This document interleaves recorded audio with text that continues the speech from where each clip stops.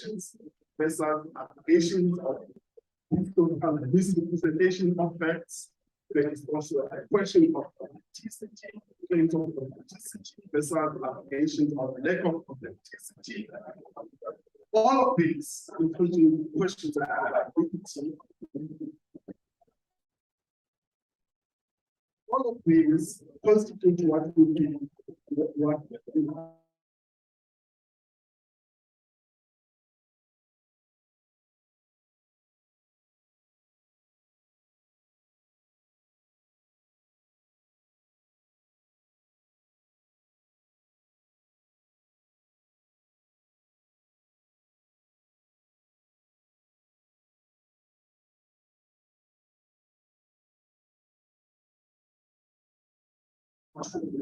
look at to associate religion with fundamentalism. I'm talking about that. Not all the time. I'm saying not all the time because fundamentalism, not all fundamentalism is violent, and not all fundamentalism is extremist. So I want to correct that. But they will focus mainly on the violent side of fundamentalism, where they will look at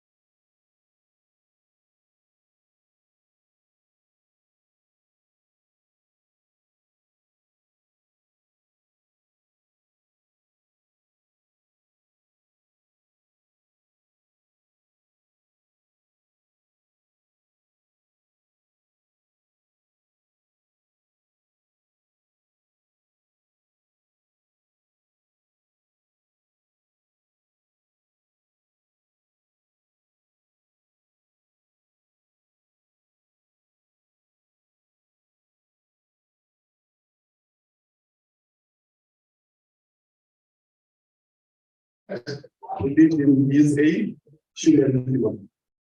Now, religion is a phenomenon, and as a phenomenon, religion is disruptive. A phenomenon, by its nature, can be or is disrupted when something transpires. When something transpires, what usually happens is that it transpires in an environment that is stable. When something transpires in an environment that is stable, there is a form of disruption that exists. When a new phenomenon emerges in an environment, that new phenomenon will invoke investigative questions. I come from a South African context here, where you find new religious phenomena emerging all the time. And when new religious phenomena emerges, it emerges in a space where people are comfortable with the established order.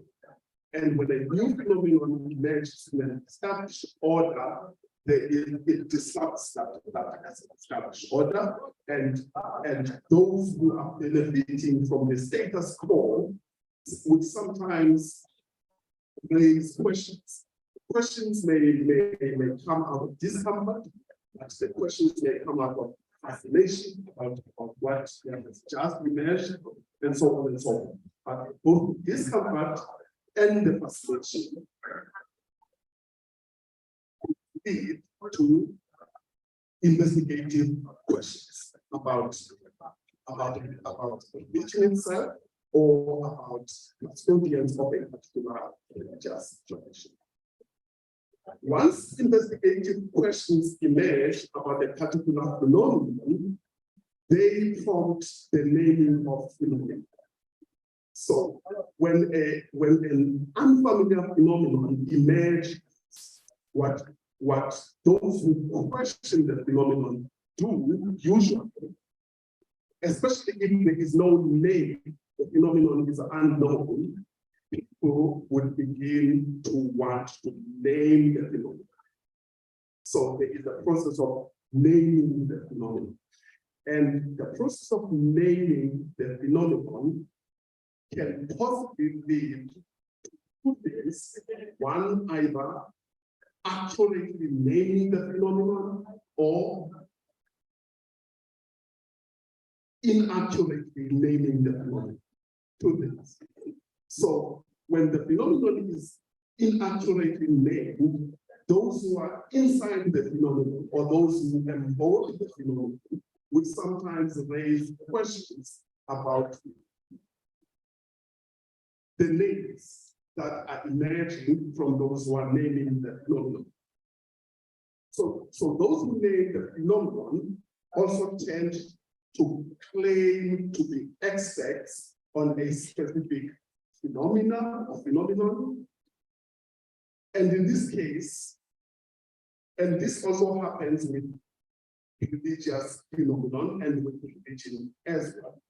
If, for an example, you think with regards to the case of African Spirit churches, which is a religious phenomenon in the context where I come from, there is a lot of questions that are being raised on whether those who have been studying that phenomenon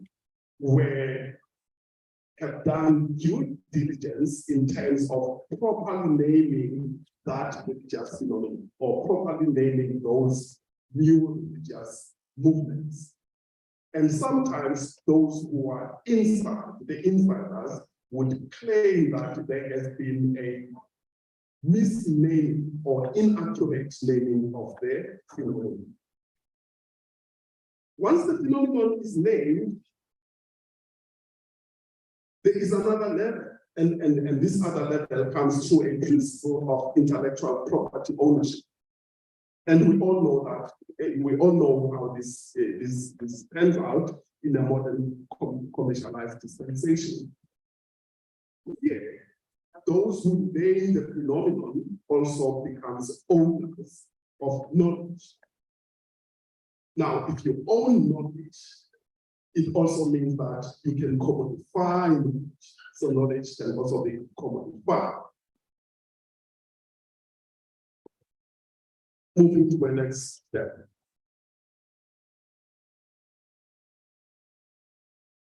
Another area where there is a lot of forgetfulness is in the area of the fact that there is a relationship between a human phenomenon and dehumanization. So one of the facts that is mostly forgotten about religion is that religion is not just a phenomenon, it is a human phenomenon. Earlier, I spoke about phenomenon in general, but now religion is a human phenomenon. And sometimes there's a link between a certain human phenomenon and dehumanization. For example, religion, which happens to be a human phenomenon, is sometimes both directly and indirectly implicated in acts of dehumanizing the other. Sometimes this gets to be forgotten, they get to forget it, and sometimes we get to forget it. For an example, in talking about the other here, I'm referring to how religion can and has been used to dehumanize blacks, non-Europeans, and Africans in particular.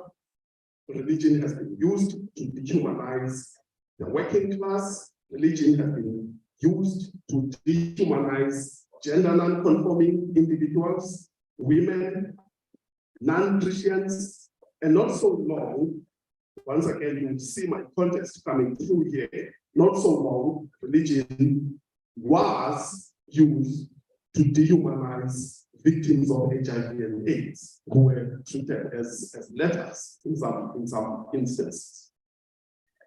But another mostly forgotten fact about religion as a human phenomenon is that as a human phenomenon, religion is on the other hand at the receiving end of what is mostly forgotten, or on the other hand of the often unnoticed acts of dehumanizing phenomenon itself.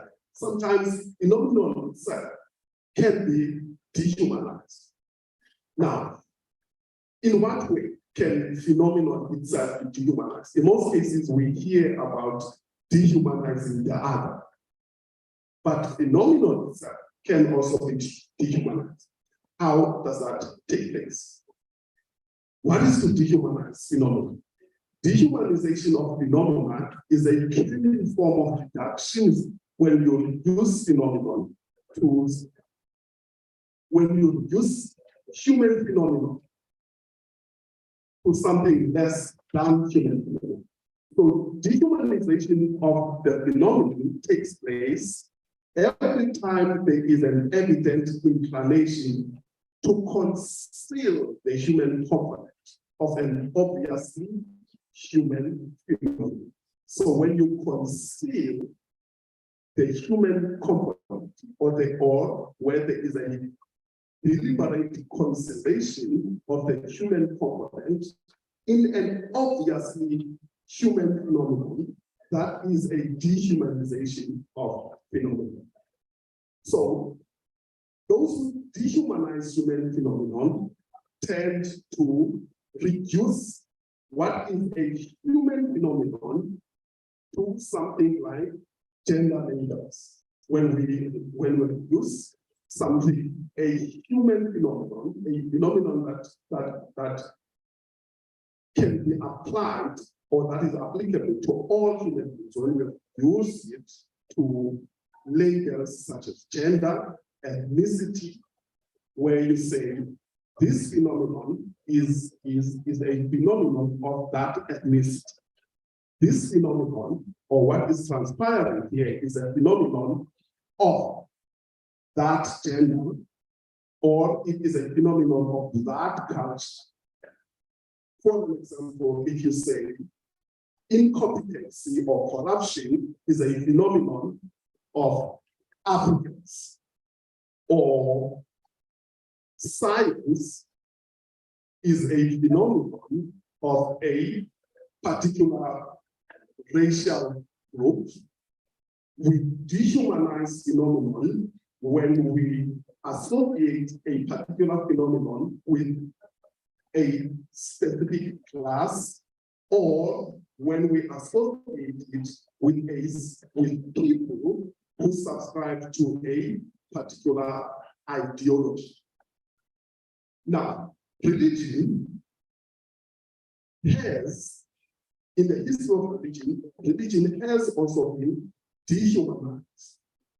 whereby those who critique religion would forget that religion is a human phenomenon. It is not a phenomenon of the irrational, or it is not the phenomenon of the poor or the unmodernized. Religion has been a victim of that practice of dehumanizing phenomenon. So here there is a dehumanization of the other, which I just explained, but there is also a dehumanization of phenomenon.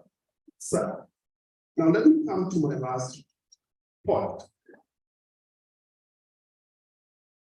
I've spoken about most of the things that are usually remembered. I've spoken about most of the things that are usually forgotten about religion. Now in this last slide, which is my last point, I want to focus mainly on the most forgotten facts about the study of religion. And to do this, I want to focus on the most forgotten facts about a study. What does it mean to study?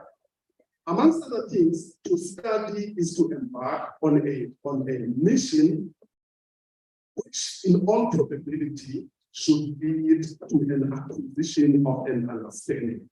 To study.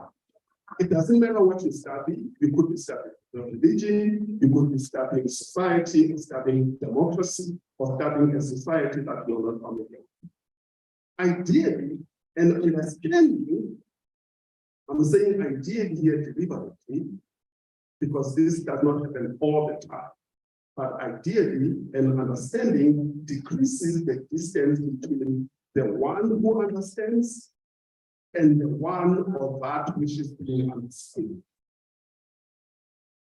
When I understand something or someone, I decrease the distance, the proximity between myself and that which I am trying to understand. A reduction or an absence of once an understanding is acquired, fear, which in most cases is an outcome of a lack of an understanding, either goes away or decreases. I'm saying fear here deliberately because sometimes it is easy to be fearful of something that you do not understand.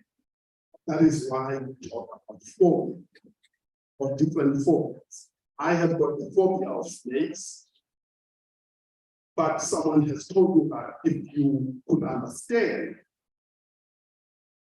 snakes, you would actually, your fear of snakes would actually reduce, or it can minimize. So there is a very close relationship between fear and ignorance. I'm using a word I try very hard to avoid here. But once you understand something, fear tends to go away. A reduction or an absence of fear creates a conducive environment for tolerance. Once you do not fear something that much, you are able to tolerate that.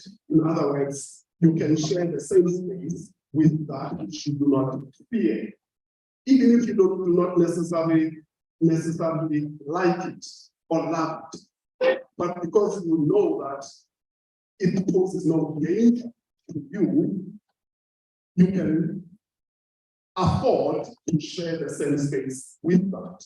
And that can actually translate into tolerance.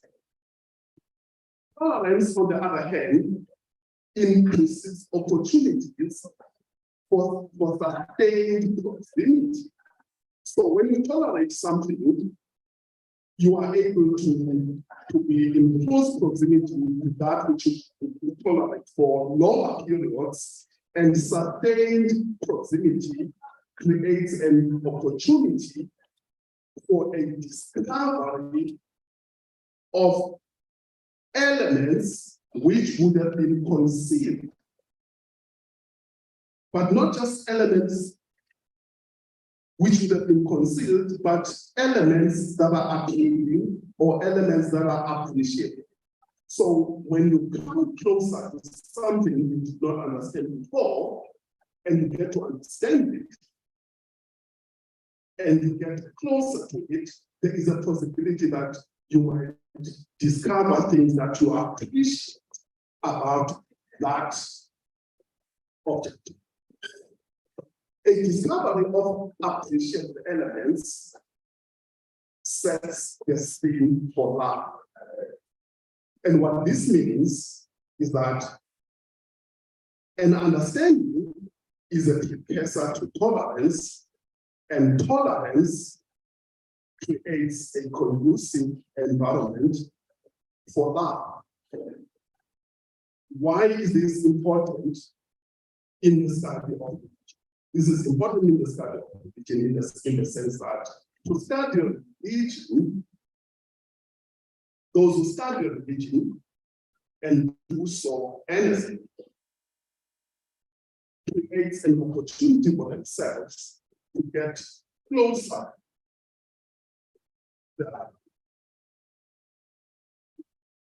and possibly to develop tolerance for the other, and that tolerance would translate into love for the other. So within the humanities and within social sciences in particular, it would be disingenuous to not study religion or to not create spaces for the study of religion, because a study of religion is that important. It is that important. So instead of focusing on all the divisive elements of religion, which I started with earlier, about all of those things that most people tend to remember about religion, it might be important to remember why it is important to study religion. Thank you.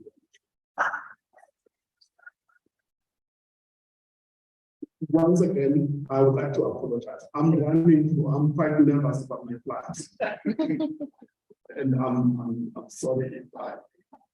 Thank you.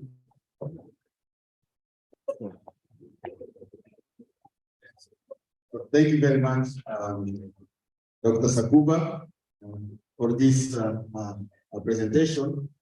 What I would like to just to highlight in a nutshell, without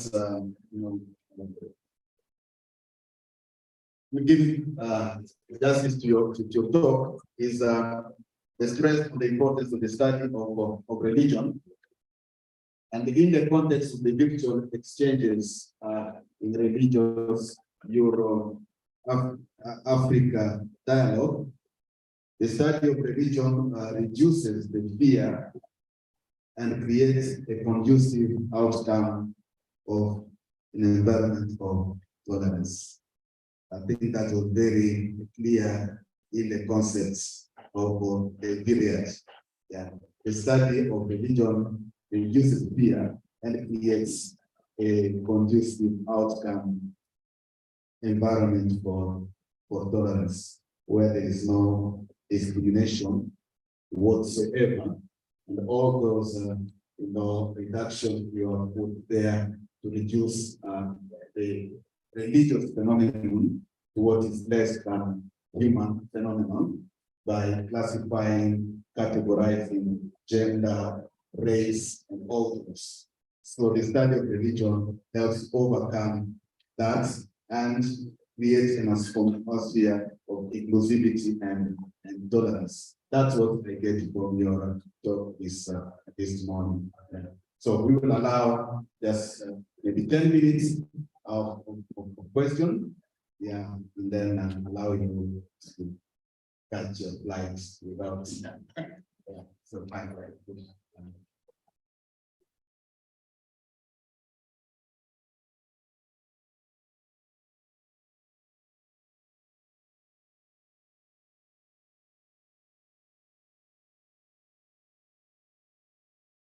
Thank you, Don, for your wonderful presentation.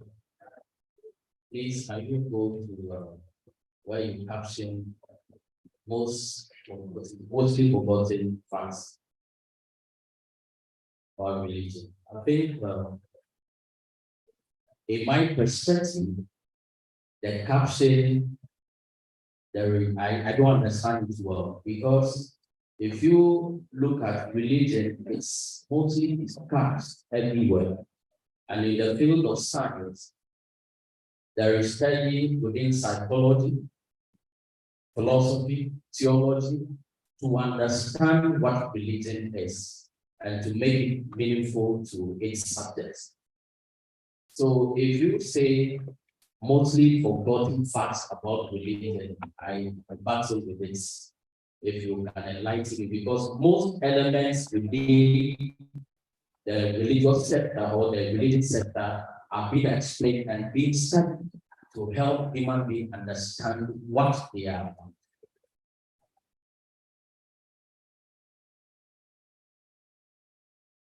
Thank you very much. Thank you for that question, and thank you for allowing me to clarify.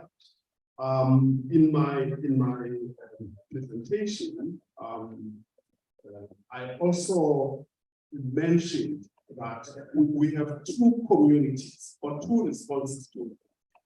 We have those who are pessimistic about the study of religion, and we have those who are not pessimistic about the study of religion. So I think it is important to appreciate that within the scientific community, as the professor yesterday said, there is an evident appreciation of the role of religion in society, and that appreciation is reflected in the increasing interest of amongst scientists, amongst social scientists, philosophers as well, and in them. However, right, the reason why, as religious scholars keep coming back to this theme, the old flesh, it is because of what I'm saying in my time, the forgetfulness.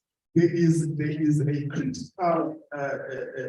critical mass of people in society who are unfortunately very vocal and who continue to be very pessimistic about the study of it. So when I'm talking about the mostly forgotten, I am talking about that always forgets this. So I'm not talking about those who understand this. So I think we need to be fair and appreciate that within the scientific community, there are people, Alistair McGrath, who was mentioned yesterday, is not the only one. There are many other Christian theologians who are active within the space of natural theology, who are really appreciating the role of teaching. But you also have your Richard Dawkins of this, and including university management, who are really not keen to appreciate the space of religion in that. So it is that pessimistic lot which I am addressing in that.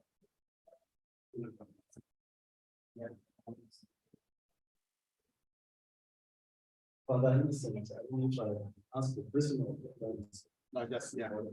Thank you for that presentation. I would like to refer back to the issue of encounter or two phenomena. Now, I'm very practical when it comes to the encounter between, say, Christianity and the African religions. It is true that Christianity arrives already masked in a certain culture, a certain context, and was brought to encounter our religions in the same mask context. My question is, what can we do as African theologians or religions to unmask what is foreign on the new phenomenon, the new religion, so that we can find an authentic African Christian?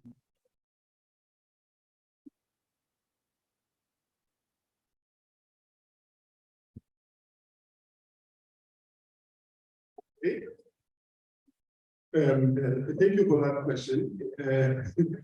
You and I both know that is an old, a very complex question. What can African theologians do to unmask the wrappings of what Africans have inherited, or that which was bequeathed to Africans? Look, quite a lot has been done by our ancestors. I would refer to them as ancestors. The likes of John Leach have done this. The likes of Professor Laurenti Magesa have tried to do this. For largely those of this world have tried to do this within the Catholic context. A classical example of a sterling job in this would be that of Charles Yamit. And in all of their work, what streams through in all of the works of the giants that I've mentioned now is to appreciate the value of allowing the gospel to be incarnate within a cultural context. They have allowed, they have called and campaigned for the incarnation of a gospel within a cultural context. In one of his famous publications, which are not very popular or not that well known, John Beatty speaks of Christianity as a gospel plus culture is equal to Christianity. So that formula which John Beatty uses, in my view, continues to be a very useful in all generations. Now cultures, it says gospel plus culture is equal to Christianity.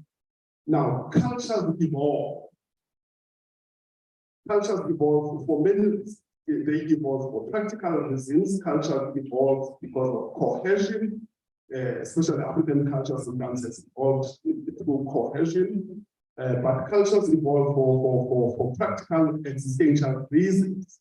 And when those cultures evolve, God continues to reveal God's self within those cultural contexts. And when instruments from those cultures are properly put to use to understand the revealed truth of God, then you have authentic Christianity.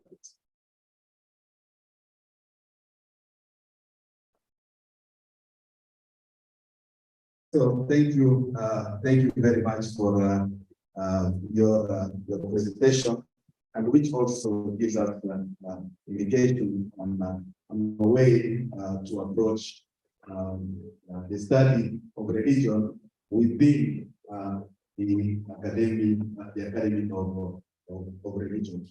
And the question of Dr. Frederick's life is quite critical within African context. That is the relation between the gospel and culture within the African context. And that comes to the whole issue of inculturation of the gospel in Africa. And they have mentioned pioneers in this field. So the theology of enculturation would be also another aspect that one look at within the context of Africa as we establish the African Academy of Religion. So thank you very much, and we wish you a safe flight back home. Once again, let us give them.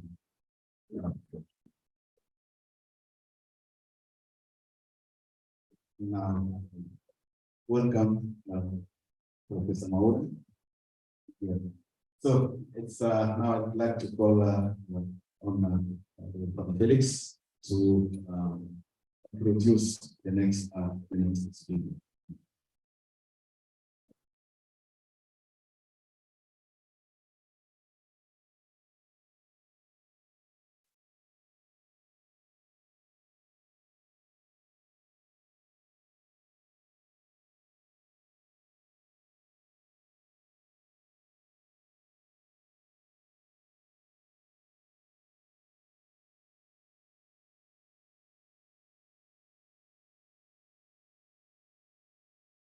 So we thank Dr. Sakuba for his presentation of the theme, lest they forget religion as a phenomenon.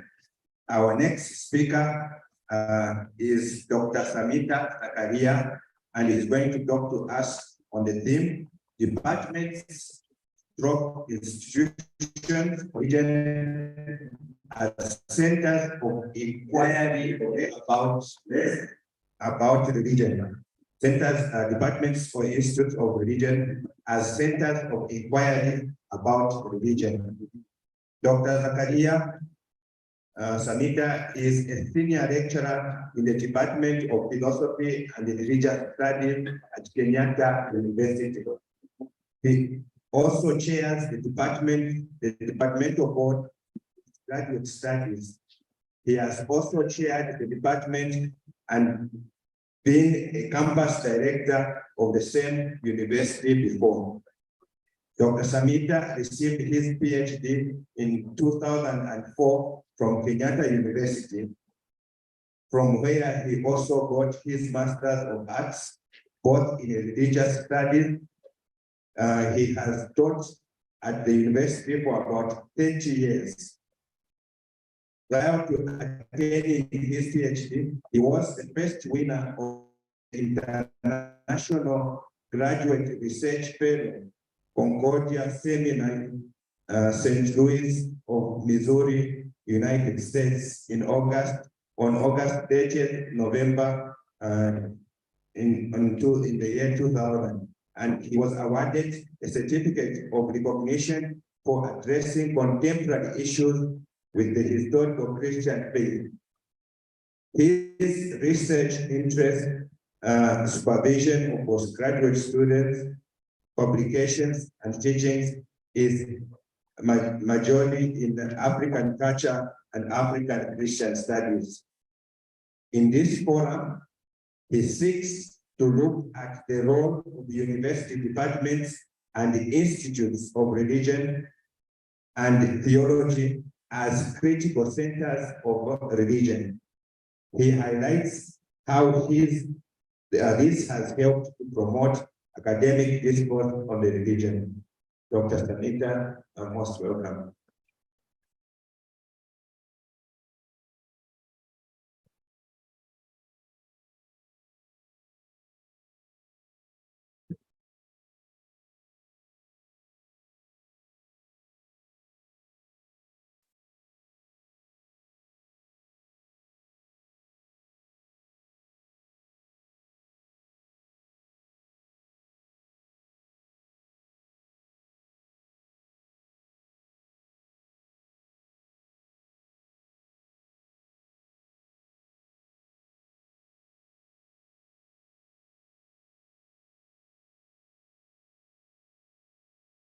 So good morning, everyone. Yeah. It gives me very great pleasure to be with you this morning, just to share reflections on this topic. Particularly at this time, we are launching the Academy, the African Academy of Religion. I must appreciate those who have gone before me. They have done very good work. Yesterday's presentation through the keynote address, Professor Kamara, and then Professor Selvam. Cleared the way for me because he gave us a historical overview of the way religion, monastic monasteries were centers of knowledge, promoting knowledge in the society. Therefore, I didn't have to go to that history again. This morning, I just want to appreciate the fact that most of us in the unfolding academy of religion, we come from institutions. And these institutions have played a very significant role, which we would like to just remind ourselves as we begin our academy of religion. As we begin, before this academy of religion, before departments, before anything, in the beginning, we have a lived experience among our people. Our people have always had a lived religion, a lived spirituality. And I don't want to go into the definitions because Professor Kamara did that very, very well. In a country like Kenya, which I'm using this for purposes of being in a context, situating myself in a context, but I think it can be applied in other parts of Africa. When talking about Kenya, we have in mind ethno-linguistic communities that total about 43. And all these communities have had faiths, have had religious expressions that have certain commonalities that have also had some unique features. Now, where we are right now, post-colonial, what is the situation? We are in a situation in Kenya and the rest of Africa where African religion is still lived out by these communities that I've talked about here in Kenya and elsewhere in our continent.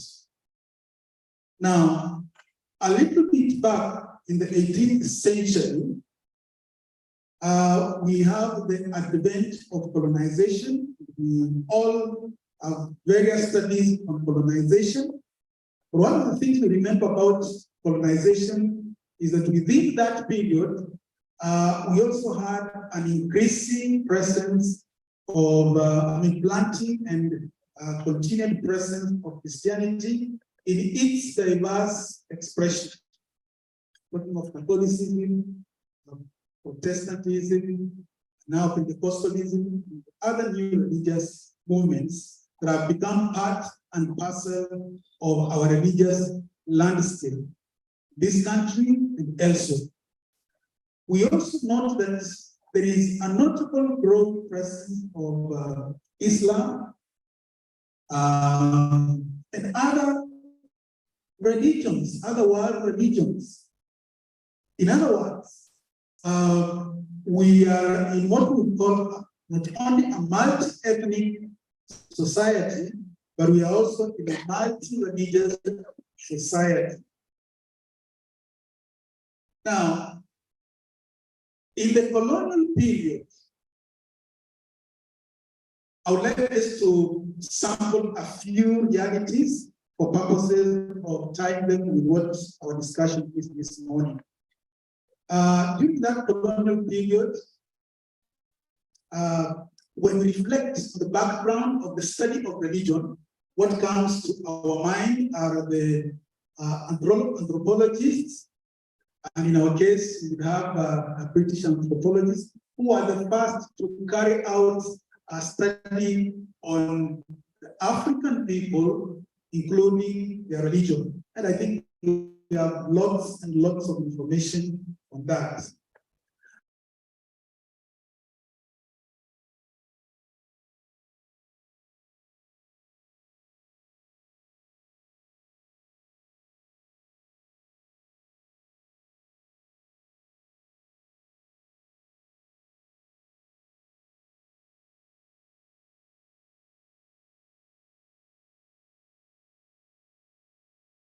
Religion, we come across various methodologies of studying religion. We come across the development of texts that are related to religion. And not less important, there's also the development of institutions. Everywhere where we have the presence of missionaries, there was a school. But apart from schools, we also had the development of theological institutions, Bible schools, seminaries that became the first center of inquiring on religion in our space. But a serious inquiry that was academic on religion comes much, much later, because the development of university education came a little bit later in our country and most of the African countries. At independence, what situation do we find? We find a Western education that is predominant in learning institutions, with emphasis on Christianity in our schools, and in our case, it was along the British structure in terms of the curriculum, in terms of the calendar, in terms of the content, and even the facilitators, the human resource. So they were the early, the early propagators of the study of religion. Of course, as I've said earlier on, this led to the production of texts, other material regarding the study of religion. Now, within that same background, in post-independence Kenya, I think this would apply elsewhere, we see an attempt of trying to Africanize education to meet the national goals of the independent African countries. In the course of doing that, the study of religion was, in most of the countries, Kenya included, dominantly in schools, right from primary, and in our case, primary school, secondary school, we had, in our case, O level, that is from 1 to Form 4, and then A level from 5 and 6. And the emphasis was still on Christianity, but doors started opening for other religions, the study of Islam, Hinduism, and much later, with the pressure from particularly African scholars, there was pressure for African religion, just like there was pressure for African literature, African history, etc., etc. And then we begin to see the involvement of university education, although it was very limited to the few. It's interesting that at independence, we didn't have a full-fledged university in East Africa, the University of East Africa, which was actually a satellite of the foreign universities. So although we got independence in 1963, it was not until 8 years later that we actually had the first university in 1970.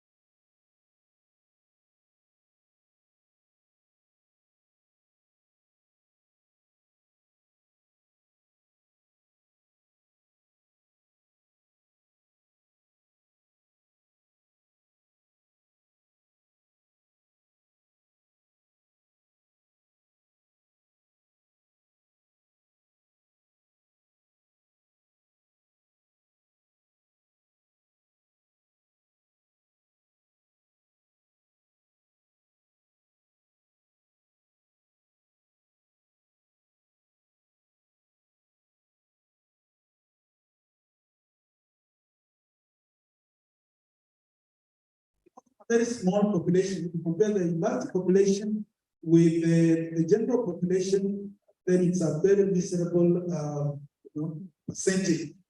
But with the time, we realized that there occurs a very rapid development of university education. From 1970, we had the second university in 1984, then 1985. We had Moi University, then we had Kenyatta University in 1985. And then thereafter, there was a floodgate of university to the extent that currently we have over 30 public universities, 30 chartered private universities, including Makwea, and then 30 universities which have a letter of interim authority. So we can see that there's been a very rapid development of universities in Kenya, and I think elsewhere in Africa. That is our first university, University of Nairobi. Then we have Moi University, we have Kenyatta University, and many others. Now, many of these universities have departments or institutes that offer religion or religious studies, theological studies at bachelor's, master's, and doctoral levels. Now,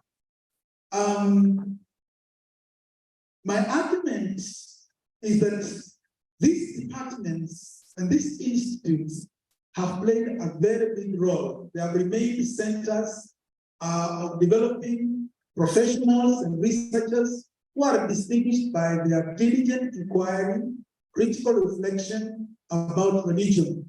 I don't want to repeat what the previous presenters have given us. I mean, we have the likes of BT, we have God Pite, we have Bolaji. The list is endless that pioneered the study of religion from different perspectives. They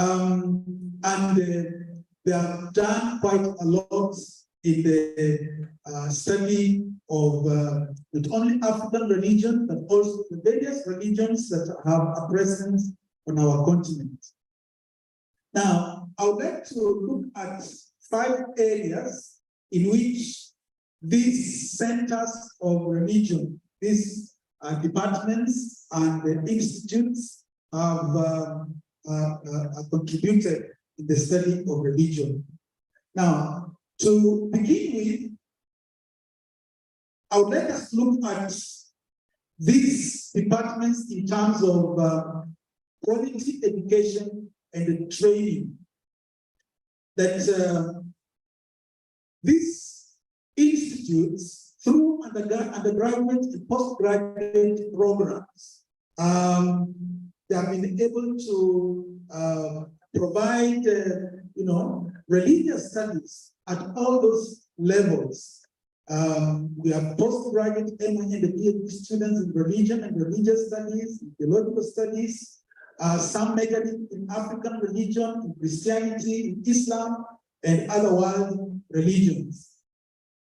But we also have a bigger percentage, the undergraduates, particularly the B.Ed arts, who end up being secondary school teachers. I was looking at the statistics. in 2021 in Kenya, we had about 3.7 million students in public and private secondary schools. And this was an increase of about 5% from the previous year. So we have a very heavy population in secondary schools, and the teachers who teach CRE, Christian Religious Education, IRE, that is Islamic Religious Education, and the Hebrew Religious Education, as approved by the Ministry of Education, are actually they get their education in these departments, in these institutes of religious studies or religion. Here in Tangaza, we have CTI that does that, and you find that they generate, a critical mass of students who go to teach religion or promote the study of religion in our country. I remember when we were having our discussions in Beirut, we realized that in countries like Tanzania, the story is different. But here in Kenya, at least we have that advantage that there is promotion of religion, the teaching of religion right from primary school, secondary school, and the university. Yeah, then another area would be staff development, that graduates from public and private universities service most of these secondary school learners by teaching CRE, as we have seen, IRE and HRE, as approved by the Ministry of Education.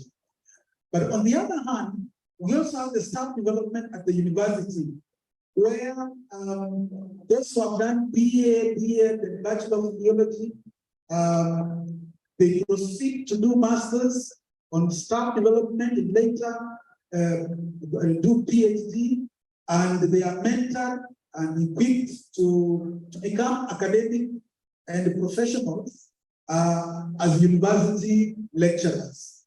I remember actually my entry point into graduate studies at the university was actually on a forum of staff development.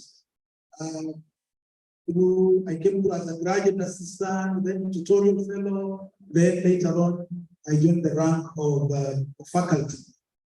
So this has been the way through which these institutes have continued to develop scholars who become part of the faculty, not only of those universities, but also other universities. Research engagement, I think every university has in its mission and vision an emphasis on research. And especially at master's and PhD levels, through coursework and field research, which has led to the development of very many projects, very many theses, and the dissertation. I think that's one of exhibits of research engagement in our institutions. And we must really appreciate that these researchers have helped to bring out various components about religion. The components you saw yesterday, religion and development, religion and gender, religion and politics, belief systems, all the various aspects of religion have been part and parcel of research engagement in this institution. Of course, the faculty also engage either independently, as they are independently funded, or dominantly by non-government agents to do research. This research has added a lot of value to the study of religion. The fourth dimension is in terms of publications. Apart from the thesis, we have a testimony of these institutions being centers of producing resource material that is used at various levels of teaching religion. And most of these materials will be linked either directly or indirectly to the university faculty. And as I've already pointed out, it touches on various aspects of human and societal life. The previous presenter was talking about the phenomenological aspect of religion. Some of these publications actually are phenomenological, others deal with the, for instance, psychology of religion, etc., etc. And I think as the virtual space continues to broaden, I think these publications continue to reach a wider scope. And I think this is very, very commendable. We need to appreciate that. And then lastly, these centers of religion have been very, very instrumental in knowledge dissemination and knowledge sharing on religion. And I have in mind scholarly exchange forums, conferences, workshops, various partnerships, collaborations and associations. And today we talk of physical and virtual forms of exchange. When I was growing up as a young scholar, I remember some of the associations that really helped to shape our religious inquiry. I have in mind the association like the SACO, that is still present. We have an association like ITWORKS, the Ecumenical Association of Third World Theologians. We have ESEAX, the Ecumenical Symposium of Eastern African Theologians, the African Association of the Study of Religion, AASR, Association of Theological Institutions in East Africa, ATIER, and even the World Forum for Theology and Liberation, WFTL, amongst very many of the other, scholarly exchange. One of the things I still remember passionately is that through such forums, we will do research and come to conferences, share knowledge, and then out of that, a publication, something that has continued to date. So with all this, especially as we think about the African Academy of Religion, what is our way forward? I would like to look at a few areas that as we launch the African Academy of Religion, I think one of the challenges we must think about is the impact of the shrinking government funding of university education programs and research, and especially what this means to the study of religion. I think one of the casualties of the programs, we'll say some of the areas that are threatened when it comes to government attention is actually religion. If you listen to many politicians, they talk of science and less emphasis on humanities. But I like what Professor Selva presented yesterday, that at the end of the day, we must approach our study in a holistic way.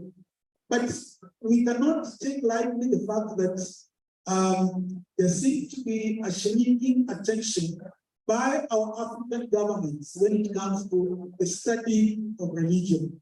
So what is likely to happen?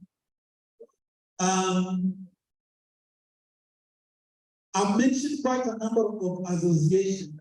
I talked about ITWO, I talked about ESEAX, the rest. One of the questions we must ask ourselves, even as we think about the African Academy of Religion, what happened to them? Why is it that the energy that seemed to be in this association is not there? And one of them may have to do with the resource mobilization. So what are we going to do to create sustainable modes of resource mobilization so that we can have in-depth study of African religion. The other aspect that I would like us to consider is directing the study of religion to human and the societal needs amidst intense dynamism. There's a lot of dynamism present.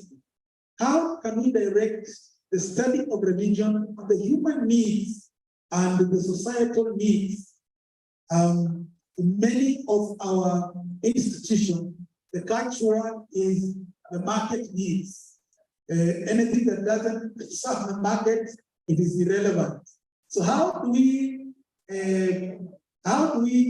deal with this delicate balance of studying religion as a discipline, but also trying to tie it to the needs on the ground? There is also the challenge of quality scholarship, especially in this era of virtual resources. I'm reading a thesis from a particular university right now as an external exam. And as I read, because this is work that has come from field research. But when you look at it, you look at the quality of the research, you begin to get very much worried on what is happening in our institutions. It's no longer a secret that in the development of artificial intelligence, there are also some general issues that we are going to face. When we were having private discussions amongst ourselves, it became evident that many times our students have perfected the art of cyber research. And by cyber research, it means somebody will give you a very wonderful research on religion, a research that was never done, but it was only done at the cyber. So at the end of the day, we ask ourselves, in whose interest would be such research? Who is it benefiting? And I think this is becoming a common trend in these institutes that we are talking about. That students are becoming very, very competent in competence. And that's a really big challenge. I think we also have to contend with methodological approaches that many times perhaps we are broad on theories that have always been there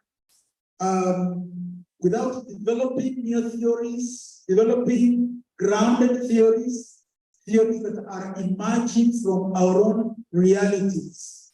I think that's a challenge that we must think about even as we look at these institutions of religious studies.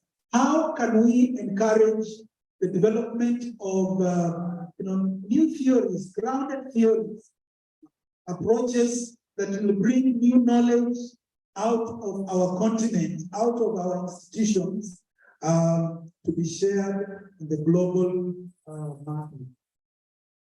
And within the methodological approaches, I think it's also to think about, I think many of these researchers from our department and institutes look at the communities and the respondents merely as sources. The experts, the community is a source. The respondents are a source. But to what extent do we look at these communities where religion is lived out as partners in the creation of this study? I think that's one of the challenges that we are facing, and we need to think about that. These are just questions I'm throwing to you, not that I have answers. I think we all must come up with the answers as we reflect on the way forward on the African Academy of Religion. I want to emphasize that departments of religious studies, institutes of religious studies, theological institutions have played a very big role, and we cannot lightly take that role. I think they leave a challenge to us as we look at the future of these institutions of religion in the days to come. Thank you very much. Thank you for listening to me.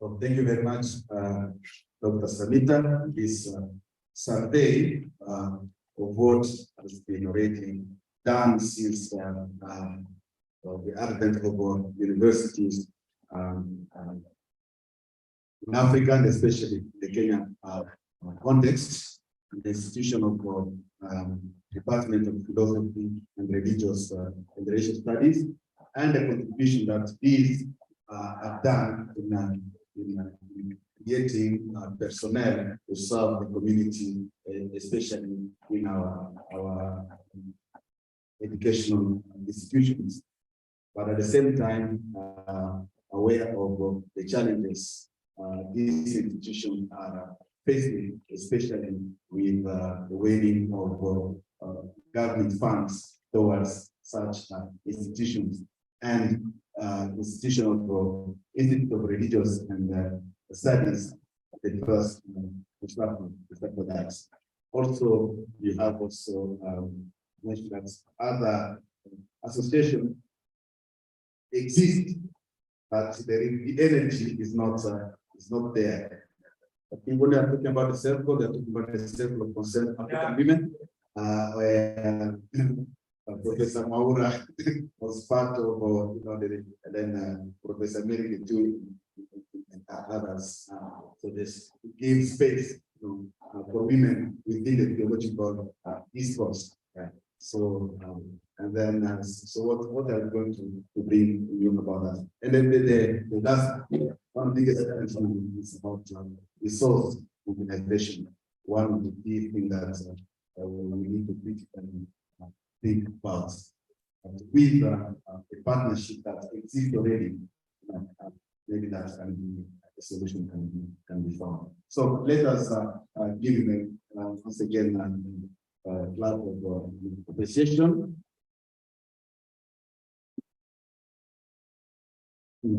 So let us take some few questions which he has addressed to you.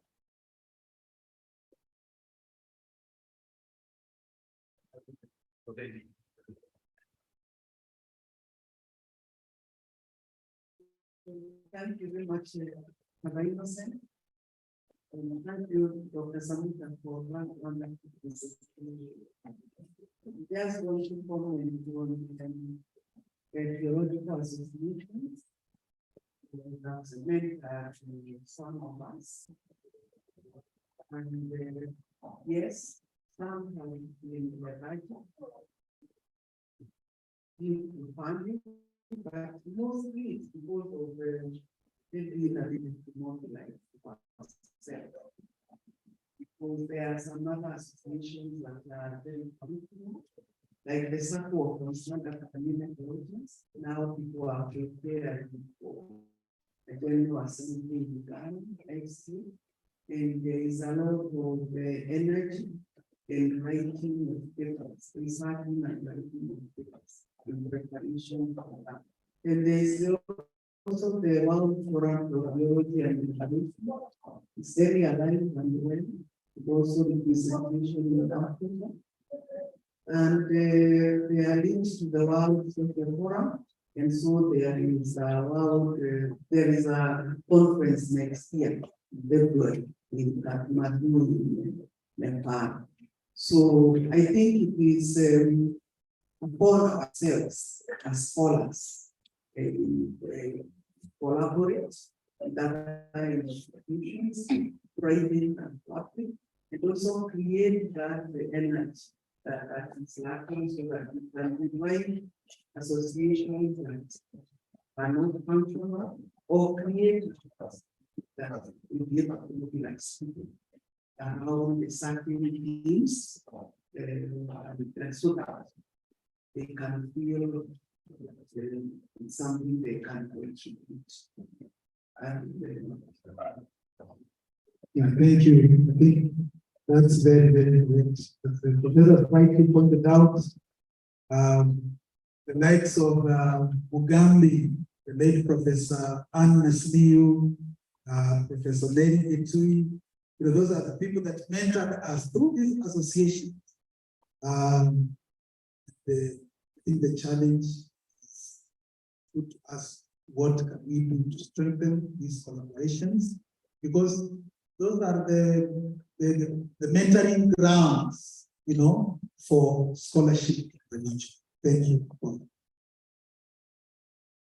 Thank you both for that powerful presentation, and I'm encouraged even by mentioning circle of the concerned theologians. Actually, it was the first that you mentioned. It is the organization that the forum that has also mentored us. Actually, the first publication was through the circle of the concerned theologians.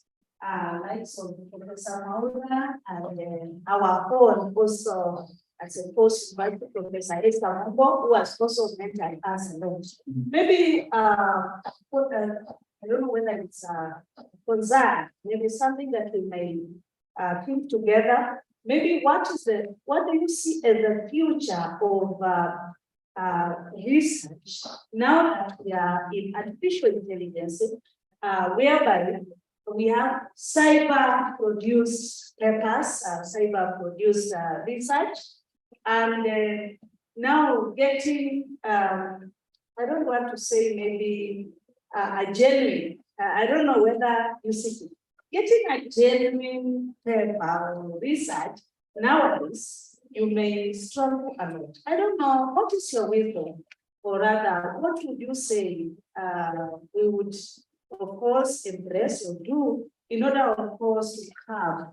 We are not going backward because artificial intelligence is there to stay, to remain. But what is your advice to the young scholars? Thank you. I don't know whether better place to advise on that. I'm not sure because I'm not a guru in that. But again, just reflecting on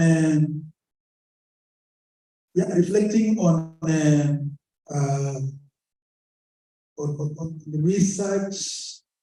The other day with a colleague, we were saying that nowadays, before a student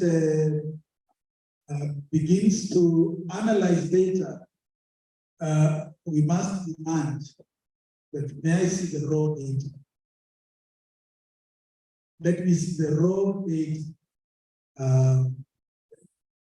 And you see, it's a way of just trying to make sure that we strengthen the loopholes that are there. Because even with artificial intelligence will not go to the ground. We must use the benefits of these virtual resources to complement research. Nothing can replace in any thesis, especially if it's a field research related thesis. Nothing can replace being on the ground and getting the information. No artificial intelligence can help. But if you combine raw data with artificial intelligence, then you are likely to come up with something very good. So I think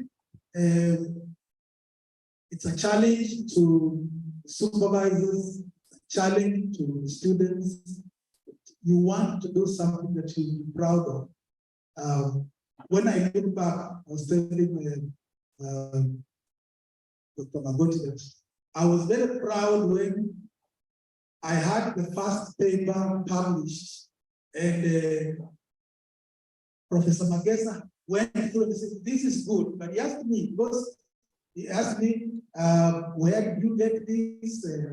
Where did you get this? He was very concerned about the sources, and he helped me, really acknowledge the sources from the ground. And when it went to a publisher, it got an automatic okay, because there was that combination of using the benefits of the virtual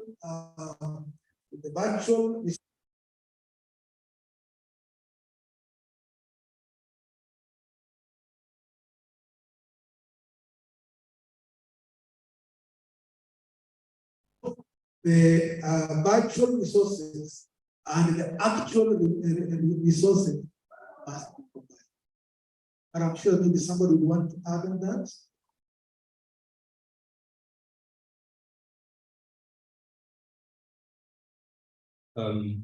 Thank you so much for your wise terms of this session. It's really very important and very different. As you were presenting, I was forced to be paying of Pokot Dividend, our Ugandan compatriots. When he talked of academic smugglers and academic emissaries, of course, then it was a reaction against Professor John Samuel Bishop. They were doing their academic gymnasium. That being the case, are we not especially having the issue of online cyber? Are we not going to get into a trap, a previous trap, where we used to have armchair critiques, stay at home scholars who purport to know more about Africa than the Africans themselves when they were writing back in Europe? Are we not going to have such a trend? Because what I can see is, yes, like you already indicated, we write very good papers, but lacks the research component. Are we also not going to fall into that trap? Thank you.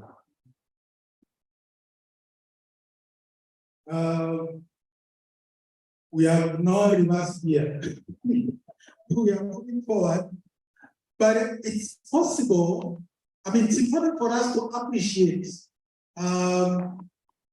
where we are going, the benefits of these virtual spaces, that they are creating wider opportunities for us.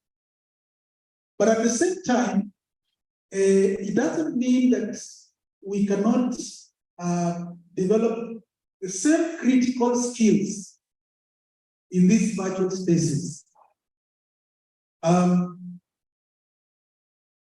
I wasn't a witness to the philosophical gymnasia between BT and Pokot Dividend, but I witnessed that in our own university. We had great scholars in the Department of History, Department of Religion, where, you see very heated exchanges, but very healthy. And the idea was to develop critical assessment and critical inquiry into whatever you are presenting. And I think we can still do the same through online forums. I think the challenge is how do we develop these critical skills, critical reading of whatever comes to us. Because if I receive a paper from Netherlands that is very good research from Africa. I want to interrogate the sources. I want to interrogate the sources. What are the sources? And we must admit that there are people who have come from other countries that have done good work. But you also have a number that have done shoddy work. Just like we have our own who have done very good work, and we have others who have done shoddy work. So I think it's neither in the virtual space that is being predominant or the other space that we have been in. I think the answer lies in developing critical skills. Yeah, in the study of religion. That is a challenge that we have. Critical skills in terms of collecting data, in terms of analyzing data, etc., etc. That is the challenge we need to develop. And that's partly why I talked about methodology. How can we challenge our students on methodologies? Methodologies of data gathering, data analysis, data, especially analysis. How do they analyze and then make conclusions? I think that's where we need to end. I don't know whether this. Okay, thank you. Still on the attempt to, I want to look at attempt to prepare solution or answer to the question. It's a big one, and as I already said, we are not going back. But it is not what can be resolved at a glance. I want to say this perspective that it will involve a lot of conscious formation. To do a research work and do it sincerely, the individual should not look at, or the institution should not look at graduating students or persons. But having been a graduate, what do I stand to offer? Imagine I'm going to fly the whole house. I'm a pilot. And I don't have the expertise, but I'm a graduate. I will end up depositing everybody there beside somewhere else, including myself. And I'll get a great loss for the nation by committing. So this is all about the conscience formation. And this does not end in a classroom. I know what can do in the class. The parents have a lot of role to play. The institution have a lot of role to play. No matter the methodology put in place, everyone of course gonna. But when the conscience is on it that yes, having a doctor, the doctor has offered the injection to prove. There are places to prove. If it goes into the right one place, the person comes out more sick than he went to the hospital. And so you got to get it right and get it the right way. So Christian formation must come into play. And so that is why life more or less, people are pastors, priests, ministers, parents. It is a lot of ball game, and I don't have to be into it. The conscience, once it's formed, let us do it right. Is that the right way?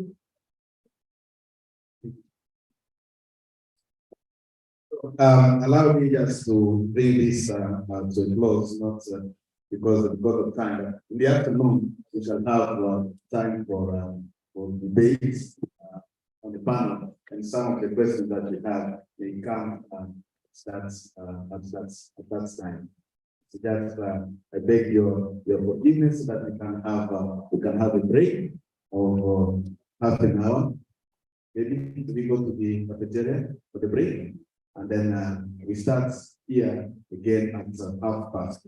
I will take half an hour. Of course, the conversation and the questions can continue as we are taking a cup of tea. Thank you very much. Once again, thank you, Dr. Samita, for this presentation.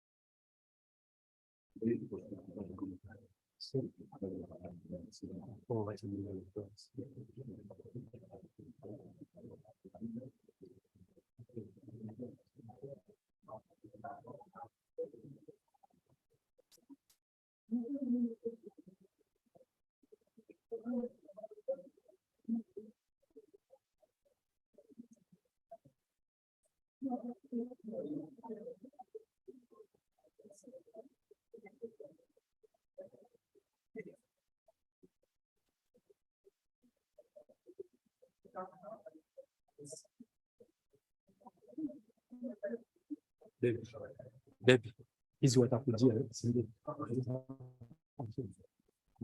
Naona kuna share.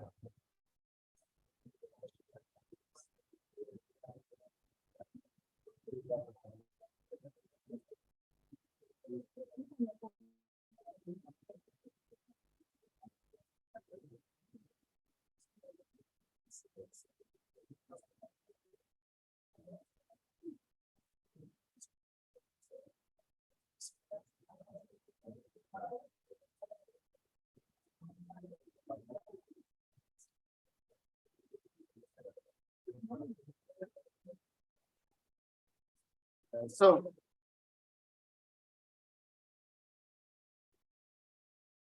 I would like now to invite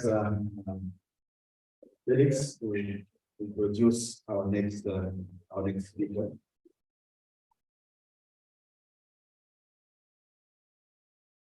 Hope, technician, you are ready? Yes. Ready? Yes. TV, ready? So welcome from that tea break. So far we have had two presentations this morning. The first one from Dr. Sakuba on lest they forget the region as a phenomenon. That was the first talk that we had. And then the last one, which we had just before we went for the tea break from Dr. Sanita. Departments, institutes of religion as centers of inquiry about religion. The next thing that we are going to have is on the role of religion in academia from the general theme of the conference, antagonistic or partners in search for knowledge. This presentation is going to be presented by Dr. Adan Jasso Golole, who is an adjunct lecturer here at Tangaza at IRDIS. He holds a PhD in Islamic Studies and Arts from Sakarya University in Turkey. He has a master's degree in Islamic philosophy from Ankara University in Turkey and a BA in Islamic Studies from Umma University here in Kenya. His research is Islamic theology, Islamic history, and Islamic philosophy. Dr. Golole, please welcome.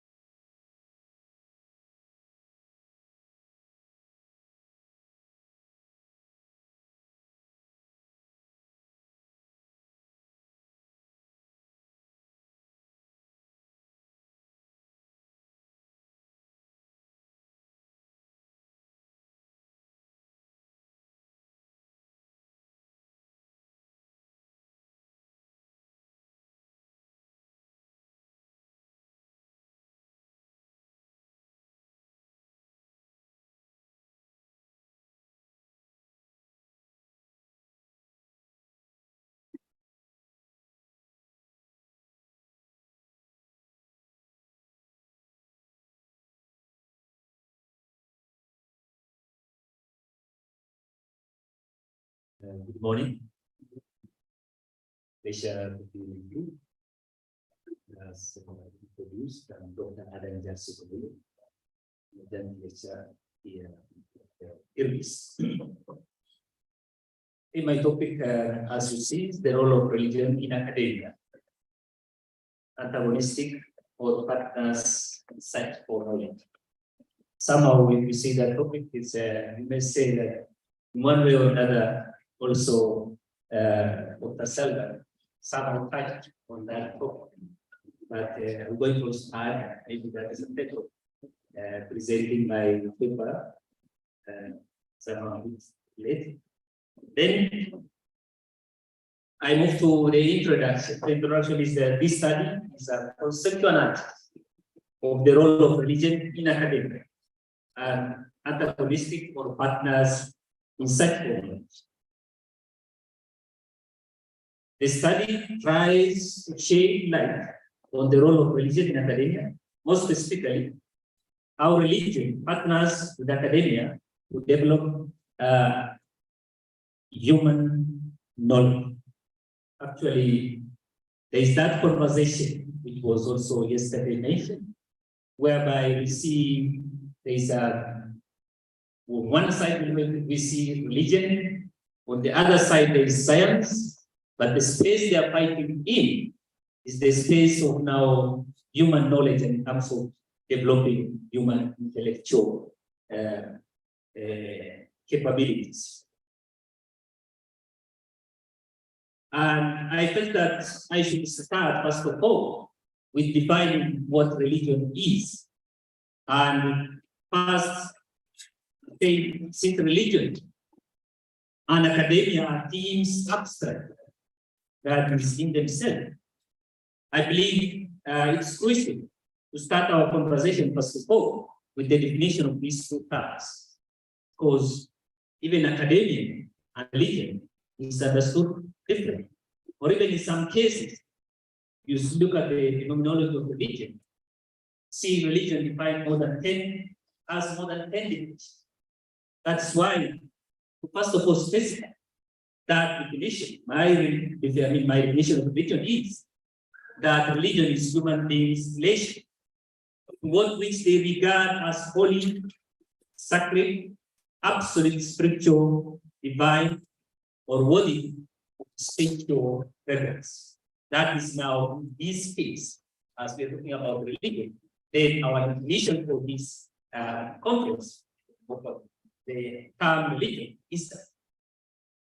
Then, if we move to academia or academy is the society of learned individuals organized to advance art, science, literature, music, or some other cultural or intellectual areas of the day. From the definition above, it is prudent to say that the definition given for religion is theological. So that is only a theological definition of religion. That also leads us to first of all to understand there are multiple other definitions of religion, but theologically, that is the definition of religion. The academia meant here is also a modern academy of science, because academia in maybe Plato's time and Aristotle's time is different from the academia that we know today. Also, it's quite evident from the definition that the realm of religion and academia are different. So therefore, you might ask yourself, then what? Because already there is two different realms. Hence, one asks, what role, if any, religion plays in matters of what? Academia. However, before answering this question, I guess it's beneficial to say one or two on the challenges or on the challenging relationship between the two, which may have necessitated this topic of discussion. And need not to say, and as I said earlier, you'll see that the topic, that is the topic of academia religion, and the issue concerning its relation is over risky. Therefore, there's so many research on the relation of what the relation between science, in this case I'm using academia and science and religion. Historical events have shown that religion and academia have for centuries differed on the topic of human knowledge. But if you look at this historical event, you will see that academia and religion differ on the topic of human knowledge, or what is also in some cases termed as the knowledge conflict by us. This conflict between academia and science or academia is seen as the knowledge conflict. How human knowledge or intellectualization will be best done or served has always antagonized these two institutions of great importance in many instances in this that we'll see if you look at the history, starting from the Platon's time. When at that time, in fact, what we discussed is not even religion, it's paganism versus science, and later Christianity versus science, later Islam versus science, and then now today, also still, we talk about science and religion. And I wanted to summarize this, but because already it was captured in one way or another by Dr. Selman, I first of all wanted to mention the 539 AD closure of the Academy of Alexandria. For any student of philosophy knows what it meant by closure of the School of Alexandria in Athens, and later the migration of the scholars to the Asian regions, the school of Edessa and Bishop. Edessa or Haran school in the early time of Islam also played a great role in terms of also transferring science, or what is termed to be science, or at that time philosophy, to the Islamic world. But also Islam at that time, because there was no clash between religion and science, embraced that philosophy and science, and that is why up to now we keep on mentioning what Islam has done to science. Until when it reached a time when Mihna process started. Mihna is now when the clash between science and religion started. And whether scholars, or maybe especially in terms of justice, the qadis should be a religious learned parties or a qadi who has learned some science and religion. Until finally, you'll see in the Islamic world, especially because the Christian world already is covered by Al-Bab, maybe it's good for me also to mention the Islamic world. And you'll see until Khalif Mu'tazim, who is the 10th century Khalif, finally decided to even close, that is to stop this rivalry between science and religion. He felt that he should now take the path of religion and close all what the institution of philosophy and science at that time by even abolishing the selling of philosophical books from that time. And that is why, in fact, in Islamic history, we check maybe the problem of terrorism and all that, and fundamental thinking, in one way or another, is related to this process, because religious people, the traditions, had upper hand of now, or maybe interpreting the religion at that time is the way they feel like interpreting, without involving people who have maybe some critical form of interpretation or also understanding of religion. From 10th century up to maybe 17th century, when Dr. Salman himself summarized. So there is no need for me also to do that. But it is good also for me to mention something about 17th century, which also explains, or maybe gives even a picture of where we are today. You see that the period between 17th century and 20th century was difficult for religion. Because, as you know, when the fight between the Protestants and the Catholic, and the fight that happened and the killing of millions of people, and finally the Treaty of Westphalia is written in 1648, if I'm not wrong, they decided that at that time now, religion should be kept aside. And we came with something which is now the relation between society is based on a sovereign state. That is why we still have what is now called international relations. But in this world now, because of the importance of religion, you will see now interreligious dialogue. Maybe very soon we're going to have a clash between interreligious dialogue versus international relation, now fighting on the same space. However, we say the mid-20th century or the postmodern time, the third one paved the way for religious mind to flourish, because the truth is now again being viewed beyond calculation and laboratories.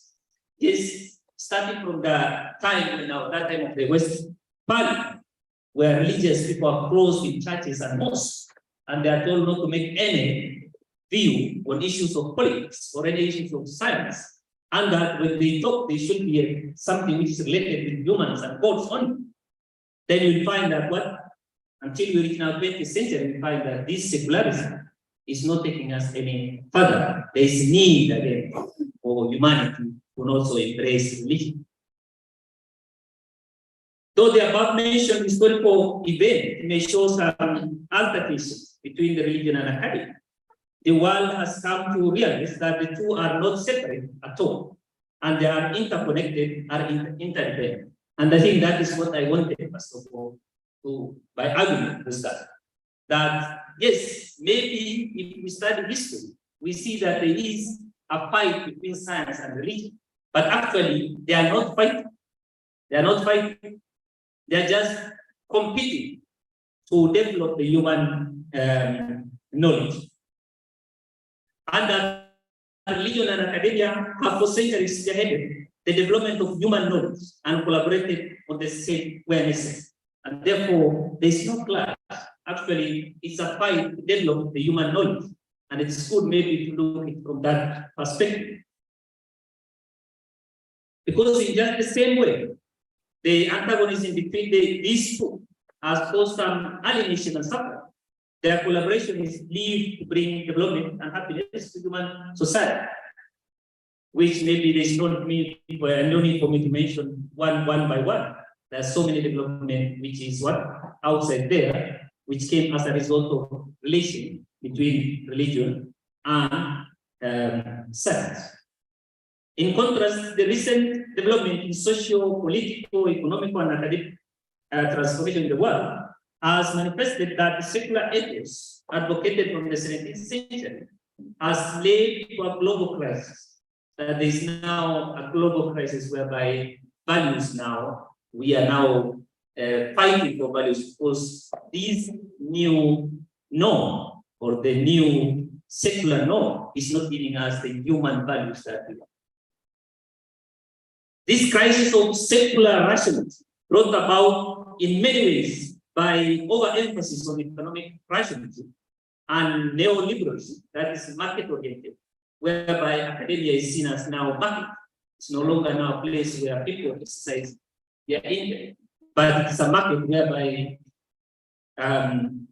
learners are considered as clients, and then instructors are also machines offering services whereby they produce many graduates as possible, as many as possible.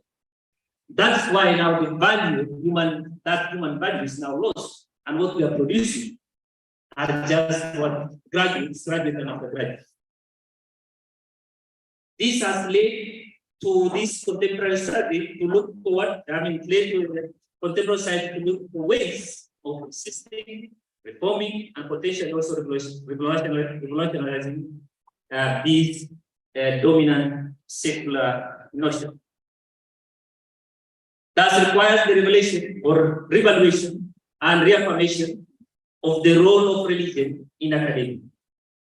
What is apparent is that while the olden day religion and academia discourse, or what it was on whose truth is truth, when scholars of academy of maybe religion and also science used to fight, and also not even fighting, but compete on human and developing human intellect. What you normally see is that the question of whose truth is true. But now we have in the contemporary world, what we have is the dilemma of operation of human values. And now religion is asked to instill that value, which also sometimes makes somebody ask, it's the work of religion only to instill values. Because maybe religion has something bigger than that.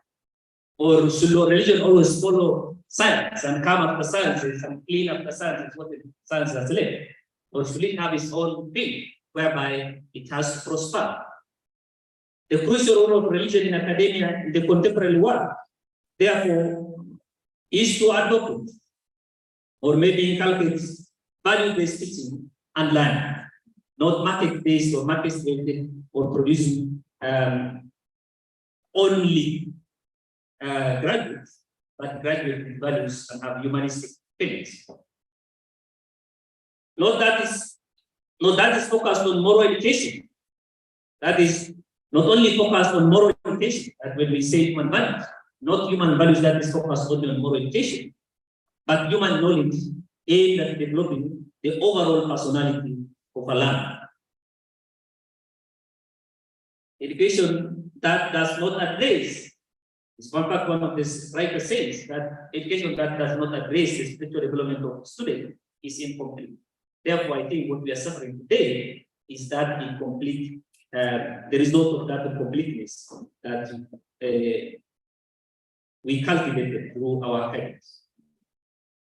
It involves that now involves interpreting the voluminous religious literatures into simplified, easily accessible information that is in fact, it's also on the shoulders of religious people to interpret and reinterpret their books and their materials such that they're going to simplify also for scientific learning science students.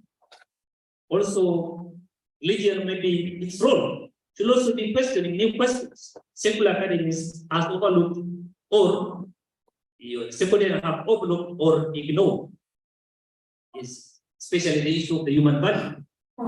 Then or maybe reintroduce the sense of learners also interconnectedness to the world society, that you see the learner see himself not as an individual, because the individual is what is taught to us by that secular thinking, but learners should now see himself as part of the society, and humanity are also related to environment and also giving meaning to life.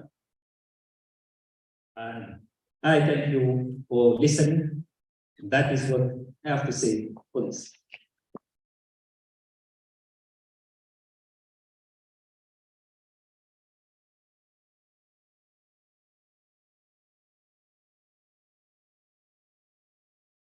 Thank you very much, Dr. Golole, for implementing actually the discussion of yesterday. So there is an issue of value-based learning and teaching, which was part of the talk of Professor Eunice Kamara. And then the role of that's the monastic life in the academia, what Professor Selvan spoke about yesterday, looking at the Christian perspective. It was very much this is a Christian perspective, and today you are bringing in also the Islamic perspective, starting from the closure of the school of Alexandria and the transfer to the Islamic world. And even then, the clash between science and religion and suppression of science, favor of religion, and that has created somehow what you have called maybe the origin of all these fundamental interpretations and so on, because they have put aside a critical thinking and then extremist view of religion have taken over. So thank you very much for this. It's really at the heart of the topic of the role of academia. Should they really be opposed? Should we really oppose? Or is science and religion, are they opposed? They should not be, but all of them are about development of human knowledge and human thinking. So thank you very much. And then we open up the floor for yes, Ben, Wait in the hands, but I give you the Bible. yeah.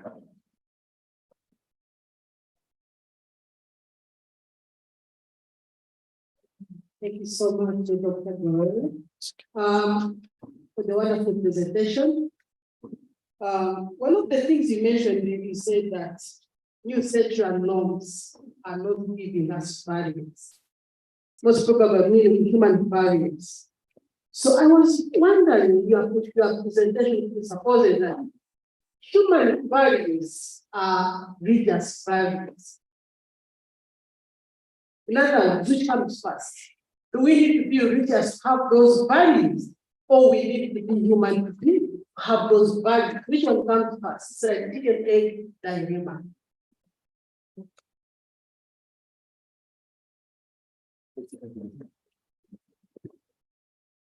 Maybe 2 or 3 questions at the same time, yeah?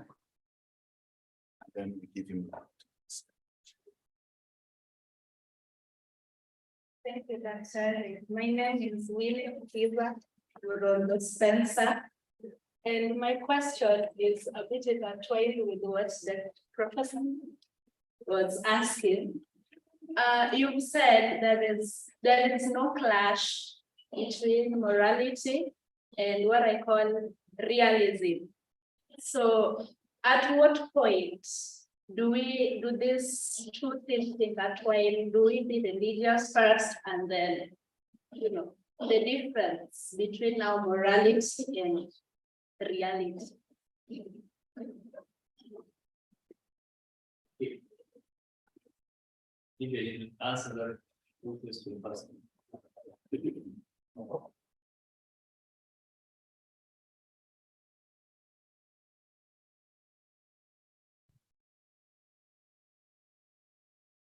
I think the question is whether the values, moral values, or maybe science values, as you say, and the human, or maybe the religions. I think that one is normally in the study of civilization. When they teach civilization, they has a very long chain, and it starts with human. It starts with human. There is no any other value. The religion is a scientific value. It has to one way or another, even religion serves human. Science also serves human. Therefore, in that case, any value, whether it is scientific or religious, in one way or another is a human value. The only problem that now we are focusing on, we are seeing now, is that only one side of the value, which is materialistic side, whereby nowadays science only deals with materials. Therefore, the focus is more of now materials and producing market and also market-oriented things. But what we are lacking is now the meaningful part. For human is even human being himself has soul and body, which means he has material part and also the meaningful part. Then for also him to live the same way, he has to have the meaningful part and the material part at the same time. Just the same way his body is complete with physical and the meaningful part. That's what maybe I can say. And the issue of now where science and that one meet, I think they meet in terms of that knowledge, the true, that's what we talked about, the true. And normally, what science calls for knowledge is a true justified belief. Knowledge is a true justified belief. Then the truth, then in that case, can be either from God according to the religious understanding, and also it is also from one scientific understanding, it has its own order. But we know that all truth, because unless we believe in multiple truth, there is only one truth. In that case, they meet at that now point of truth. Whether it is science or religion, they teach us of the truth. That's what maybe I can say.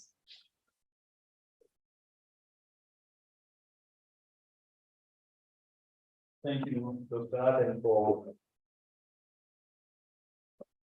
for that presentation. You mentioned the tensions between the two. My question goes back to the text symbol and, being also scored closer. Some both is this argument that with the closure of Ishtar with the Imam Bazari, there's still a problem in Sunni Islam. How is it being addressed, particularly when you consider the countries like Egypt, whereby something is true that cannot be criticized? I think that one for us to understand that, especially we need to understand the 10th century scholar, what is deep inside the Islamic jurisprudence. I think it is good for us to understand, first of all, Imam Ahmad bin Hanbal and the followers now, people who are following his tradition, whereby he emphasized only on Quran and Hadith, and that will not accept anything which is reason or logic.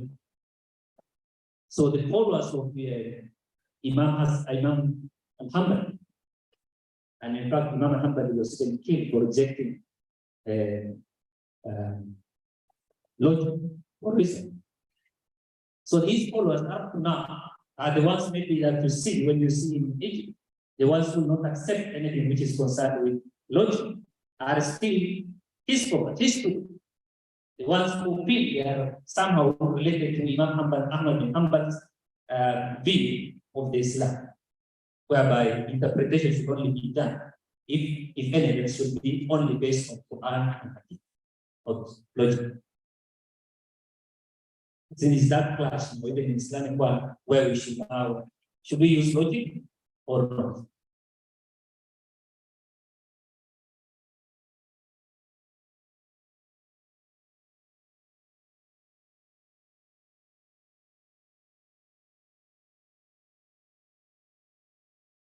Thank you very much for your presentation.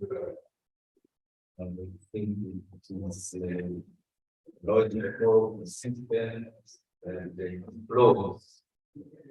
And I think the conclusion you reached justified the cause for your praise.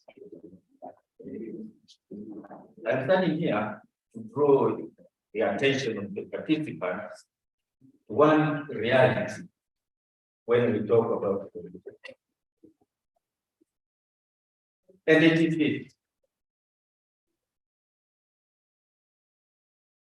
There is no pure religion.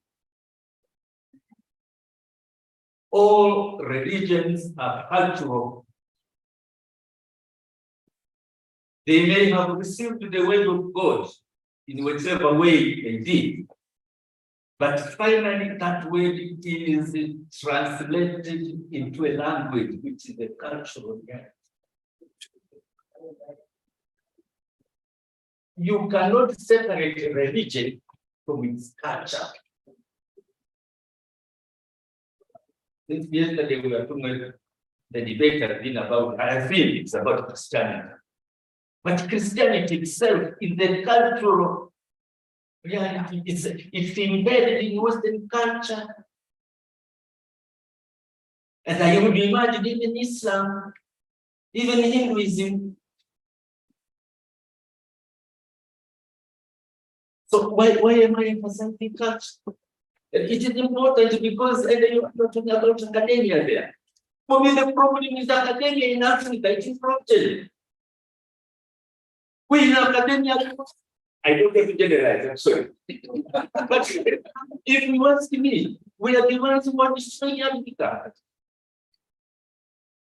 We got degrees, I don't know, don't know which university, but God, I don't know. We are the ones who are destroying Africa. And why? Because the education in India is not cultural. It's a broad relationship with African reality. You will excuse me. It has nothing to do with Africa. or even with African unity.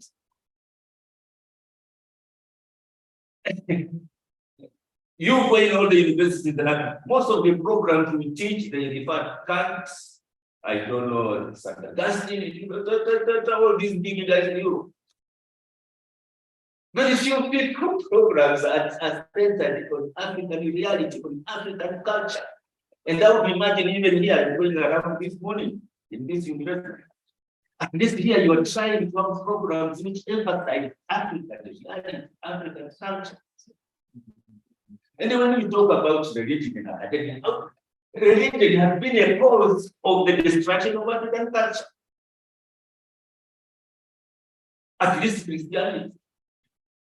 This is not to say that Christianity has done nothing. No. It is to say that Christianity has a role to play in destroying the African culture. And here we are today talking about religion in academia. And we are I'm suggesting to you that let's go to the truth to the heart of the matter. Religion in academia must be promoting African culture. I'm sorry, I've taken so long.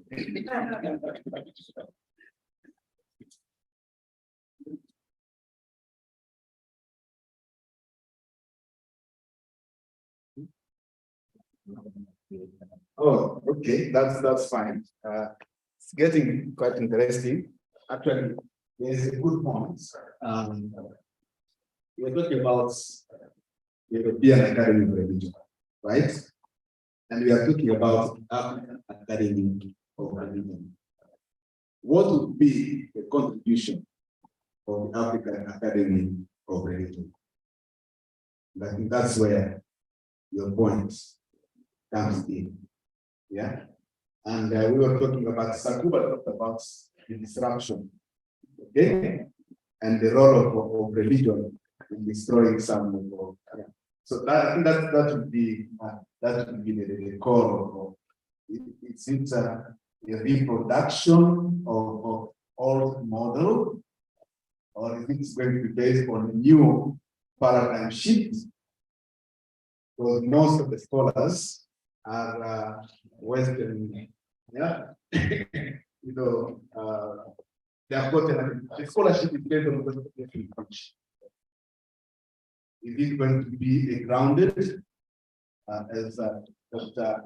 Savita said, the methodology we adopted is the grounded methodology, but something is produced from within.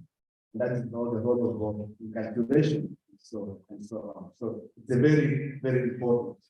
And then on that side, when Europe is looking towards something to learn from Africa, then that could be an original, contribution to that dialogue between, I'm talking about period now, exchange between Europe and Africa.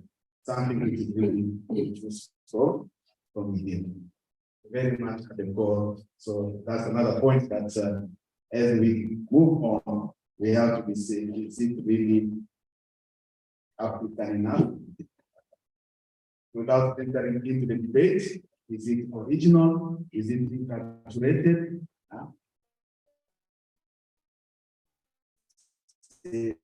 Christianity. Last question, Juni. Yes, let's, yeah. Maybe you can keep your question, or you want to speak now.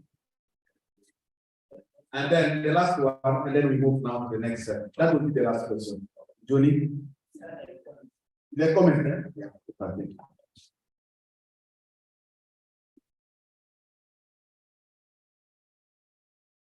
Thank you for the opportunity and to the presenters. To Dr. Samiti and the current presenter, that my concern now, as we look into the way how we reform our religious institutions and its role in academia, we have got the national kind of institutions that are like the eye watching to these universities. Like in Tanzania, we have the Tanzanian Commission for University. I don't know how we call it here in Kenya. I'm sure in every country there must be those institutions. what we teach here, for instance, at Tangaza, those institutions, government kind of institutions, tends to give the overseer that times to produce, to propose what is to be taught in these kind of institutions. So there comes kind of confusion. They may come with a structure which will not align with what Tangaza wants to offer. The students will be told maybe to, instead of having 10 philosophical subjects in a service, they'll be told they must have 5 kind of programs. So if we are not careful, the produce we may be offering to our students will be diluted. Dr. Samit was so much concerned about the dissertation of our students and what they want to come up with at the end of their course. The dilution from those institutions, if we careful, will destroy the end product of work which the church institutions as the Professor, Reverend Professor described yesterday. So my concern is let us be careful. At least these institutions would have been the advisory board was commissioned before them for higher institutions. Thank you.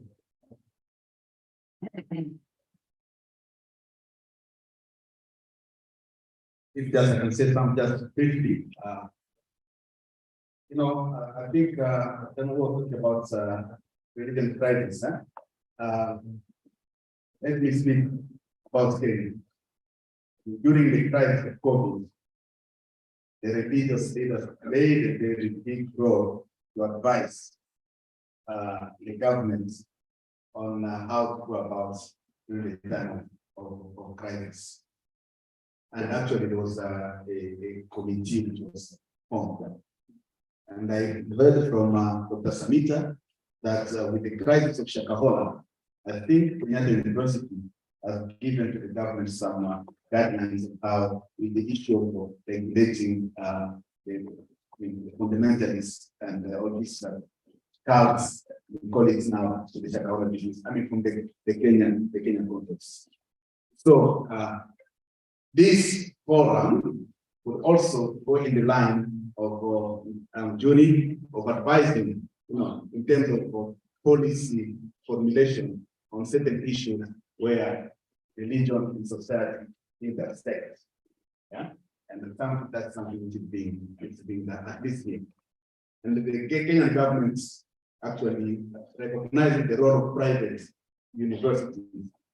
Their role is just to oversee that everything is in accordance with the quality of education and so on. Because they tell us whatever program you have, fine. But when it comes to the quality of education, the students are ours. And we want to assure that there is a quality education. So anyway, that's a brief one. But your question is valid. And the academy could also help in policy formulation on certain matters. So thank you very much. Once again, we appreciate Dr. Balole. Hans.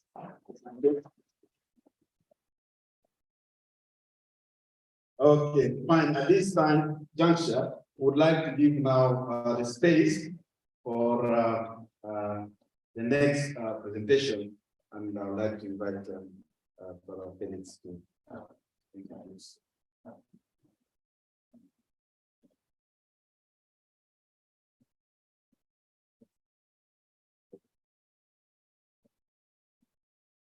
So we have quite a lot of very rich presentations. This morning, we have listened to 3 different people.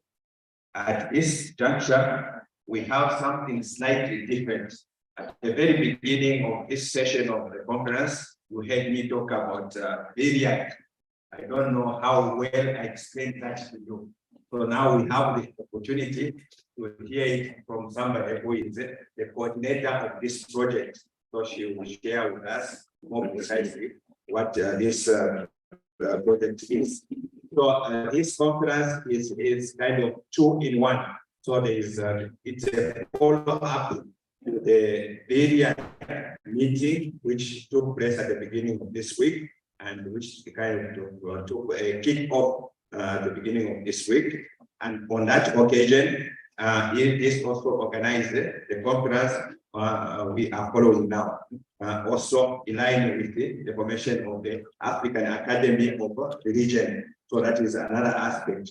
So we hope to see as a follow-up to this conference, the erection of that Academy of Religion.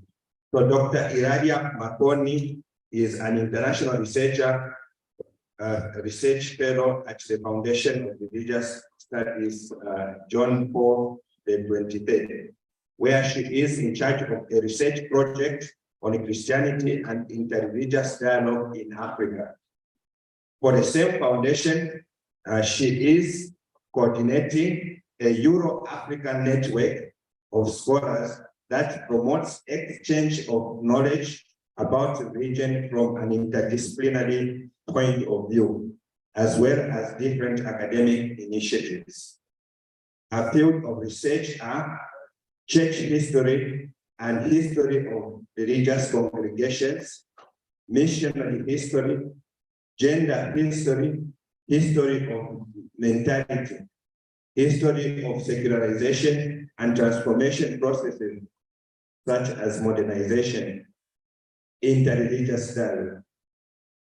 She recently published in scientific journals on different aspects of the work of female missionaries in East Africa in the 20th century. She is completing a book on the history of the Consolata missionary sisters in Kenya, and on behalf of Ushire, is the director of a collective volume on variations and encounters of religious experiences in East Africa, history, actors, and challenges. Dr. Iradia, most welcome.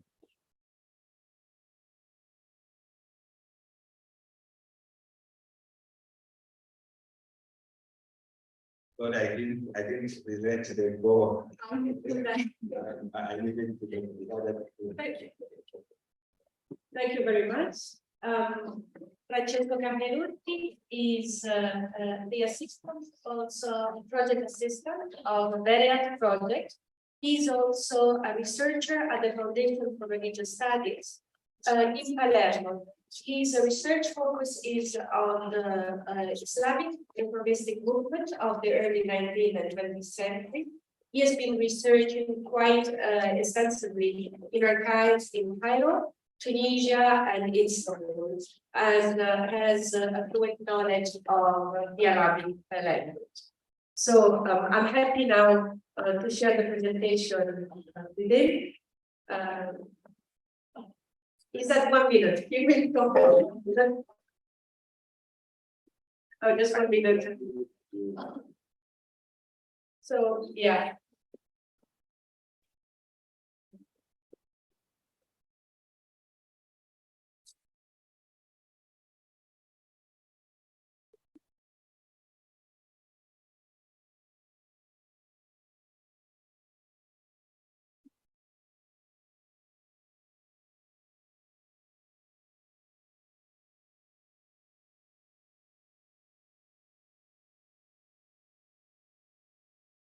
Maybe I can add on the personal side. I've been knowing Father Innocent and all the colleagues of East Yelis and Tangaza for quite a long time.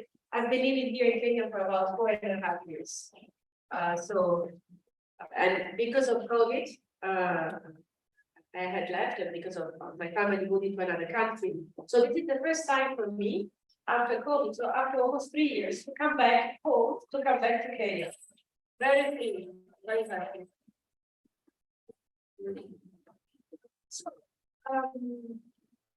today's presentation, Francesco and I, as we said, we both represent the Foundation for Religious Studies, and we welcome you to this presentation on transnational exchanges in academic religious dialogue, SHIRE, which is the acronym for the Foundation for Religious Studies, from Europe to Africa. We will illustrate you the journey that our foundation undertook to broaden really its research and academic horizon beyond just European perspective. Francesco will start illustrating actually very briefly what the foundation is, its main activities and infrastructure.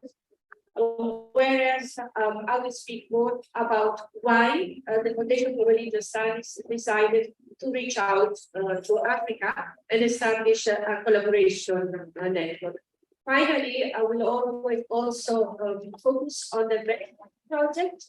Some of the partners are here also in the audience and give you some insights about. So I leave the floor to you, Francesco. Thank you very much. Thank you very much for being here. I'll be very brief presenting our institution, which was on the it's the Foundation for Religious Studies, John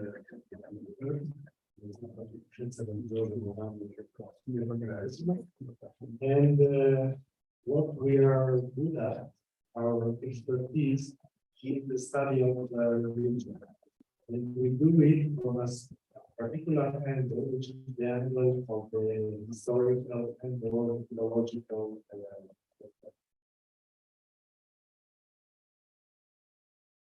And we do this work through different activities or missions. The first one is the accumulation of knowledge.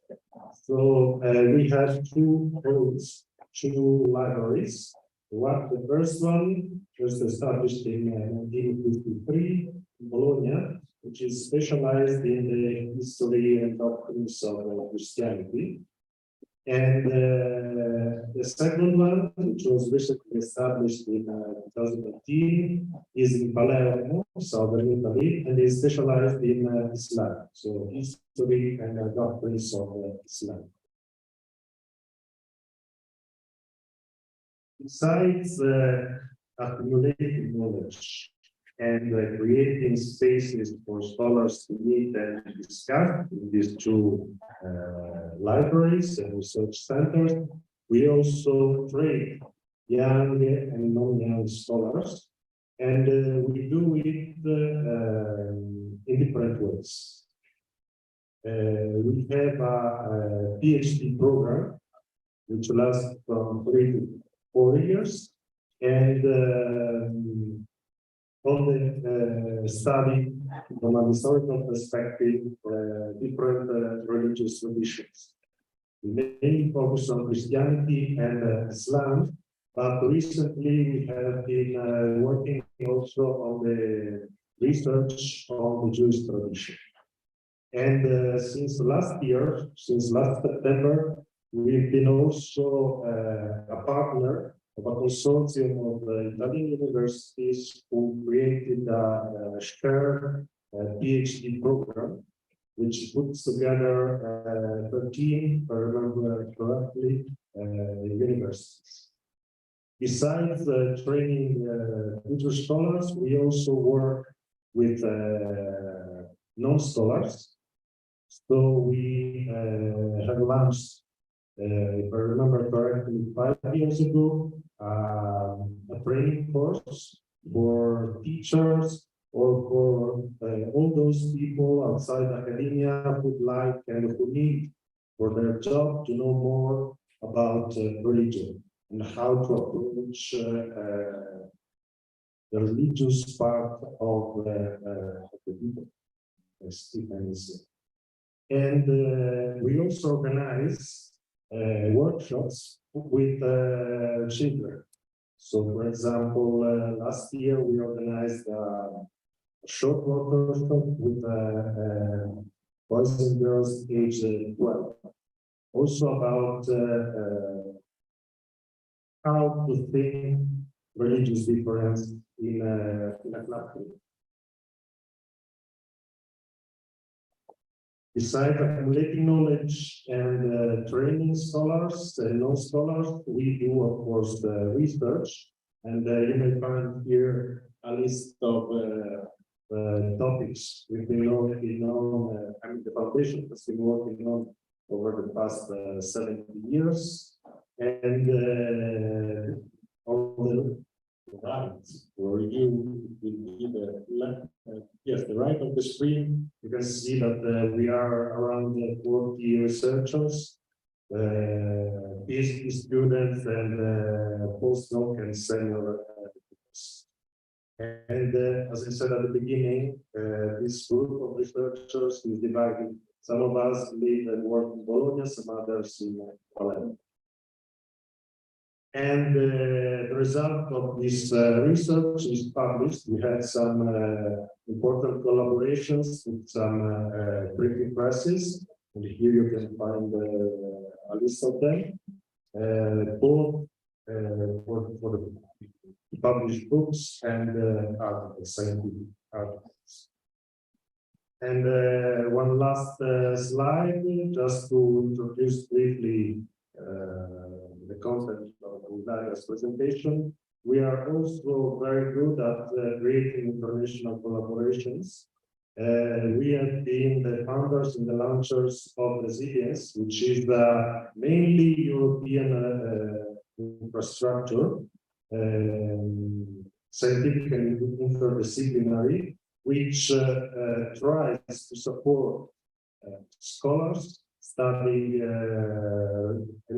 religious studies coming from different disciplinary perspectives, and support them in their research efforts, providing them access to data or books, but also provide organizing workshops to deepen their knowledge in specific topics or methodologies. Another important initiative we've been working on since 2016 is the European Academy of Religion, which has briefly been introduced this morning, which is a platform for scholars, also here interdisciplinary, which offers every year the opportunity for scholars to meet in Europe, but scholars from different parts of the world to meet and discuss their research on religious studies.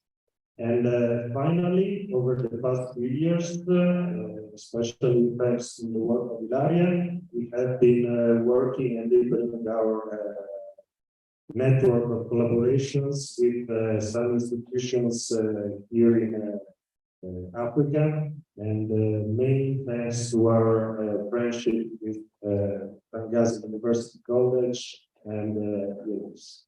And with these last words, I'd like to leave the floor to Ilaria.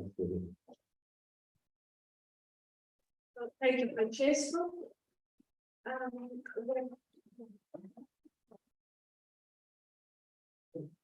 So when we come now to the collaboration between CIRE, which is the acronym for the Foundation, and Africa, I would like to start saying that worldwide today we witness important changes in the environment of the different faiths and also in the religious life. So that some scholars do really speak about religious climate change. So these changes and actually all the challenges that we worldwide in Europe, but in Africa and in the rest of the world we are facing, such as radicalization, intolerance, violence, religious violence also, but also terrorism. So all these challenges really motivated CIRE to reach out to Africa because of its multicultural and multi-religious environment. And we strongly believe that if we want to understand how religion is globally changing today, and also if you want to understand which influence will have in the future on the life of the people, we really have to study and to research what's going on in Africa. One of the well-known, I guess, historian, Philip Jenkins, who is a history professor, and he's the author of a book about global Christianity. He wrote that the religious changes, I quote, are the most significant and revolutionary in the contemporary world. So, therefore, if we want to understand our world, we cannot overlook religious changes, and most important, we cannot overlook the continent they are coming from, which is Africa. We have, just to give you some numbers, but you are already aware of it. Because of the demographic growth and because of the growth of different religious denominations, we know that Africa in the very near future will impact the world religious composition and also the religious expression of the world. We know, for instance, that when in 2016, Africa was home to about 27% of the world Muslims, and this is growing. In 2030, Africa will have more Catholics than Europe, and in 2050, a quarter more than Europe. So obviously, African believers will have growing influence within the governing councils of the great denominations. And because of globalization and thanks to migration, also African churches, new religious movements they are crossing African borders, and they're coming to Europe and the Western world. So finally, I think I made it clear, we cannot overlook what is happening here. We also know that religion has been the cause in Africa, as in Europe in the past, of contrast and violence. But we also know that Africa can offer us plenty of lessons and experiences on how to inform in a positive and in a peaceful way the relationship that religions try to establish around the world. So, as I already stated, many of the challenges the world is facing today, we believe that are caused by the violation of humanitarian and religious principles, and mostly by the distortion and manipulation of religion and religious beliefs. So one of the most effective countermeasures, to use a strategic term, to fight against this, distortion, is to increase knowledge and wisdom, and to promote a new way of thinking and studying, obviously, about the relation between religion and society. And here, Africa comes to the rescue, because in the Western world, in our society and research centers, we have relegated religion to a very marginalized role. So in most universities, we do not have department of religious studies. Only theologians study religion from a theological point of view. On the other hand, in Africa, you recognize the value of religion and studying religion as an important pillar of the culture. And here I quote, obviously, a very well-known scholars to all of you, Justin Mugambi. So this is why we at the foundation, we also believe that religion plays a very important role in our society. We want to promote the study of religion from a scholarly point of view. And this is why we want to learn from the African experience and ask you to help us change this attitude, negative attitude of academic institutions, European, in this case, academic institutions, about religion. So these are the reasons why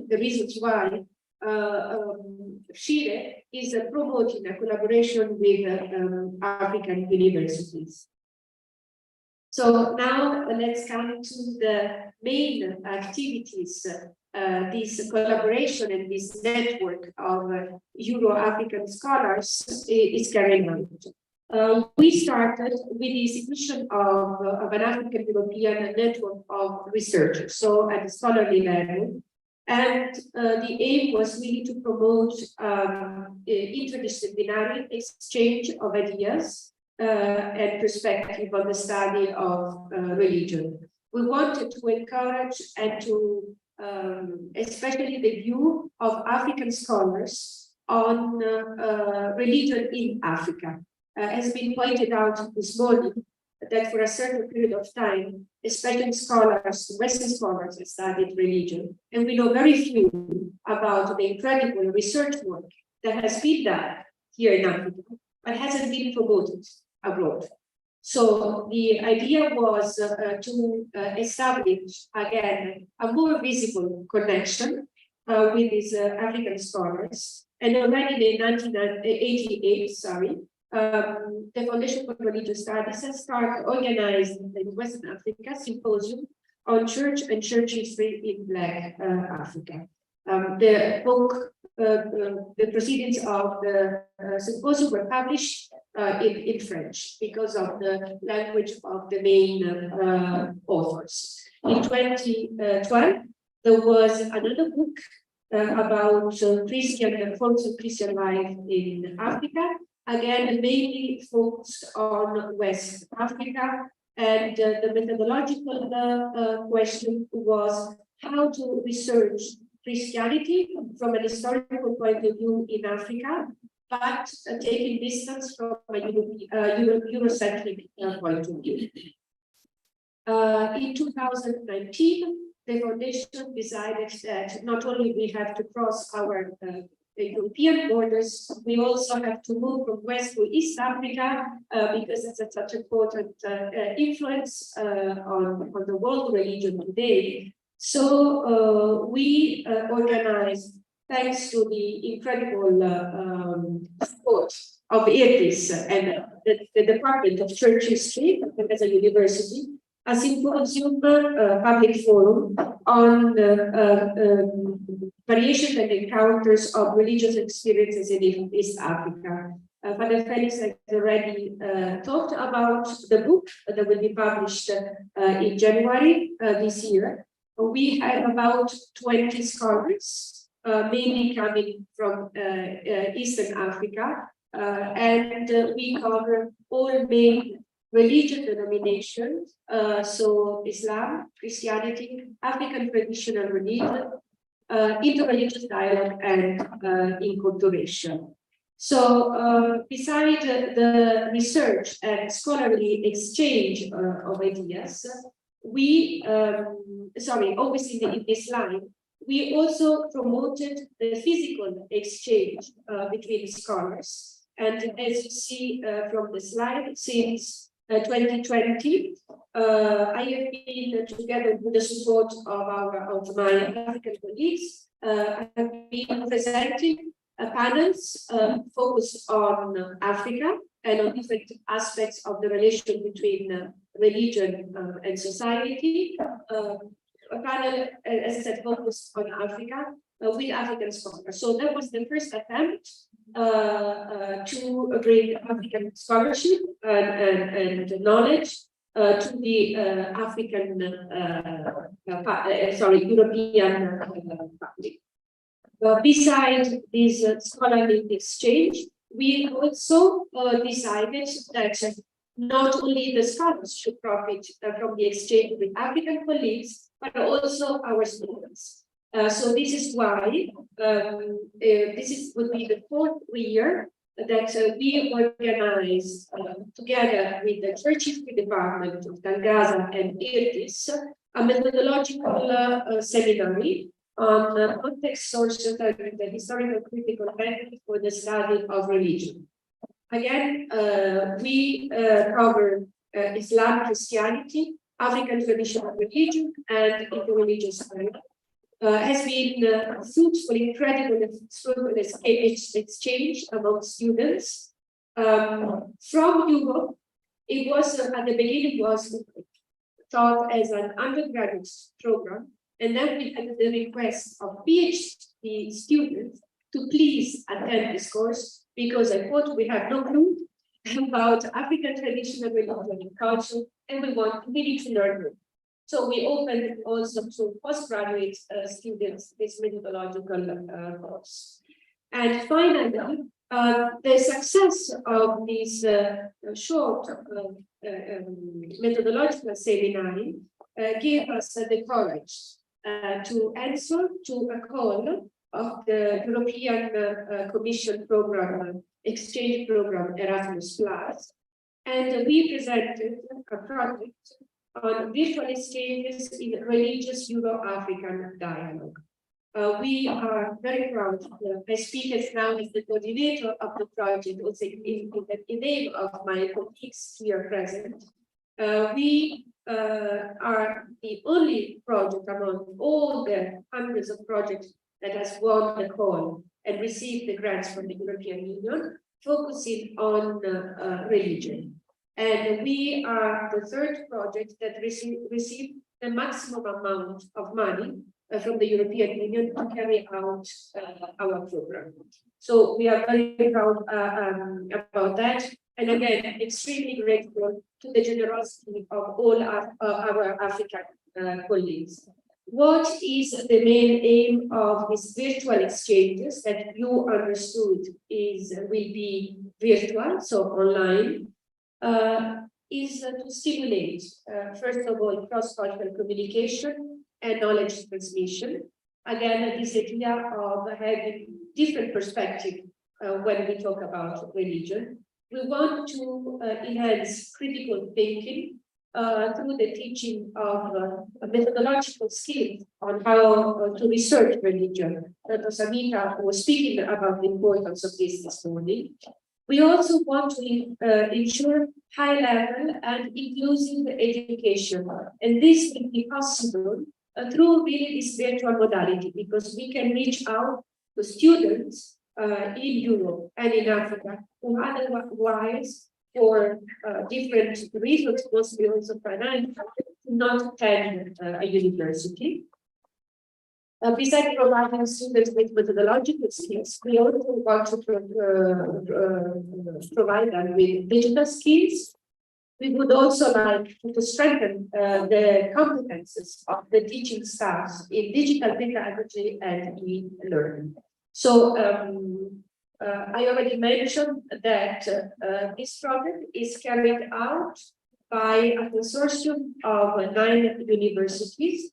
The university are based in France, Italy, Kenya, Uganda, Tanzania, South Africa, Zimbabwe, and the Netherlands. So the first innovative character of this project is that the consortium of the partners is highly international, as you can see, but also highly interdisciplinary. We come from very different backgrounds and academic backgrounds and disciplines.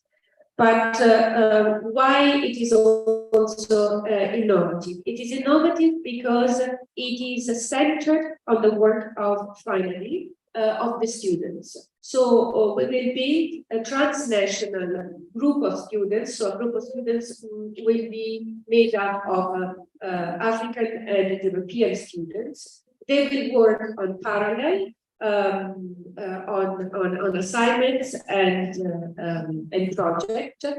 We will follow an intercultural and interdisciplinary approach.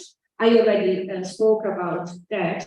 Most important, when we study, we have different modules. Again, we propose modules on Christianity, Islam, African traditional religion and culture, and interreligious dialogue.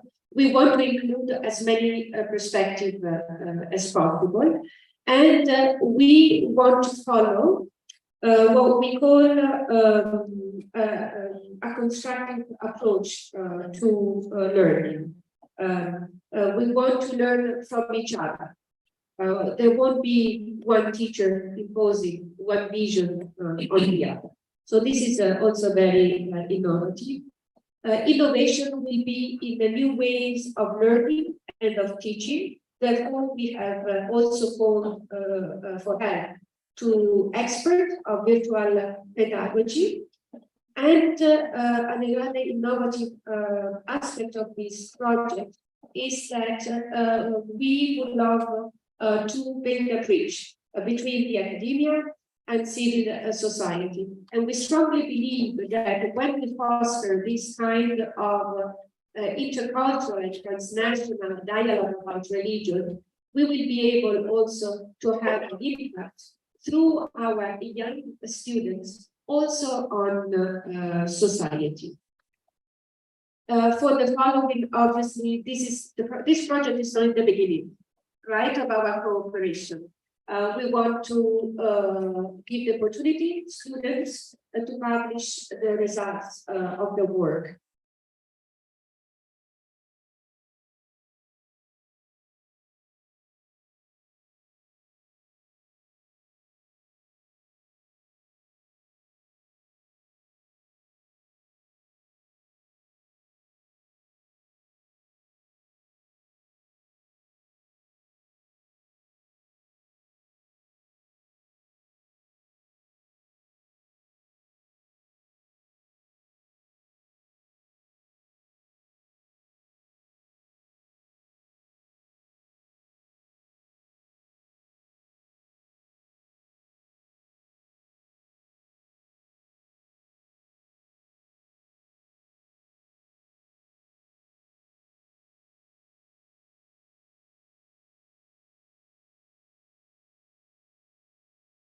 About religion, we wanted to learn from Rafika how to study and how to discuss about religion.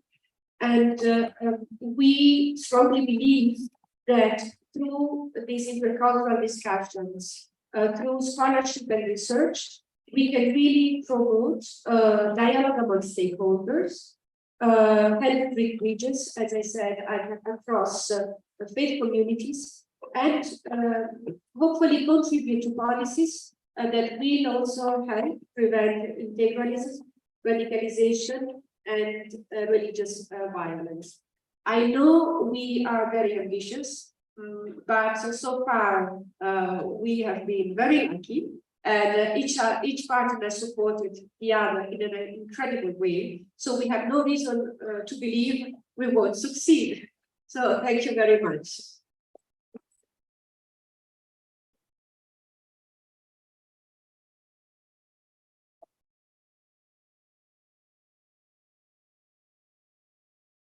So thank you very much, Dr. Ilaria. Just to go through the historical perspective of how far we have journeyed together.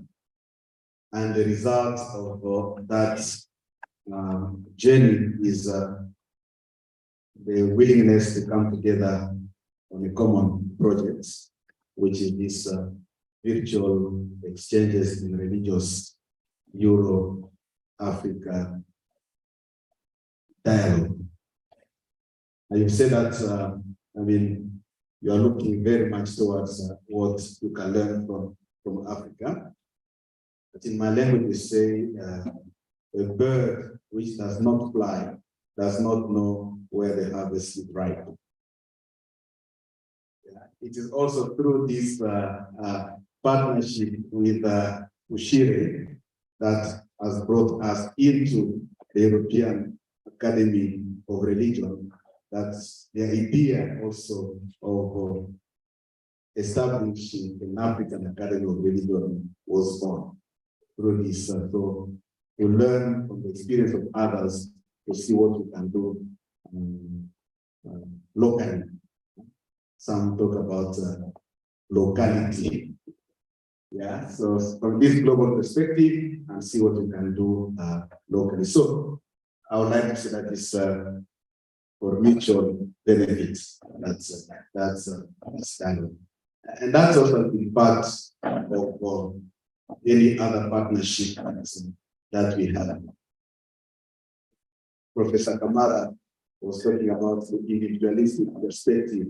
Yeah, people would say, what is it innate for me? Yeah, and then she was encouraging, think about mutual benefits, so on. And that's been part of our experience. So this is the result of also what we have done for the last 2 days. The few days, 2 days in kicking off this officially this project, which is going to last about 36 months.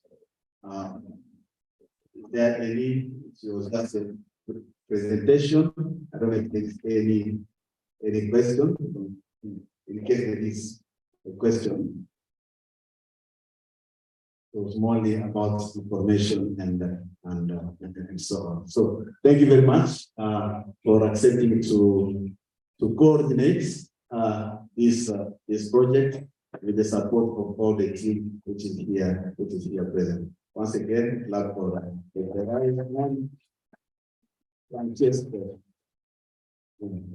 so it's time for lunch, and we shall come back here at 2 o'clock, where we shall have the last presentation of today before we enter into a panel discussion and the closing of this conference. Somebody like to pray, Reverend Scholar, can you pray for food here? Yes. Ilaria and Francesco, can you come back to this here in front? In the spirit of African hospitality, our friends from St. Paul thought also about Reverend Scholar.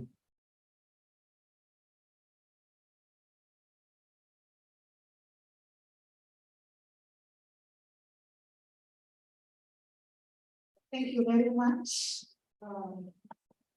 In the same spirit, we are Africans, and we always come with a basket, as I said, when we are visiting. And when we have visitors, we also send them with a basket. So in that spirit, I have my colleague, Dr. Kajugu, who is also the Director of Collaborations and Partnerships. And believing that we will also get a space in those collaborations. So we want to present this to you. Very much. Thank you. Thank you. And thank you, Father, for giving us this space as enforced. We are the Ecumenical Protestant University, Christian University, from the Protestant aspect. So I think we can bring on board the Protestants. Thank you very much. We really appreciate the need for the day of my presentation and to come here and you say we want to be on board. Yes, because that would be wonderful. Thank you. We count on all of you, please. Also the students present, please join the program. All the university students, can you just stand and wait? From St. Paul? From St. Paul's University. Yes. We are good partners of Gaza. So we can pray. Let us pray. Almighty and everlasting God, we want to thank you for who you are in our lives. And we also want to thank you for the wonderful presentation that we have had since morning. And Lord, in the spirit of partnerships and collaborations, we still want to believe that this will work for good for each one of us. But that God, Africa, and the European will work together. And at the end of the day, the name of God shall be praised. Before us as lunch, as we partake of it, Lord, bless it in Jesus' name. So enjoy your meal and your conversation around the meal. Thank you. We come back here at 2, exactly at 2, we start the program.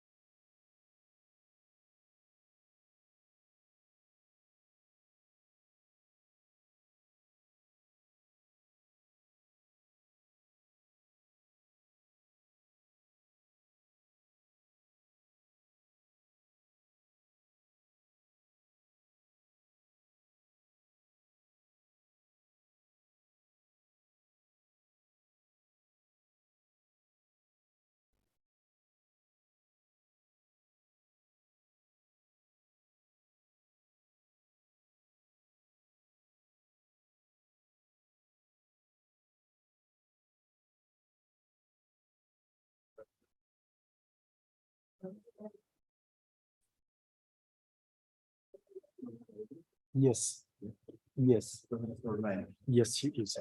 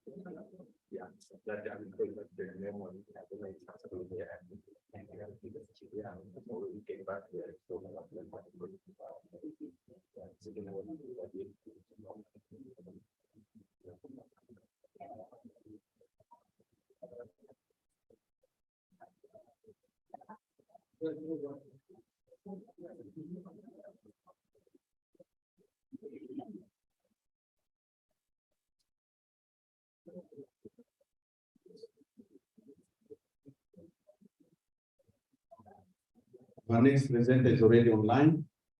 So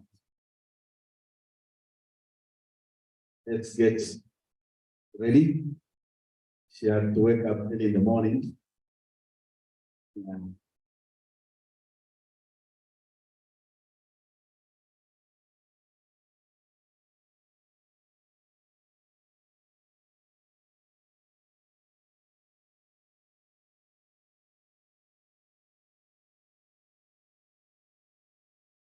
Good morning, Prof.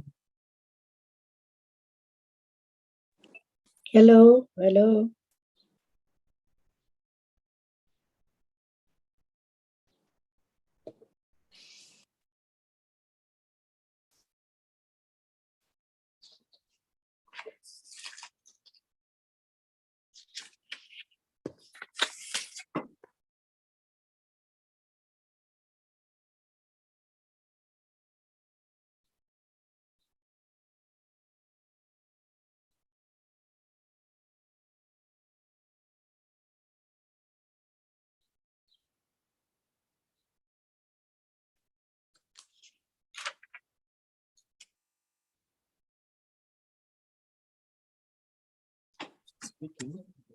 He's speaking about the community.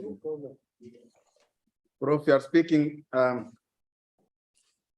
Yes, can you hear Good me? morning, Prof. Morning. Can you hear me?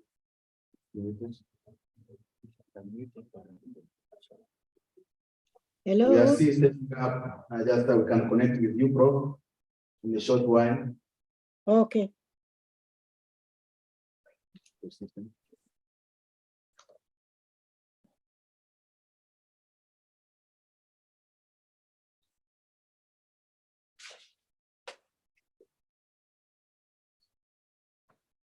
Can you get us, Prof?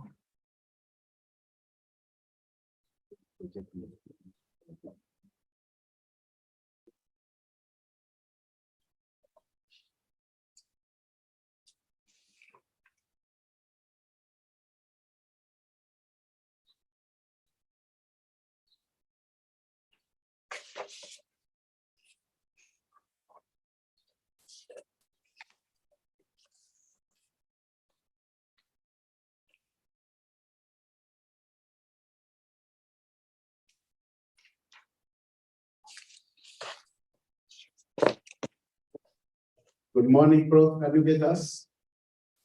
Morning. I can hear you. Can you hear me? Now we are connected. Good morning. Good morning. Yes, good morning. Yeah, good morning, Prof. Yes, so we are going to start in the next few minutes. Okay, thank you. Yeah, we're ready.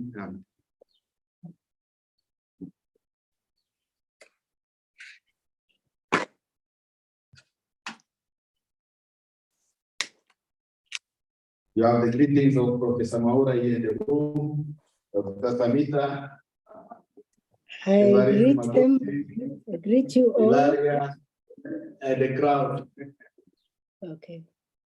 Okay, fine. So, allow me to invite Reverend Father Felix to introduce our speakers already online, Professor Mary Gitui, and we thank you for having accepted to speak to us all the way from St. Petersburg in the US. We know that it's early in the morning in the US. So, Felix.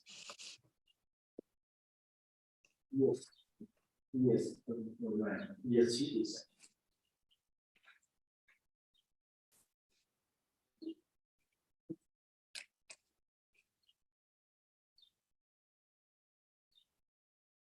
So, good afternoon. So this is our final session in terms of speakers.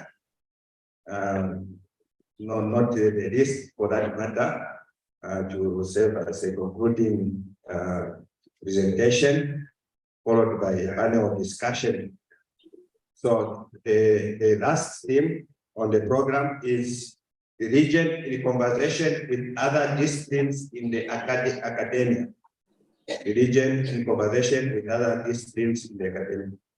And this will be dealt with and presented by Dr. Mary Gitui, who is professor in the Department of Religious Studies in Kwea, Catholic University of East Africa, where she has also held the position of Director of Quality Assurance from 2011 and 2017. Previously, she was at Kenyatta University, where she held various offices, one of them as being chairperson of the Department of Religious Studies, and also director of the Board of Undergraduate Studies and Dean of the School of Humanities and Social Sciences. In both Kwea and Kenyatta University, Professor Gitui has acted as Deputy Vice Chancellor Academics. She has published widely in the area of religion, education, gender, culture, peace, and health. Between 2009 and 2015, she served as chairperson for the National AIDS Control Council of Kenya. Her current research interests on the contemporary issues and the interface with the religion. I hope I've presented Professor Gitui sufficiently. If there are any gaps, she will have the opportunity to fill in as she presents her paper this afternoon. Professor Gitui, most welcome. Thank you very much. I appreciate the invitation and the introduction this morning. I bring you greetings. It's early morning here in Pittsburgh, USA. The weather, it has been very warm, but gradually it's getting cold. Mom, you can hear me? Can you hear me?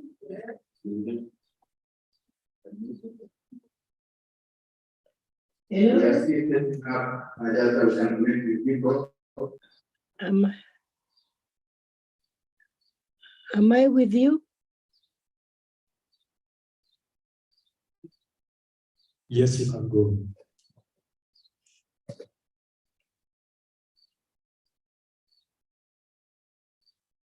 I proceed.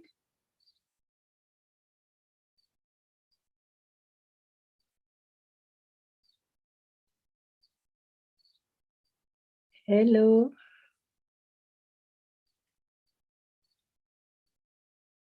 Hello, Prof, you can go on.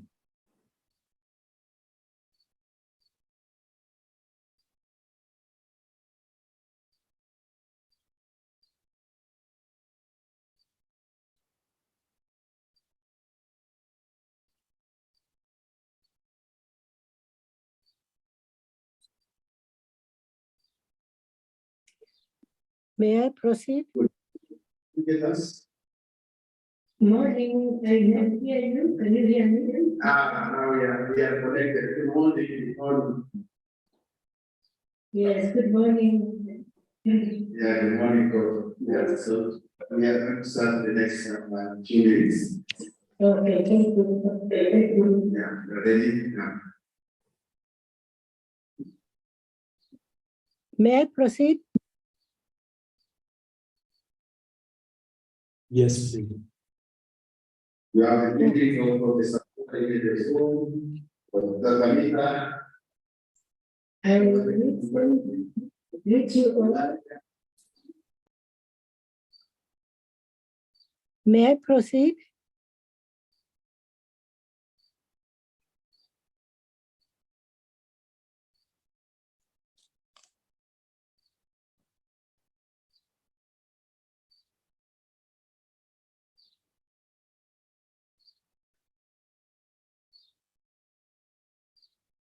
Okay, let me go on.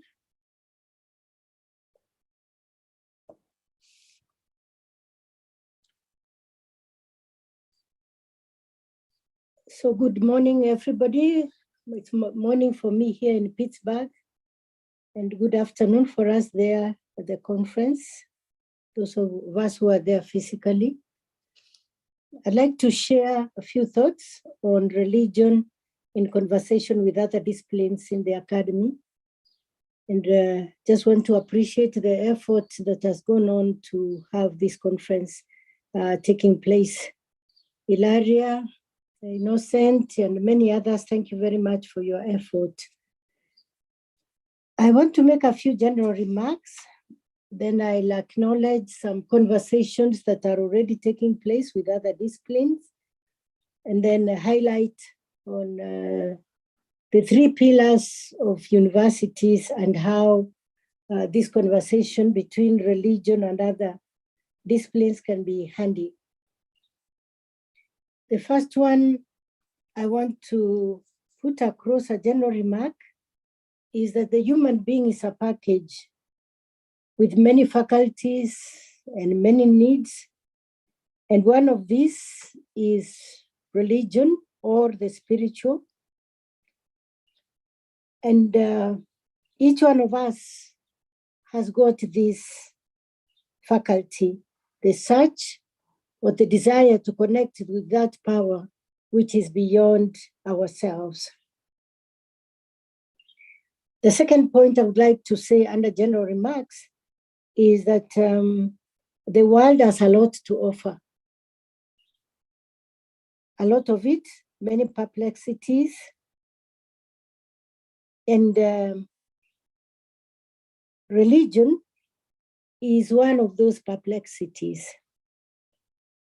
I know it's a current issue and probably I should not mention it, it's very sensitive, but the Shakahola incident in Kenya, then the question comes whether religion is a friend or an enemy. There are many perplexities also where the human being turns to religion for an answer or for an explanation or for direction. And the academy is regarded as a problem solver. It may be or it may not be, but society in general looks to the academy for a lot of things. I was just checking on what the expectations are from the academy or of the academy, and there are quite several. Maybe I'll just highlight a few. That when we go to the academy, we are expected that there'll be personal development.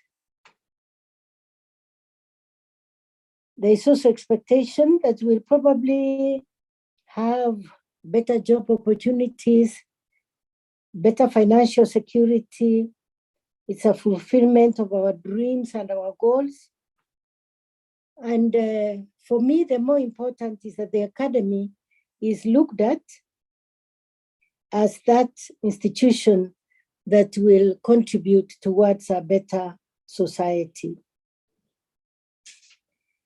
But it is also recognized that the academy can be narrow, especially when we are compartmentalized into various disciplines. Generally, we have the humanities, we have the social sciences, and we have the sciences. And a lot of times we tend to be narrow, and this can be at disadvantage. The other general point I would like to bring across is that just as society has high expectations from the academy, society also has very, very high expectations of religion and from religion.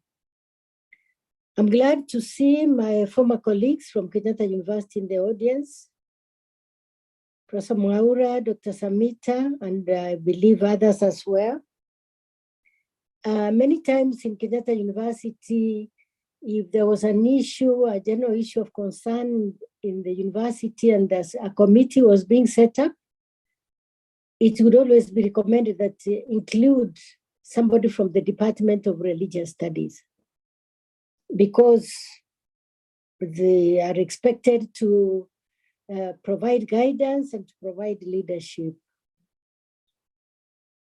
Henry Okulu, in his book, Church and State, writes that the church and religion in general should serve as a pillar or as that mast in the boat that provides direction. So there's a lot of expectation on religion.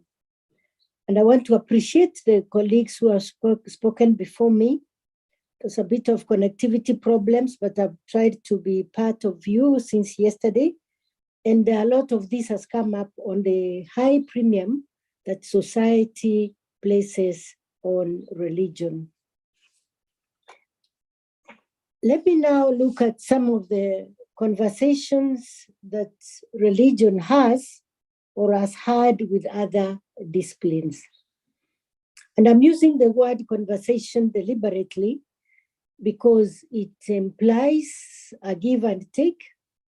And when you have a conversation, sometimes you may agree or you may not agree, but I want to submit that there is need for conversation between disciplines. And for the purpose of our being here today, there is need for conversation between religion or with religion and other disciplines. And more in the academy, there is talk or promotion of interdisciplinary and multidisciplinary approach to research and teaching. And the reason for this is that then we will have individuals or scholars or a society that looks at issues from a broad perspective, from a broad horizon, and perhaps that way society's problems would be solved better. Where I'm born, my people have a saying that if you have an issue, it's important to turn left, turn right, or turn north, south, east, west, and you are likely to come up with a solution or at least a way forward. And I use that then to say that interdisciplinary and multidisciplinary approach should be recommended in the academy. And over the period of time, religion has directly engaged with other disciplines. In many of the departments of religious studies, they offer courses on psychology of religion, philosophy of religion, sociology of religion. For the sake of time, I'll not go further at this point to analyze what all this means, but just to show that religion has coexisted or coexists with other disciplines. We'll also find that in some universities, philosophy, theology, and religious studies are within the same department or within the same faculty. If we talk about faculty, perhaps we are making it larger and very extensive, but they are actually under one roof as a department. And I know sometimes there are controversies on how religion and theology should relate, but for the common person, the ordinary person, they don't see much difference between theology and religion. We are also familiar with courses such as the history of religion, or the place of religion in international relations or in development studies, the value of religion in law, and etc. and etc. We can say quite a lot.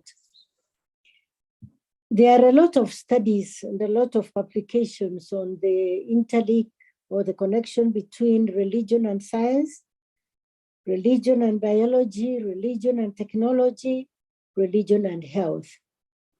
A few years ago, I supervised a piece of work on a terminal illness and faith. And there were very, very interesting observations made in that study.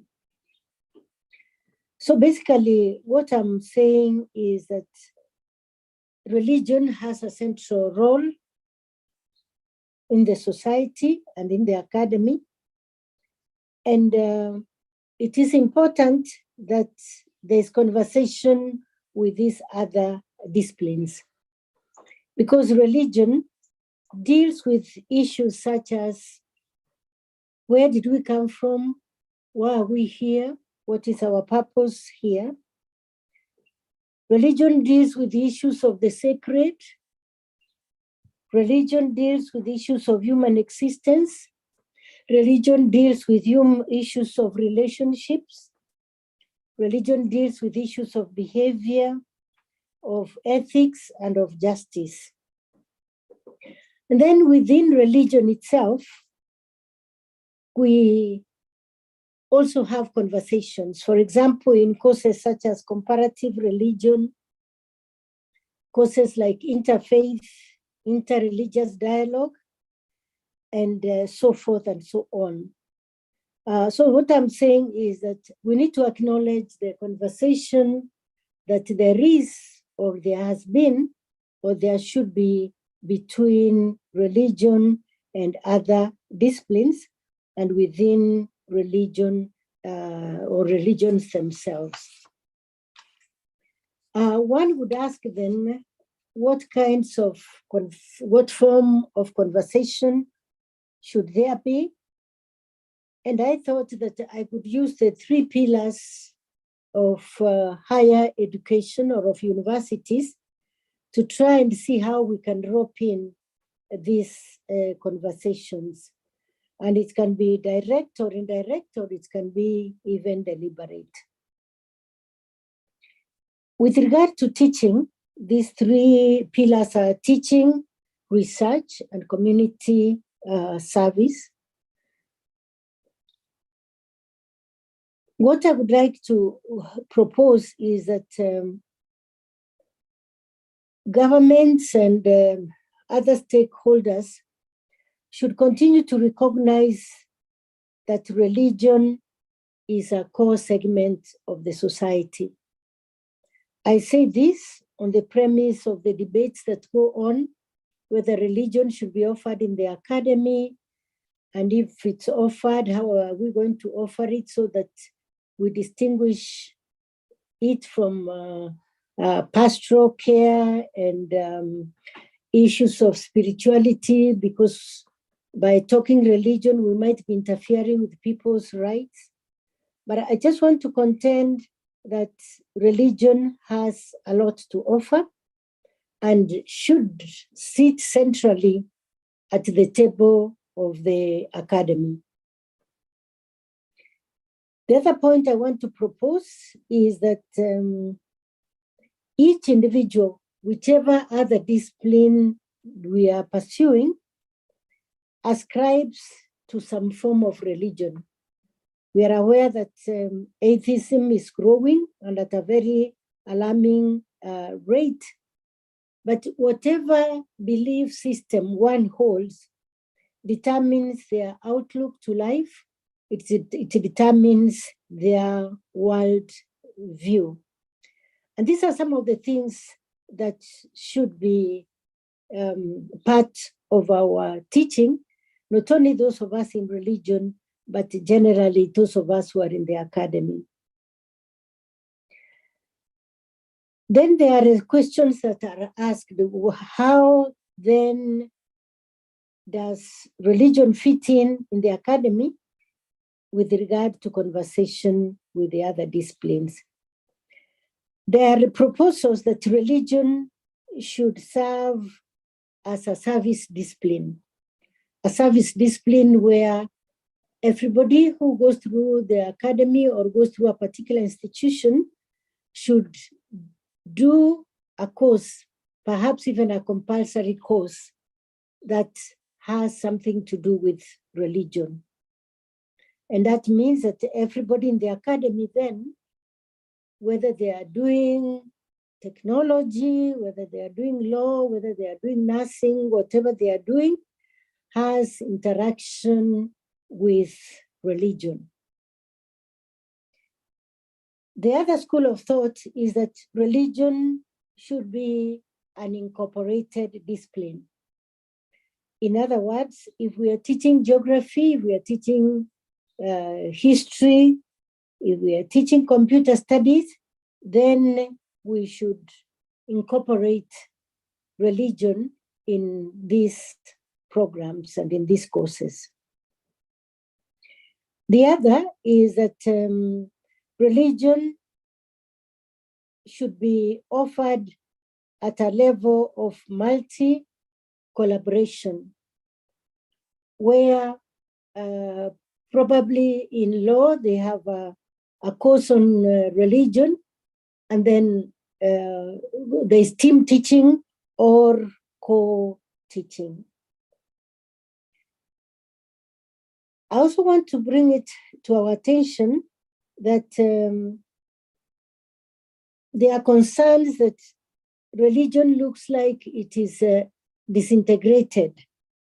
So which religion are we going to put on this table so that it does not look like there's a lot of differences? And that's why what I said earlier also becomes important, to encourage interfaith and inter-religious dialogue. The other important point, I think, is with regard to these courses that are offered, there is need to keep reviewing them and making them relevant to contemporary issues. As I said, I've been able to follow some of the discussions that have gone on from yesterday.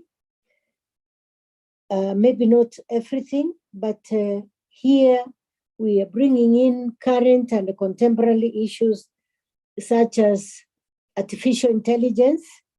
And I know that Father Lukwata in Kwea has been leading some exercise on this, on artificial intelligence and how it touches on the various disciplines of the academy, and how it also, what are the implications for human existence. The other issue that could probably be of importance right now is the issue of mental health. Last week, I gave a public lecture here where I am at Pittsburgh, the University of Duquesne, and one of the key questions that came up is on mental health. And I've only been here about 6 weeks, and I know that even at local level, we are very concerned about issues of mental health. 2 weeks ago or so, the big conference in Nairobi on climate change. So as we revise our programs, these are some of the issues that we need to be looking at, technology and all the challenges and blessings that it brings along with it, and many, many others. So I'm simply saying that in the teaching, religion should be in touch with the contemporary issues and provide a due input. Now, when it comes to research, there are two ways we could look at it. There's that research that we do because of our thesis, and once we finish, we are done and we are gone. But it's important that we be careful or be deliberate on which topics are we researching on, and in how much conversation are we having with the other disciplines. And then the other research that we do, for example, those of us who are presenting in this conference, we've done research, and of course our focus is on religion in the academia, but how again do we rope in the other disciplines? And I'm aware that a lot of times when we are carrying out our research, and especially when we go to the field, we are concerned about the demographic details of our respondents, age, religion, gender, and etc. But a lot of times we really do not go into deep analysis of what religion implies. In other words, these people who answered these questions this way, how did their faith or how did their religion inform them? I'm just trying to encourage that in our conversation with other disciplines, somebody doing a research in history or in economics, they also probably need to see how religion informs. And then on ethical considerations when it comes to research, there's respect for the person who is giving us information and several other ethical issues, which are also promoted in religion or through religion. So I'm seeing that there's a big stake for religion to have conversation with other disciplines through this second pillar of the academy, which is research. And then the other pillar, the last pillar, is on community service. This is, I think, open to as many opportunities as there are for each institution, but I want to submit that community service is one of those values that is promoted by religion, service to others, engagement with the community. And I think this is also a good opportunity for the ivory tower mentality to be done away with, because a lot of times the university is seen as up there, or the academy is seen as out there and not really interacting with the people. A few years ago, we had a project at the Catholic University of Eastern Africa, where I work. We had a project with the Association of African Universities, and they were very keen on how we interact with the community around us. the administration, for example, the chief? Do we know who our neighbors are? And it was very good to see or to note that these are some of the things that will help us to be of good service to the community. How do we interact? We may not have been a faith institution, but how do we interact with the faith institutions that are around us? I want to continue to say that if we have this multidisciplinary approach in the teaching, in research and in community service, then there will be a broad approach to issues of life, and hopefully also a humane approach. And this is what religion contributes, and this is a lot that has to do with religion. And I think those who have spoken before me have already done that. Then as I come to the conclusion, I'd like to ask how this conversation between religion and other disciplines interacts with the African Academy of Religions. And it's a long journey that has been walked to the realization of this academy. Several points under this. One is that religion continues to reign in Africa. Whether it's healthy or unhealthy, religion continues to play a very significant role in Africa. And that, therefore, is something that the African Academy of Religion should be worried about or should take into consideration. The other one is that there are unique contextual issues in the African context. The issues of culture, the issues of interaction with the diaspora. There's a lot of desire to get out. How do we look at it from the perspective of religion? We could also be keen on the African way of looking or addressing issues, because our culture informs the way we do things. Our culture is like the lens that we walk around with. And so the African Academy of Religions should be also take cognizance of this. The other point I consider important is the partnership and collaboration with other institutions of similar agenda. And we appreciate the nurturing that we've received from the European context.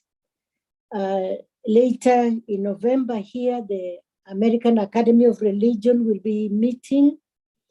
Some of us maybe who are in this congregation will be participating in that.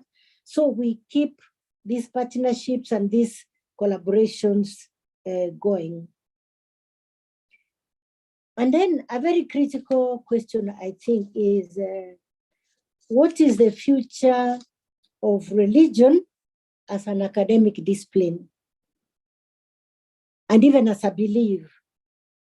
Because as the world gets technological, as the world gets smaller, as the world gets to be very scientific, as the world gets to be very individualistic, as the world continues to answer many of the perplexities that religion could provide an answer to, what is the future of religion as an academic discipline and as a belief?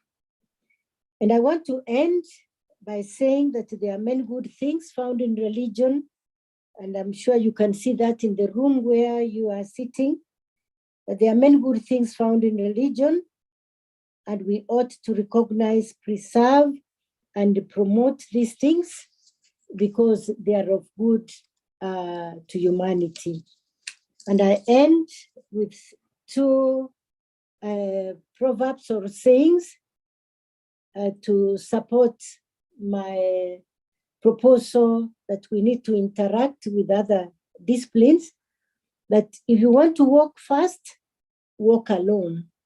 But if you want to walk far, then walk with others. And the other one is that a child who does not interact much will think that their mother is the best cook. So if we converse with other disciplines, I'm sure that there's a lot of value that we can provide as religion, and there's a lot of value that we can also gain from the other disciplines. Thank you very much for your attention.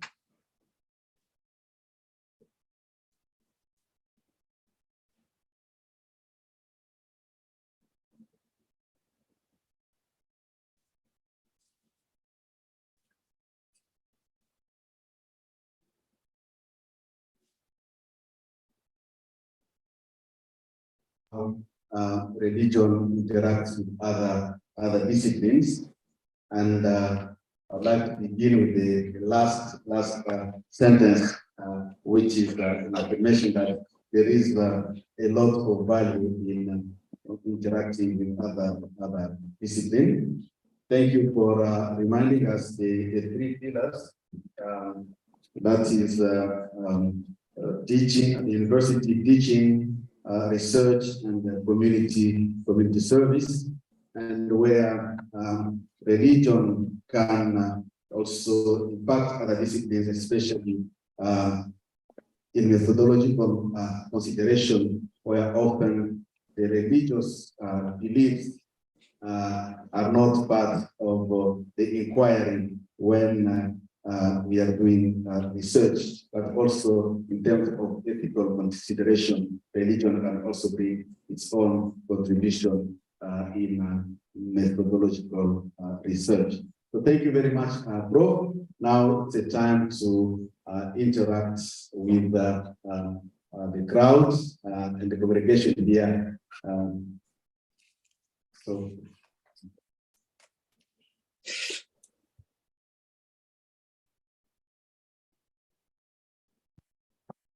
For questions, if there is any question. Maybe if the fellow participant are still thinking, a question to Prof. You mentioned in the course of your deliberations that religion is rather disintegrated, and you mentioned again that may be a possible way to such a case is interfaith or interreligion. Now, the question is, Prof, what is your view regarding Professor Emeritus Paul Nita's view on global theological methods? Thank you.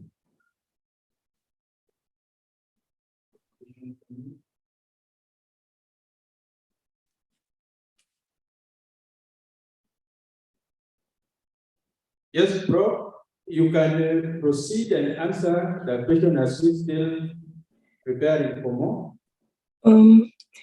Yes, I think you need to repeat the question. I didn't get it very well. There's a bit of a problem with audibility. Okay, I'll ask. You mentioned that religion is rather disintegrated. Then, as possible means to bring the various religions together, you mentioned interfaith and interreligious. So the question is, what's your view regarding Professor Emeritus Paul Nita's view in regard to global theological methods? Okay.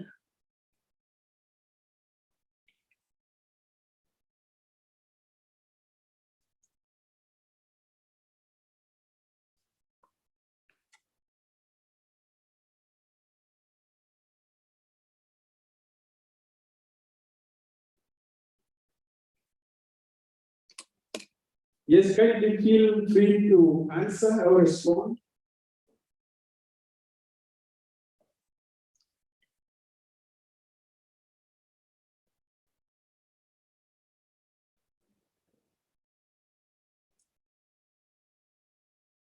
Hello, Prof.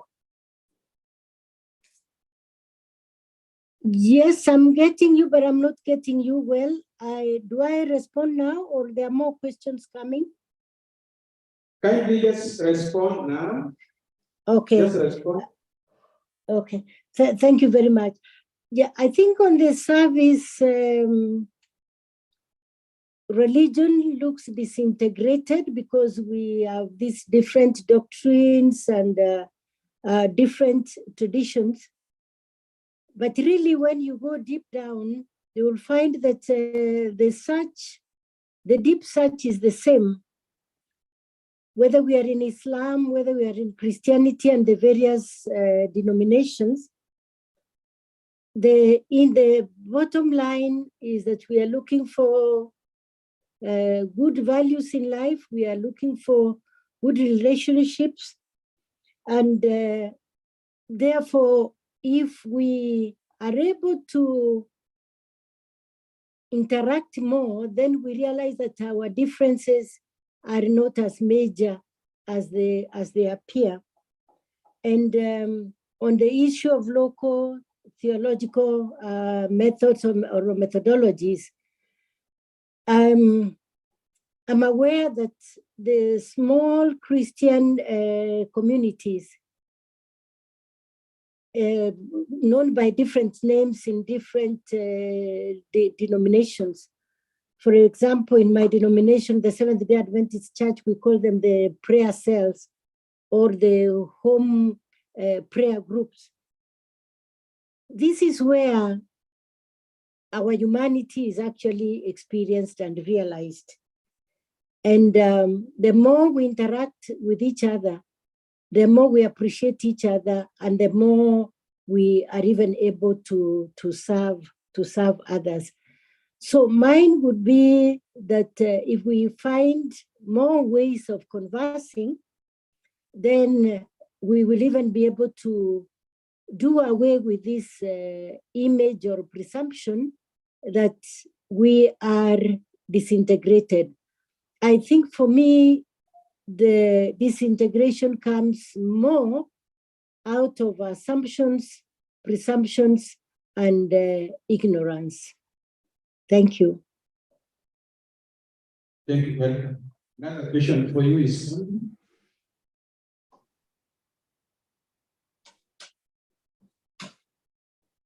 thank you so much, Prof, for your very good presentation. Mine is just a seek for clarity. There are two statements which I see to be sort of contrary to each other. The first one says, religion determines people's conception or understanding of things and worldview. Then the other one is culture helps us to understand things around us, or it is the lenses through which we understand things. I'm forced to think of an irreligious person. What would he do? Because we are saying religion determines one's understanding or conception of the world. Secondly, maybe we seem to take it for granted that we know what culture is, or we are using religion and culture interchangeably. Could you please clarify? Thank you.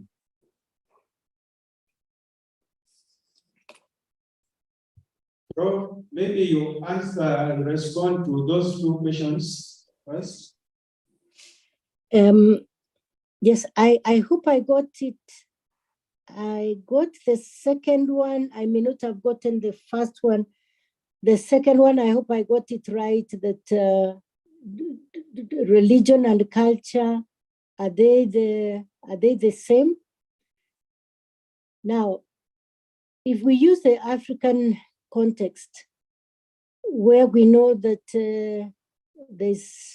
there was, sometimes it's difficult to know which tense to use, a thin line between the sacred and the spiritual, then every aspect of life, going to the garden, harvesting your crops, going to the river, cutting a tree, all those had religious implications.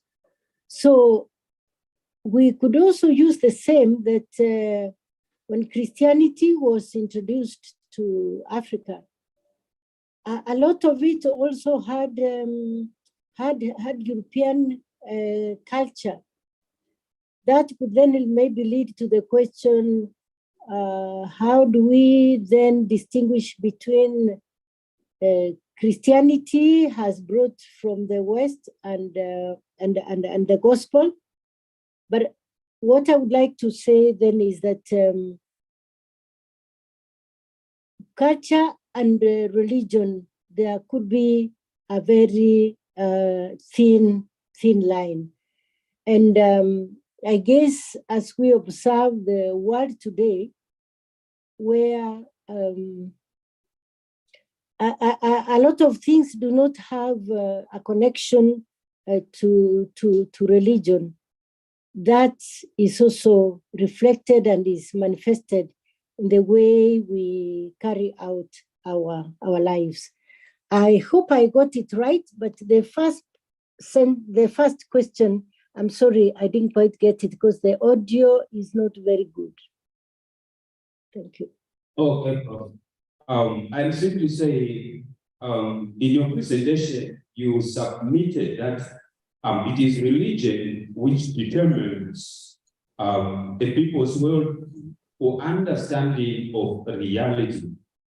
And I first think of if we can imagine that there is someone who is irreligious, what would you then say about their interpretation of reality or their conception of a world view? Thank you.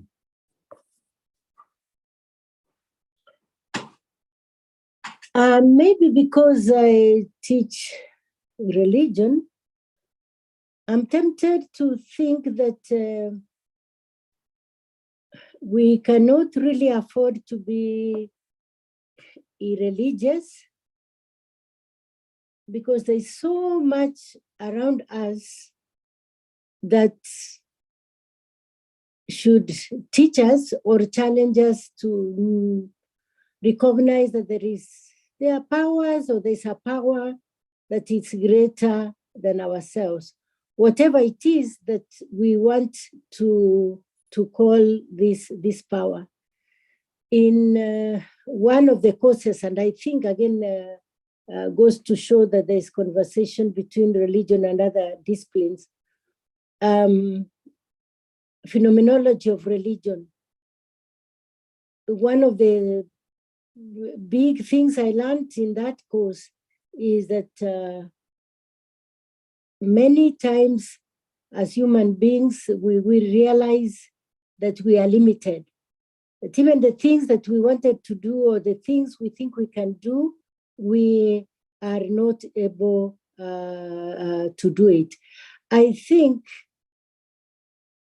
we can rely on technology, we can rely on certain theories to prepare our lives, but deep down, there is that realization that there is a power greater than ourselves. Thank you.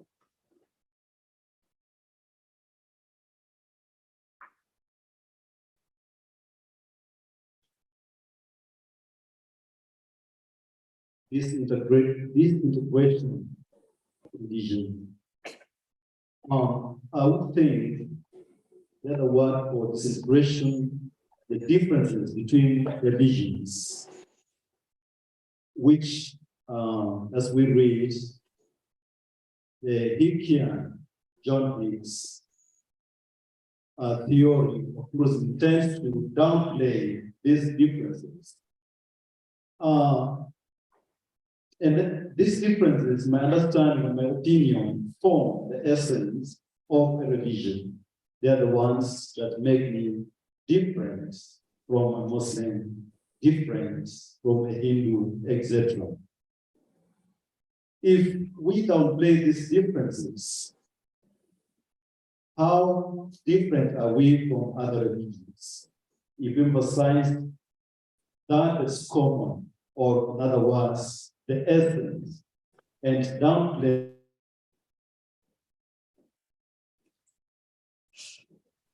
how can we dialogue with these other religions? How can we be unique? Thank you. Sorry, may I suggest that probably the question is put on the chat?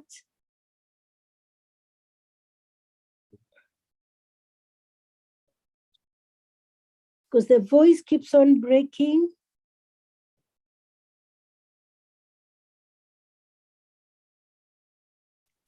Are we together? I repeat. I said that I go back to the question of the disintegration of religions. And in my understanding, the other word for disintegration are the differences among the religions. And I refer to the to John Hicks' theory on religious pluralism, who tends to downplay its differences. However, these differences make us different from other religions. If we downplay these differences and emphasize that make us united, how can we express our identity? How can we be unique? Because these accidents of religion, I call them accidents of religion, are from our cultures, from our context, from our language. If we downplay them, how do we become unique and direct dialogue with other religions? Thank you.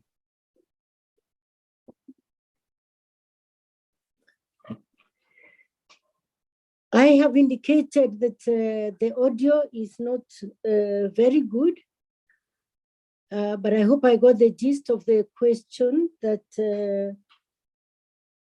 if our differences are not that much, then what is our uniqueness? I think context is maybe what makes us unique, and our expressions, which are also guided by context. I say this many times that the principle usually remains the same. If the principle is of community, if the principle is of sacredness, it remains the same, but our expression then is different. And that's why I had submitted that for the African Academy of Religion, then we need to highlight these differences of expression and these differences of context. And the context, for example, if we look at the Asian context, the way they do things is very, very different from the way we would do it in Africa, because even our geographical space is not the same. I hope that I got the gist of the questions and that I have responded accordingly. Thank you. Thank you very much, Prof, for this presentation and the interaction with the members here.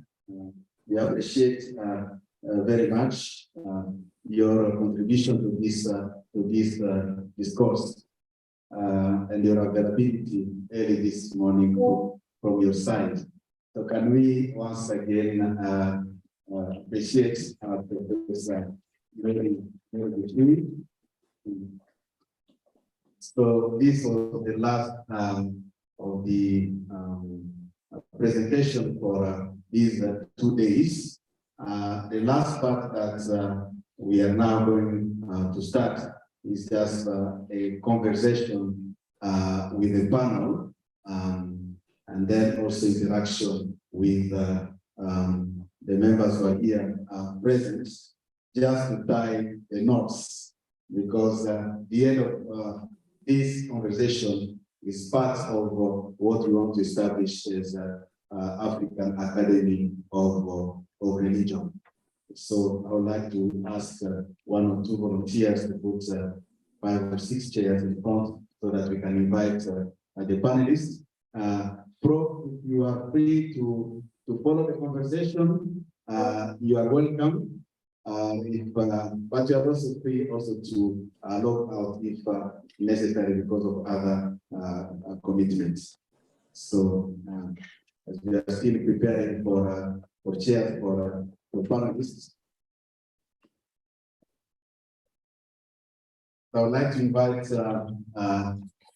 Dr. Evaristi Magoti from the University of Dar es Salaam. Dr. Samita from Kenyatta University. Chris Tugiriwe from Makerere University. And Francis from Arupe University.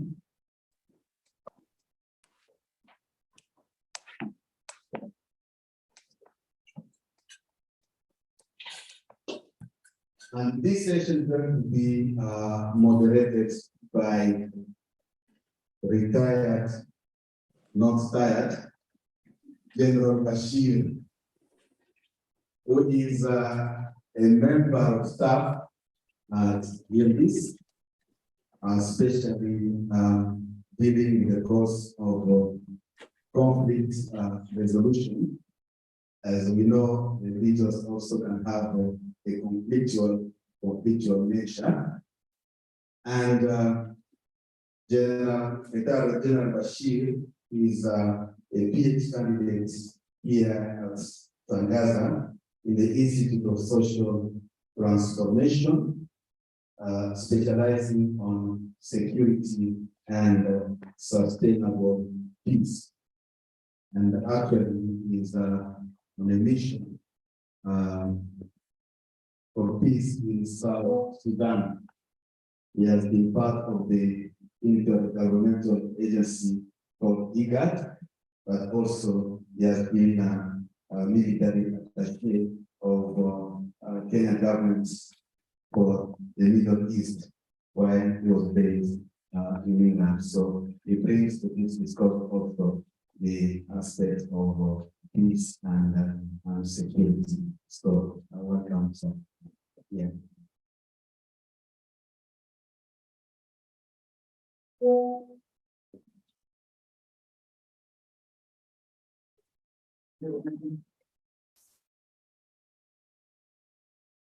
there will be a first interaction with the panelists, and then afterwards also the discussion can be open to the audience.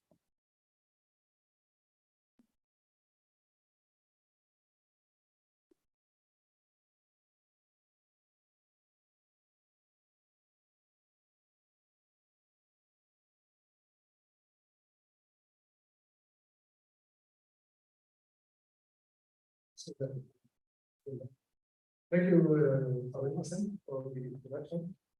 Let me remind you again, I'm Bashir, I'm a Kenyan, and I'm happy to be part of this distinguished panelists from almost all of the side. So we're happy to be part of the panel. I'd also like to acknowledge Daria and Francesco. Francesco. I was going to come by the river, but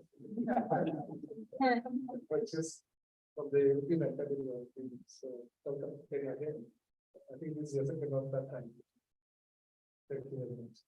So our topic today is the future of the African academic region, which we will establish. This is the second time we are talking about it. And this year we had a discussion on the same, and it is progressing well. And I would like to introduce the others. If we give them the mic, then they can say which what I want to say. Sorry, what is saying? Yes, my name is Evarist Magoti. I'm from the Department of Philosophy and Religious Studies at the University of Dar es Salaam. I teach philosophy and the African religion and the African political thoughts. Part of the various project, and I'm here with my colleague to kick off this project. Thank you. Thank you. Good afternoon. My name is Yes Peter. Philosophy, Media Studies, University. Yeah, that's 30 years. African region.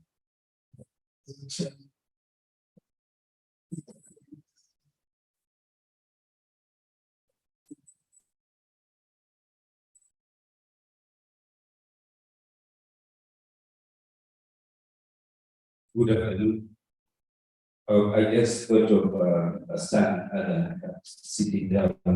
I think you can see that I'm a tiny size, so it's better to stand. I am Francis Zangaira from Arubega University in Zimbabwe.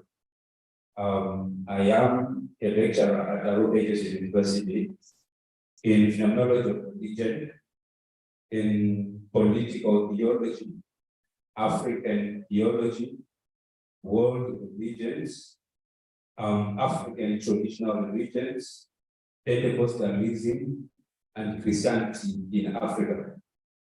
I am also the assistant project manager for VERA, as well as the examinations officer for Arubega Jesuit University. I thank you. Arupe is present. Arupe. No, Arupe. You have Arupe. Yeah, you have Arupe. Now we can add. Okay, thank you. My name is Chris Ilibe. This Ugandan name can be long and probably hard to pronounce. But just call me Chris. I teach, I'm a lecturer at Makerere University, where I teach mainly my area of specialty is comparative religions, but that of course includes African traditional religions and new religious movements and the religion and society generally. I came here as part of the VI project. I came with my head of department, who is part of the team in the audience, and we are the team that came to Makerere. Thank you, gentlemen, for the introductions. Dr. Sabina, also for training in a way that maybe you don't understand. I'm a member of council of the United Council. So we share some communications. Both here and so as you are aware, the African Academy of Religion is relatively new. Before that, was I think the first of the establishment of the American Academy of Religion in 1964. But the idea started in the 50s. And then the European Academy of Religion followed Italy. Followed, which year was this? 2016. So it's a more recent institute. And because Africa was lacking one, those of us who had the opportunity to attend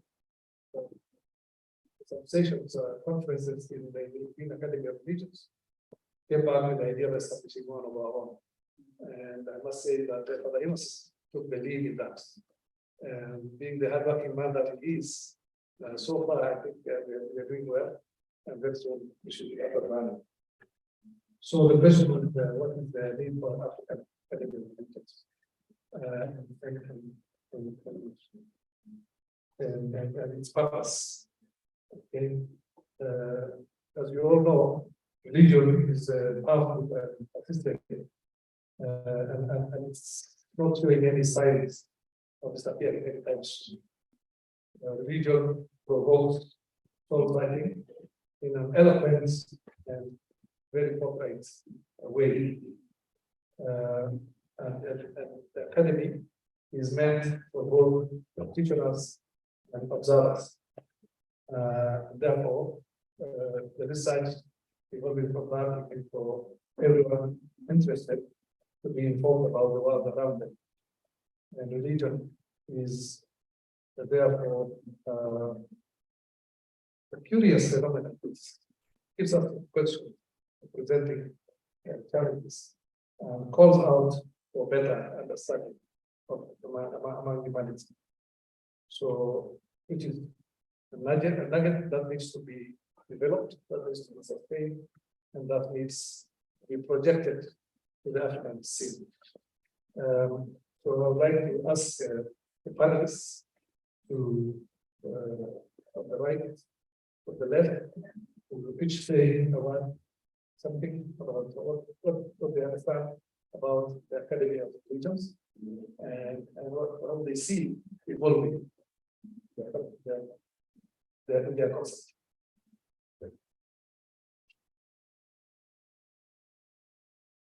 Thank you very much.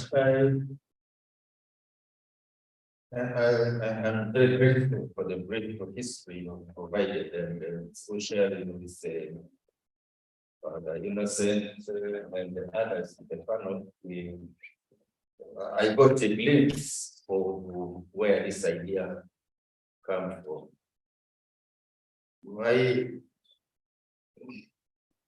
Yes, sometimes I look at ideas.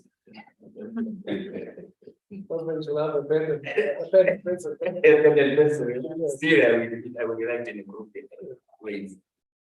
Yes, I think there is a need for this kind of academy. My honorable said, and really my prayer is that it becomes really an African academy. And what do I mean by that?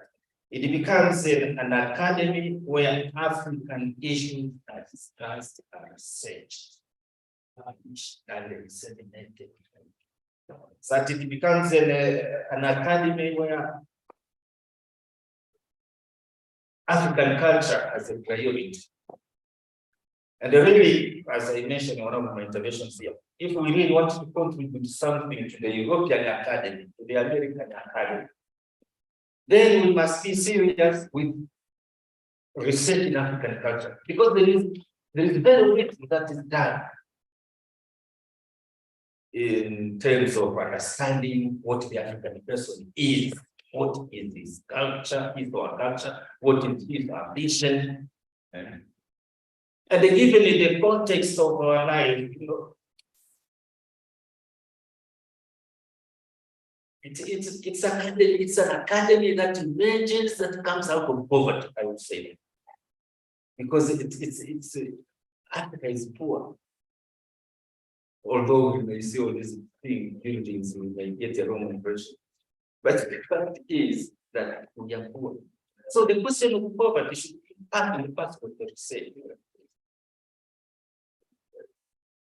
But because we are concerned very much with the religion, and the religion is the multidisciplinary, it touches all aspects of life. So we imagine that at some point it will address all these issues, question of poverty, question of the nature of the African person, you know, its culture, it's our culture, for I tended to ignore the other. But at least it should involve the African person as he or she is today. And really, it must be emancipatory. It must help to liberate the African person from all these oppressive conditions that we find ourselves in. Again, that cannot be done without research. It is only research that can bring all this out, and it is through the research that we can contribute to all these academies around the world. Maybe there is another academy in China, I don't know, in Japan. You never know. So we can always contribute to these academies by giving what we are ourselves as a people and as a culture. Thank you very much.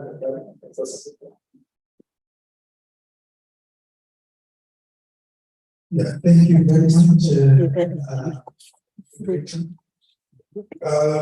Maybe just looking at it differently, we are sharing the same thoughts.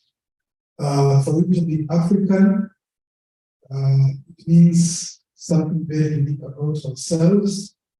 We had a conversation earlier about context. That we are having an academy that speaks to from context.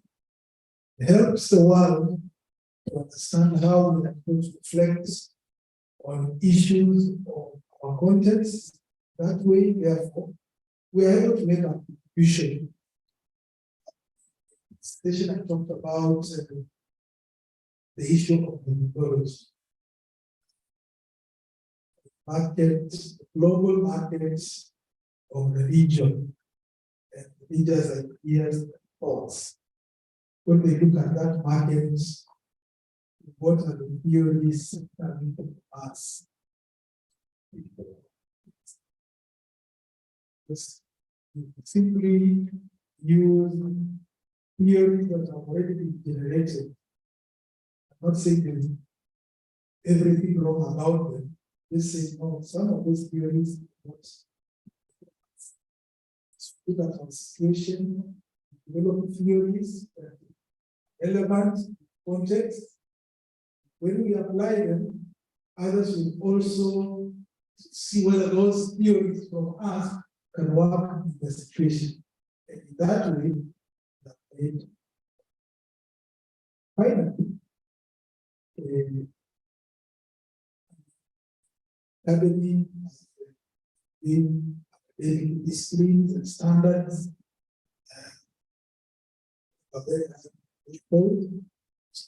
Also want to do that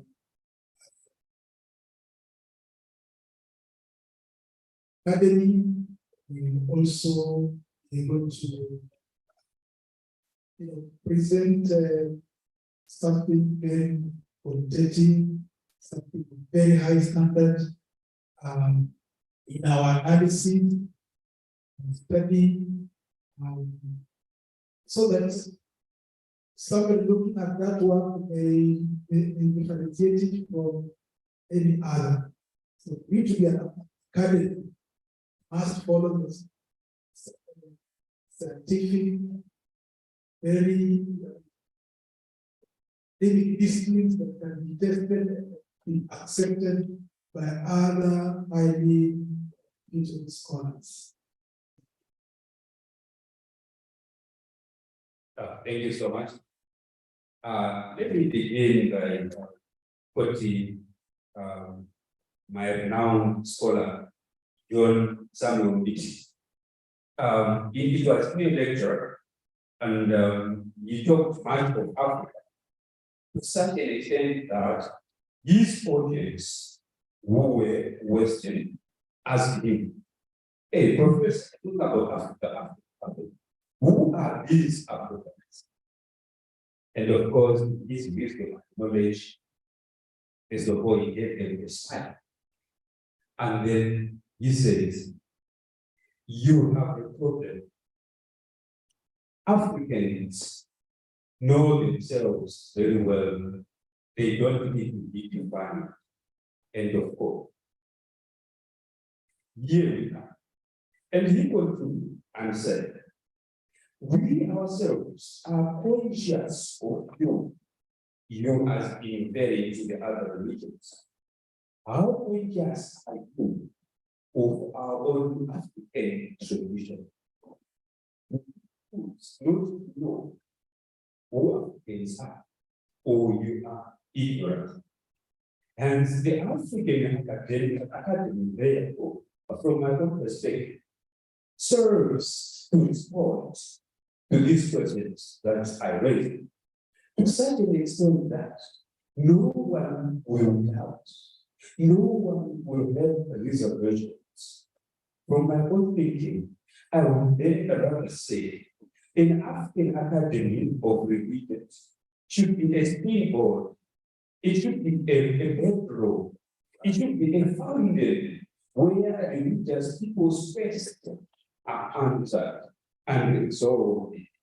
It should be a stream flowing to quench African concerns, African worldview, African problems. It should also be that final stop which responds fully, relevantly to things religious in Africa. Especially given that, like what Professor Mary said, that there is a very dividing line between religion and culture. Hence, an African Academy of Religion then should always answer the call, either to African religion or African culture.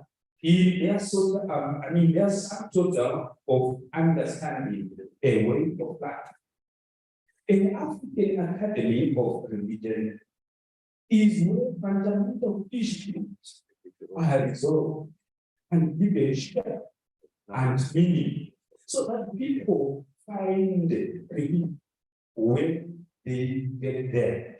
And of course, finally, an African Academy of Religion should be able to read the signs of times, especially regarding the problems of today, not the previous problems. So I am saying it should therefore be able to respond to these issues as relevant, as adequately, and meaningful, so that African people do have an answer to the reason why they exist, why something is the case, and possibly even the afterlife. Thank you. Thank you very much. Members, I must describe myself as the sad, but also very happy person this afternoon. Sad because such a good thing as the African Academy of Religion has not started for this time. But also happy that at least we are talking about it now. And therefore, I want to say that the idea of the African Academy of Religion is, first of all, very important at this time, but it is also timely. We need accurate studies now. But at the same time, it is actually long overdue. I'm happy to learn that this idea is and has already been operational in many other parts of the world. This morning I was happy to learn about the European Academy of Religion. I have just learned from here that there is the American Academy of Religion. But we are not talking about the African Academy of Religion as a fashion, because it's happening elsewhere. But we need also to look at the aspect of religion in Africa. Religion is a factor in Africa, whether we like it or not. It's an issue we cannot wish away. We cannot overemphasize the fact that religion plays a very big role in Africa. Religion is largely present Africa in all different shapes. And so when you talk about religion, it has a very big role, a very big influence in Africa. We need therefore to research more about it. We need to know about it. We need to give it its correct, the different religious shapes of shapes of religion in Africa. We need to give them their correct classification academically.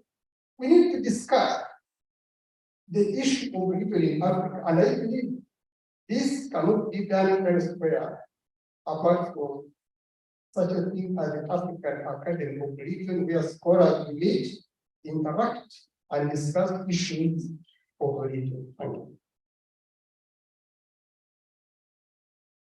Thank you very much, members of panel.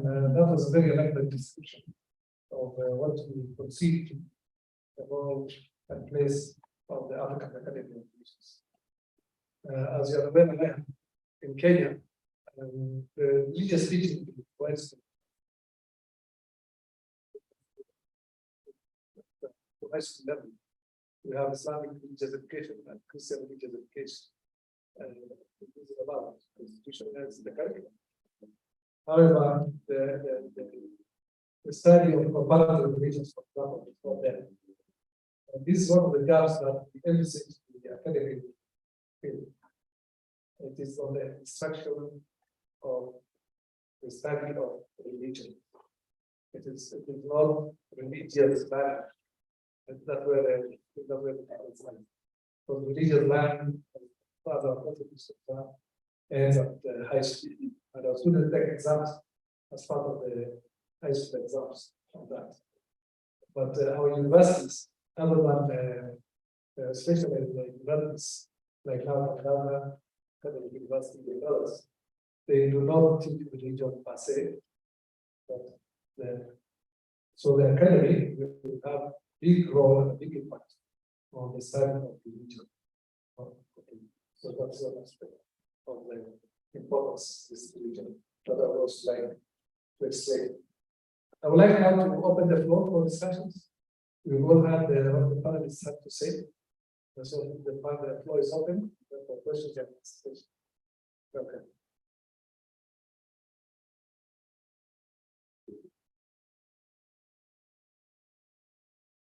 Very fast. Very fast.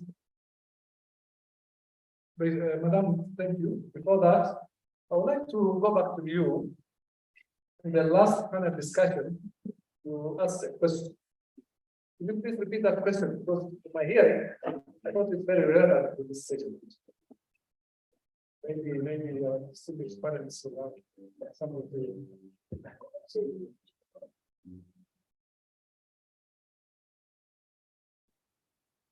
You'll follow.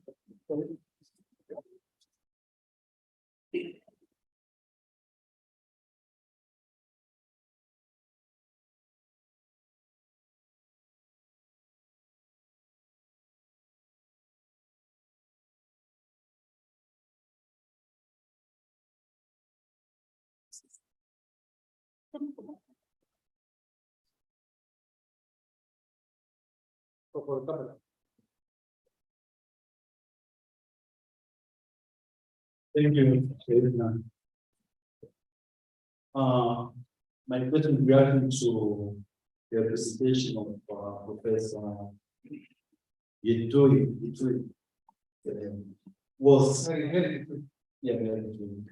she talked of this integration of religion, and I took this one integration to mean differences in our religions. And in our presentations, it was like saying we should not emphasize these differences. I meant these differences, the accidentals of religion. And these are the things that make our religions what they are. Now, if I go away these accidentals, how will I be unique from a Christian? How would I remain unique as a Christian without this, without emphasizing these accidentals, the way I approach the divine? How could a Muslim remain a Muslim without emphasizing these accidentals? dwelling only on the essence. That is basically the question.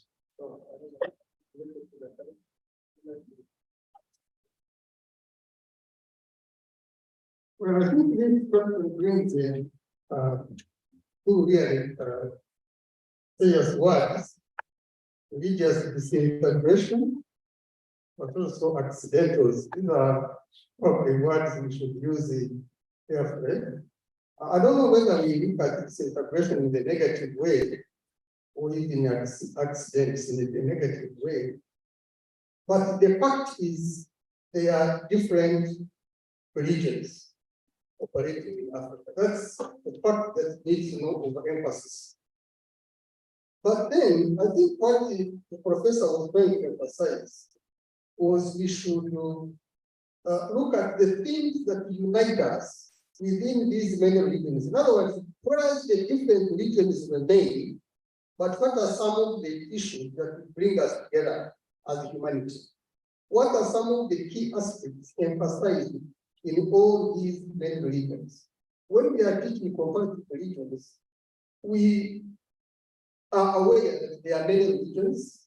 We try to give them their different typologies. We certainly recognize that the Muslim is different from the Christian, but in terms of what they emphasize, what they unite together, humanity together, they are the same. What they emphasize, things to is love, justice, forgiveness. On many of these aspects, these religions teach have the same emphasis in teaching. But then, of course, in terms of practice and probably even theology, they may differ, and these differences can remain. But the differences remaining is not really an indication of disintegration. That's why we have a problem with the word disintegration, especially when we look at in a negative way. I think there is a lot more that brings us together as a faithful than that divides us or disintegrates us.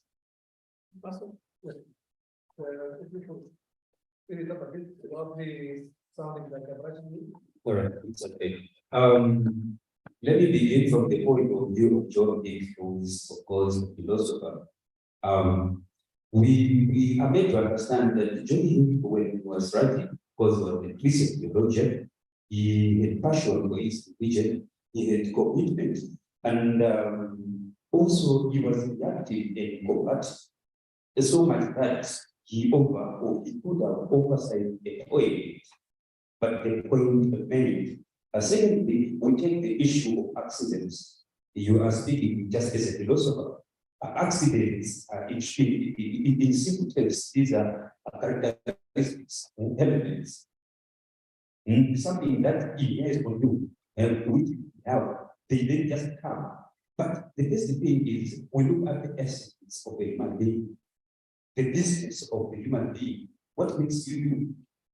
And if we're now look at the disintegration, these are the essence of the human being. We don't see the essence, and I mean the disintegration, because first and foremost, we are human beings that are social, that are moral, and all these other issues. So I would see the disintegration if, for instance, we emphasize the essence of who we are, the essence of human beings, the humanity, then the essence or the elements of you being Christian, a Muslim, a Hindu is something else because of the essence. I thank you. Probably I'll just what I have to say. Emphasis on context and expression. Yeah, the things that we seem to make us different, but that's what we are because of our context and our way of expression. If we emphasize that, then we are okay. The way I express God, the way I spiritualize God, what makes me unique, that's the approach. We are unique. So we bring this uniqueness to the table to enrich one another, not to trouble one another.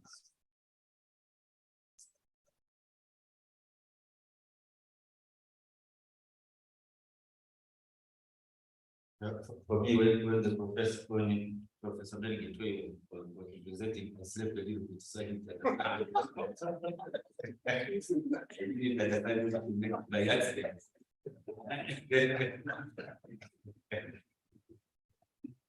I tend to disagree there because religious differences are not accident.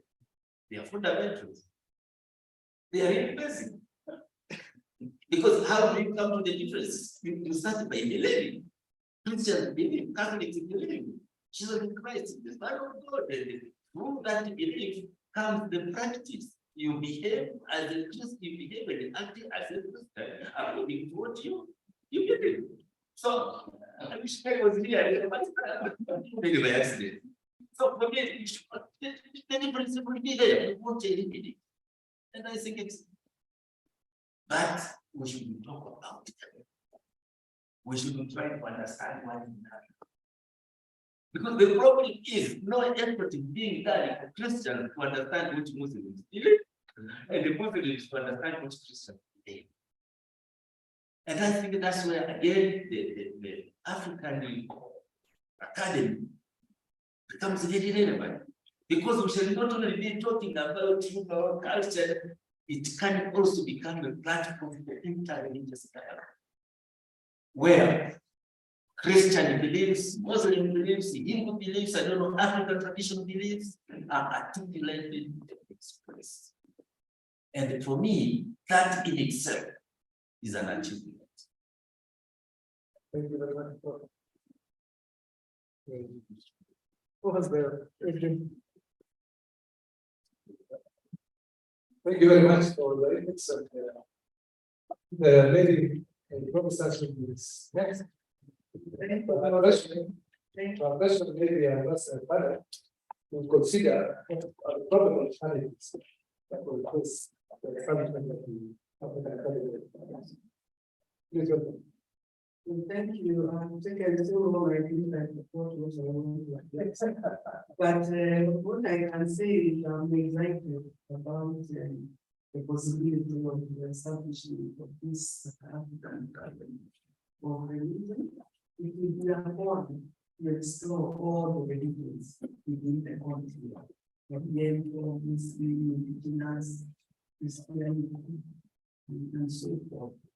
And also how these religions deal with issues in life, history, development, issues of reconciliation, also interacting with other or being in conversation with other disciplines. And also the issue of behavioral networks is very important. So I'm hoping that the collaboration with these forums or disciplines, history, ethics, and philosophy, and so forth, will help me contributing to the development or even more levels or an improvement of what we already have, that we have borrowed. Mostly we borrow these theories that came with Ababa and very many others. And I think it is important that we also work on this theory and method in the study of religion. Yes, I saw no hand there.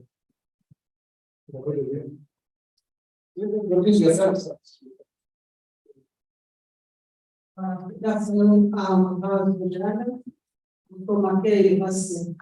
I can see the panel is already explained. And I want to take the chain now.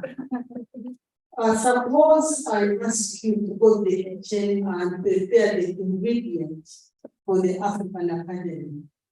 What would be the first ingredient that should be in the room?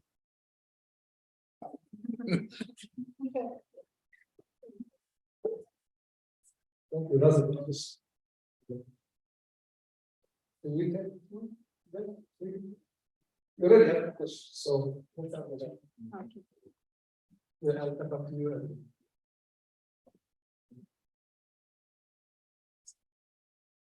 Oh, okay, thank you. I'm Dominic Otambo from St. Paul's University. My question is, most of the Christians have borrowed culture from Western countries. And I've heard you people saying that you cannot discuss religion minus culture.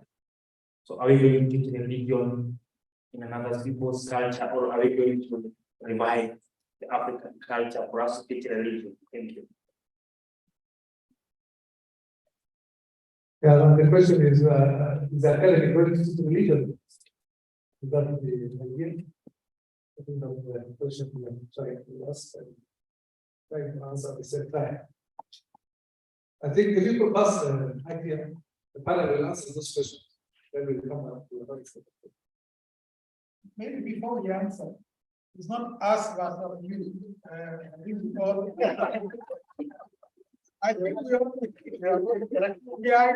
so.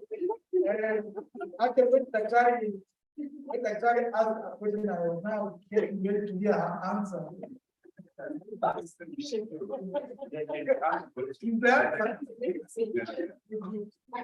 So the man has brought the question back to. Yeah.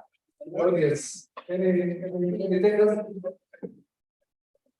When I think that maybe. Yeah. Let's say something. Please answer. You want to give us an answer? I want to try. To which question? Tell us to which question. I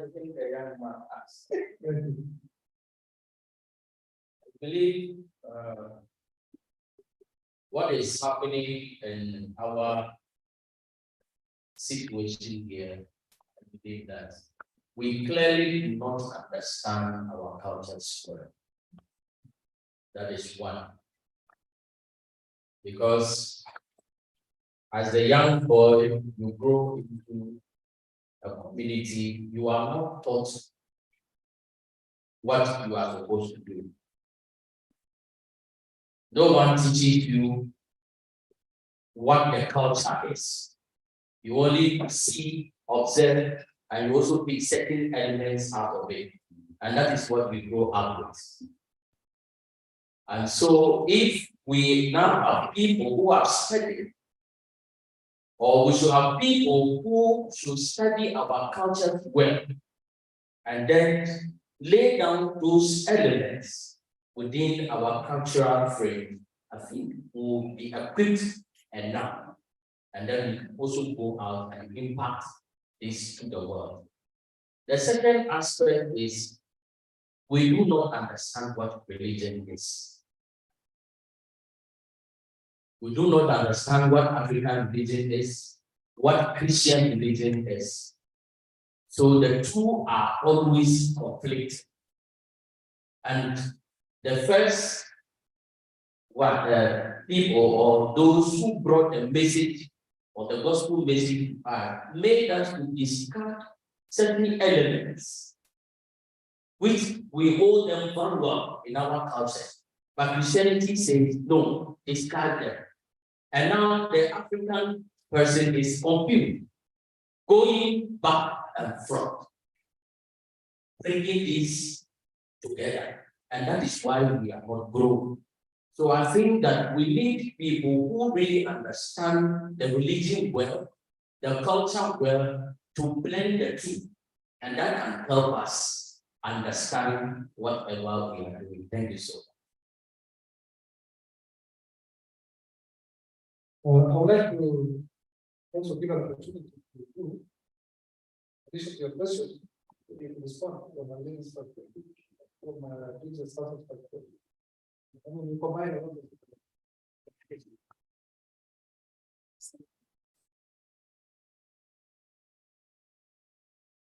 Thank you very much.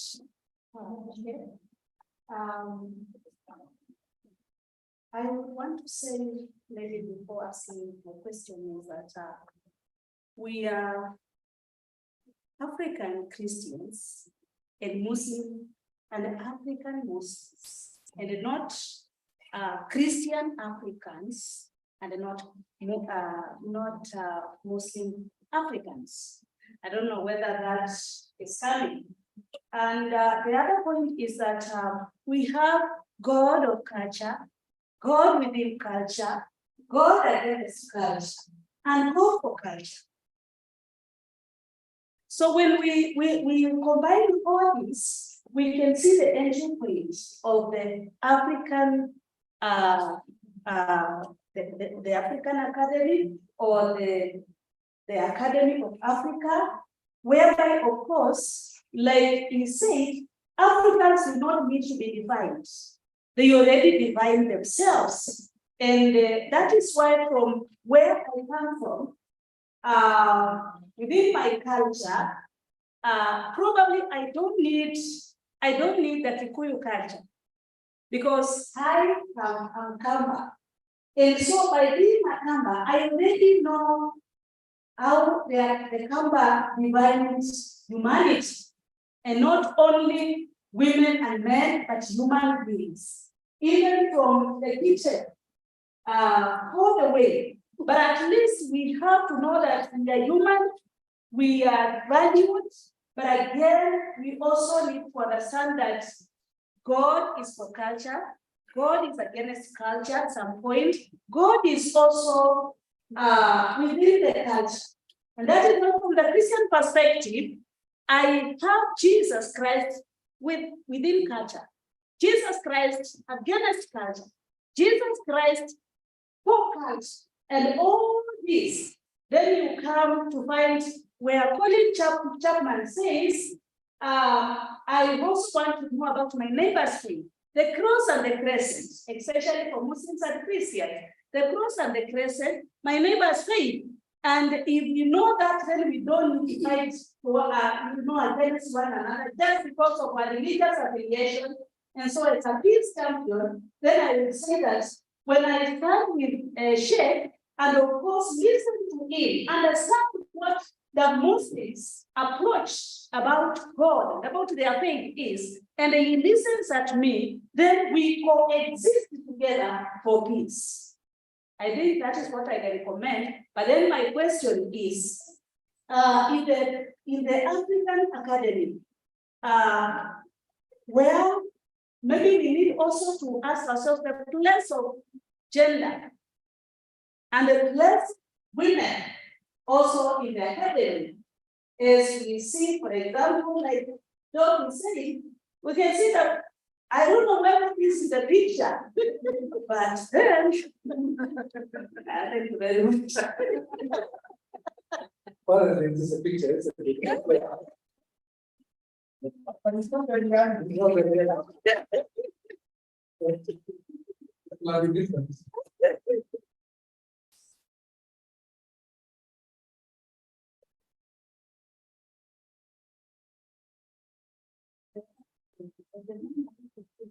Yeah, I think I want to clarify something. It's in something that I mentioned in the intervention. I understand people are drawing a dichotomy between your religion and the culture, as if they are two different things. Please, they are not. Religion is culture. It is part and parcel of culture. So this Platonic tendency to draw a dichotomy between religion and the culture is misleading against kind leaders. Very problems. That's all I know.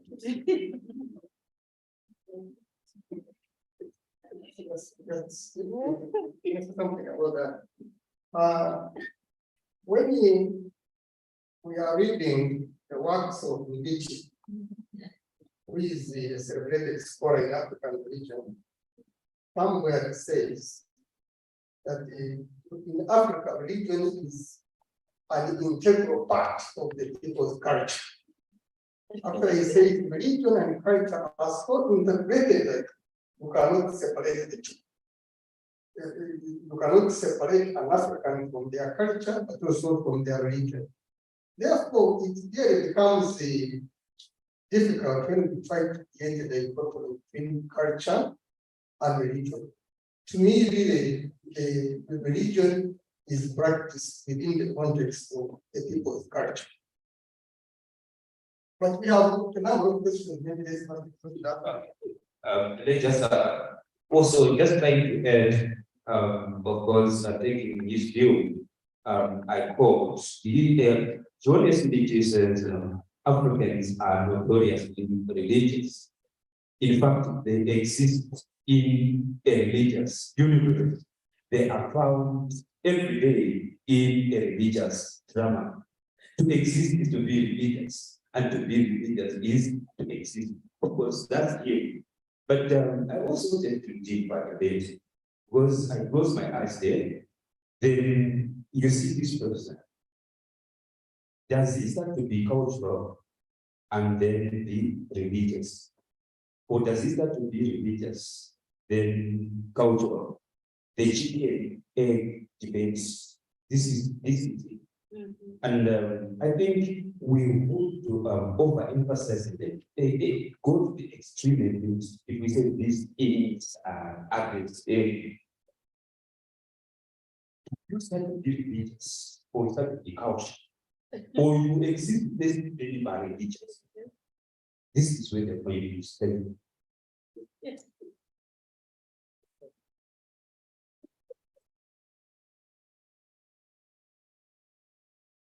We're involved in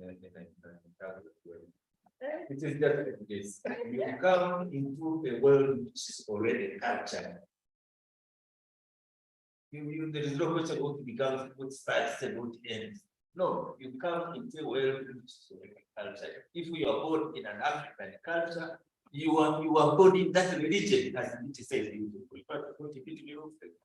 But it means you say you are born into that religion. So you don't, you could have said you are born into that culture. So it's not a question of what is that we are trained in this. This dichotomy that what comes first, what is slowly you must get out. Thank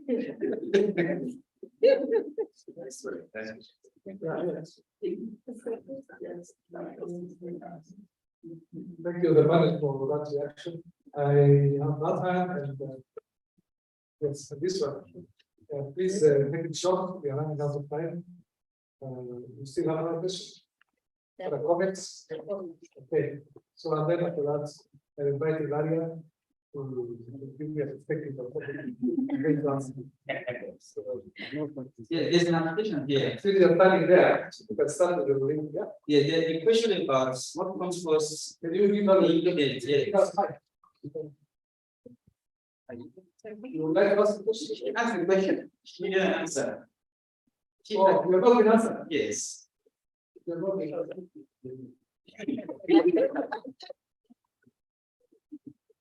I hope we understood our question. What would be the first ingredient of the meeting if the African Academy is established?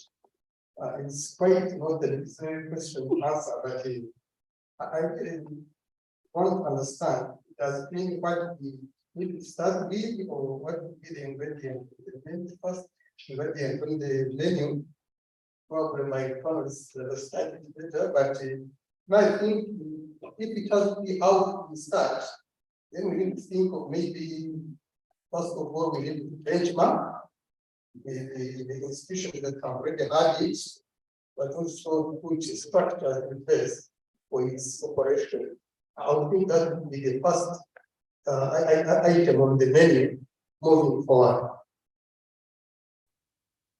I wouldn't answer this one because he has the answer already. There has been answers as there are respondents to your question. But I would maybe look onto the same issue that we raised, the issue of culture and possibly uniting the cultures, and then the issue of gender balance, gender equity, and gender equality. These are some of the things that I have to look into, and possibly have what I may call a theological pilgrimage into other people, scholars. Thank you. I thought we had, in my view, I thought the answer, yeah, understood what will be the core issues that we will deal with, what we will discuss. But I agree with the perhaps we need to put some structures in place. But as to what are the priorities, I think these are conversations. Because where we are approved, priorities not what are the priorities. Priorities will differ from security and consensus to real consensus. That's what we structures are important. How are we going to organize ourselves? Office.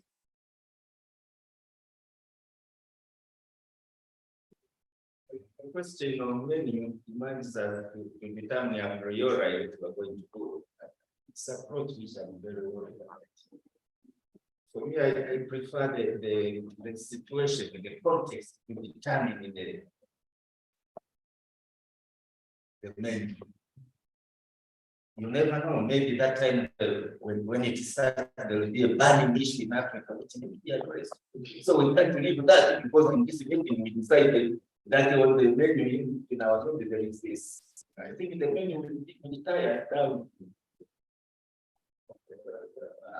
I prefer to leave it open and the same. Again, we will keep it very. Before we go to the message, I want to make this suggestion. That what can people look at from the essential issues, like poverty, gender equality, the role of women and place of women in society, and commercialization of religion. From that perspective. I'm not. My view is it's okay. You can have that list items which we have to address. But sometimes the context demands approach and an answer that they need. You're not going to say now let us read this issue and then press the hand with our agenda, which we decided in 2023.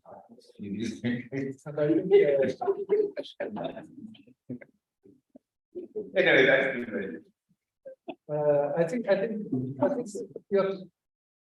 that question is very valid. It's very fundamental. And if I may turn it around, I think what we're asking is what are the challenges that academy face in terms of what value we have. In my view, I think the academy should not shy from tackling not only religion, but politics and life there. Yeah, it should be open. It's an institution of learning. It's a research institution. It's like the Academy of Science. Okay, so in this case, you're talking about the Academy of Religion. So how does religion relate to all other aspects of life? I think that's the beginning. May I answer that question? Thank you, ma'am. I saw another hand at the back there. Yeah. Okay, so this time, because we're running out of time, you have a question. Okay. Sorry about that. It's not a question. What I gather from the different contributions here is we're grappling with the question, what would this academy be? For me, basically, by definition, it is an academy that is concerned with the religious issues in Africa in an academic way. So it's a platform to deal with religious issues in Africa. And how will we do that? Those are practicalities. As it has been suggested, there is need to put in place structures. But as I would think, before we reach that stage, there should be at least a group of people who can think through what these structures will mean logically. And then the functioning of the academy, because it is based on issues, then that structure will kind of propose some themes. I don't know if it will be yearly or every 6 months, they'll propose a theme which we can deal with. And at the end of it, hopefully publish something on that theme. And then other people can react to that theme. So it becomes like the governing together over the different people on particular issues. And so everyone is free to propose a kind of a theme to be discussed by the academy in line with what it is defined to be. Thank you very much. Yeah, exactly. That's what the academy is all about. In my view, I agree with you. People have various opinions. The approach is one thing, the practicality is another. But I think it's an institution for the first approach, and it's a center of excellence at the same time. It should be able to focus much more deeply on African religions. Someone mentioned in their comments that we borrowed these religions from elsewhere. Muslims borrowed, it was brought to us from elsewhere. Christianity was brought to us from elsewhere. But are we doing the analysis? Are we understanding those religions? Somebody said we don't understand that. So is it the American Academy that will research for us? Is it the European Academy that will research for us? No. I think that's the main purpose now of the African Academy of Religions. And that should be explained. And with that, I would like to ask Ilaria to please comment on what would be the contribution of African Academy of Religions to global discourse on the role of religion in society.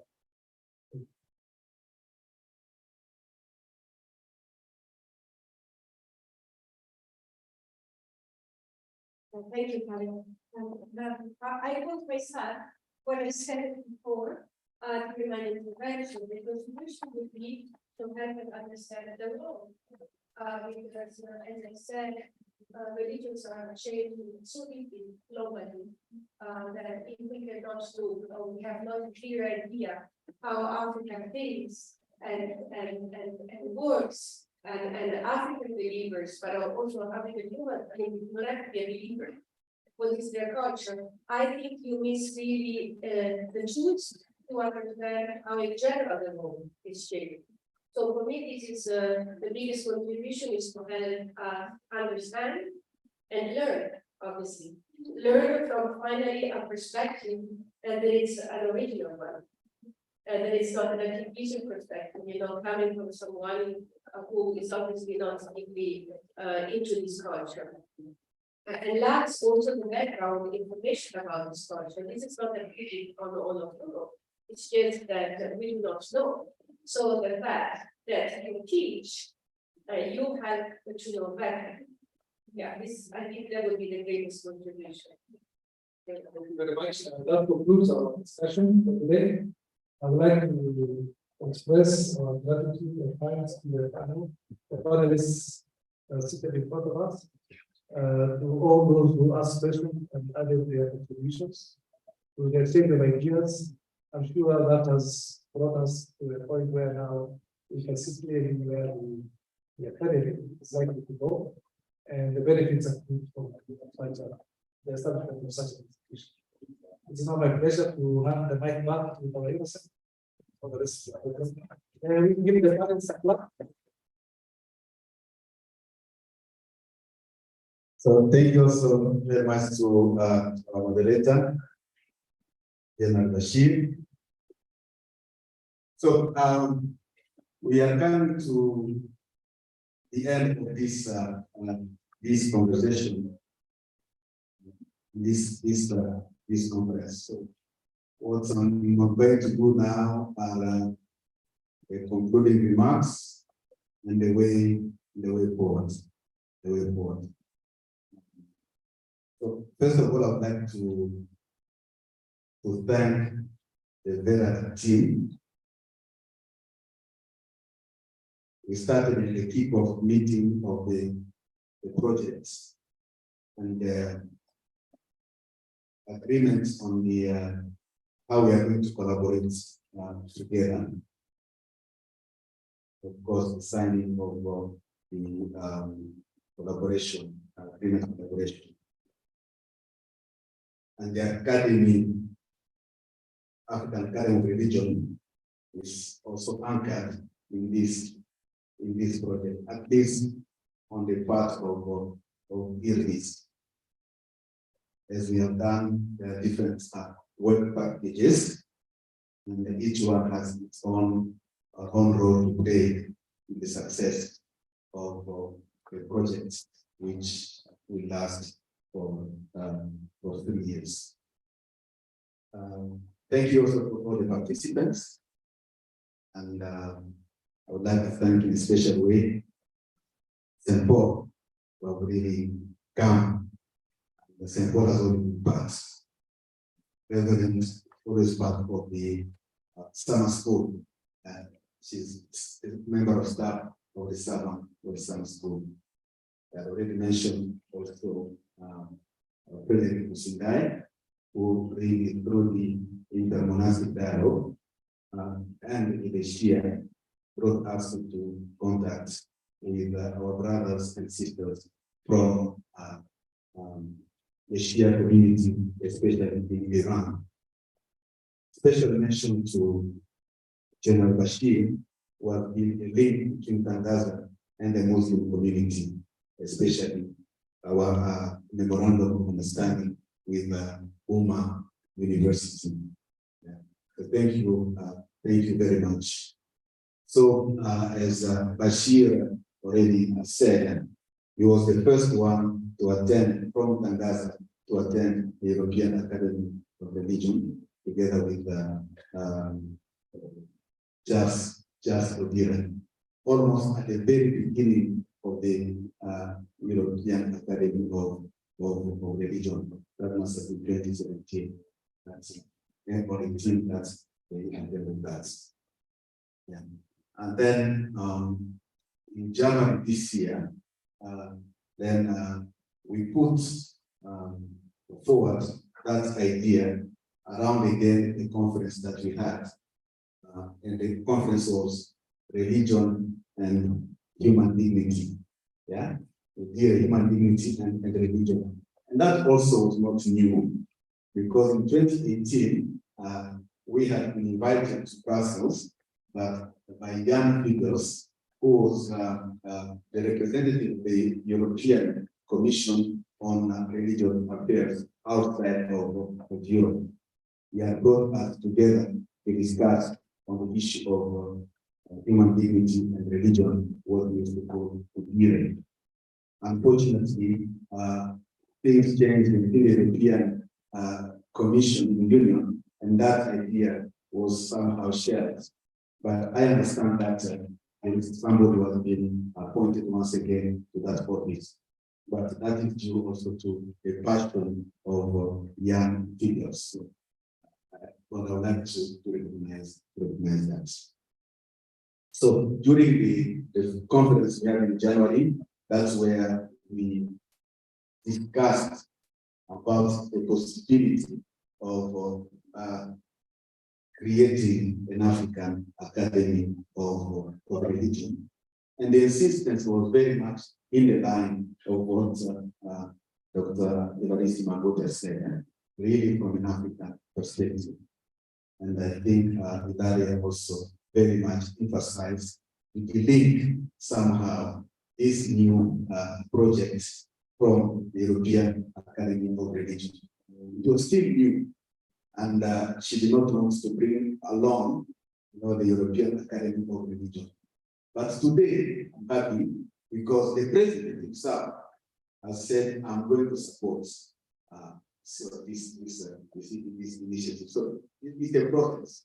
Yeah, even for the president of the European Academy of Religion to stand, say, I'm going to support you, is already something that we cannot take for granted. So this is the second conversation. For this to take place, we need to continue the conversation and bring so that we understand that we are ready to collaborate together.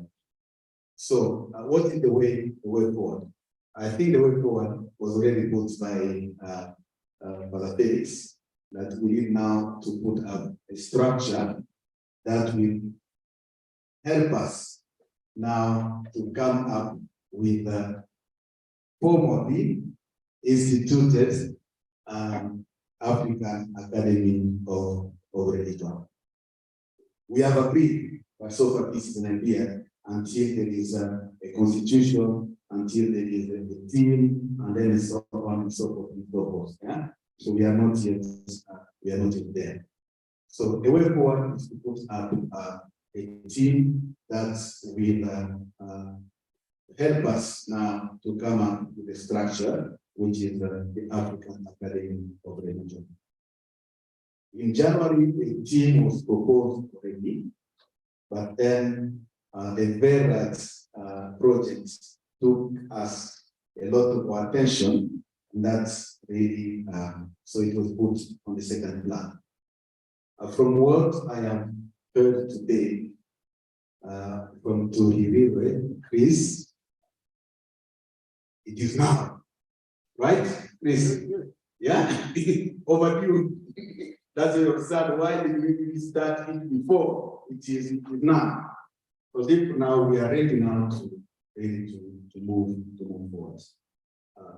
Now, at this juncture, I would like to take again the names which were proposed and those who are agreed by the team, and officially commission this team to start the work.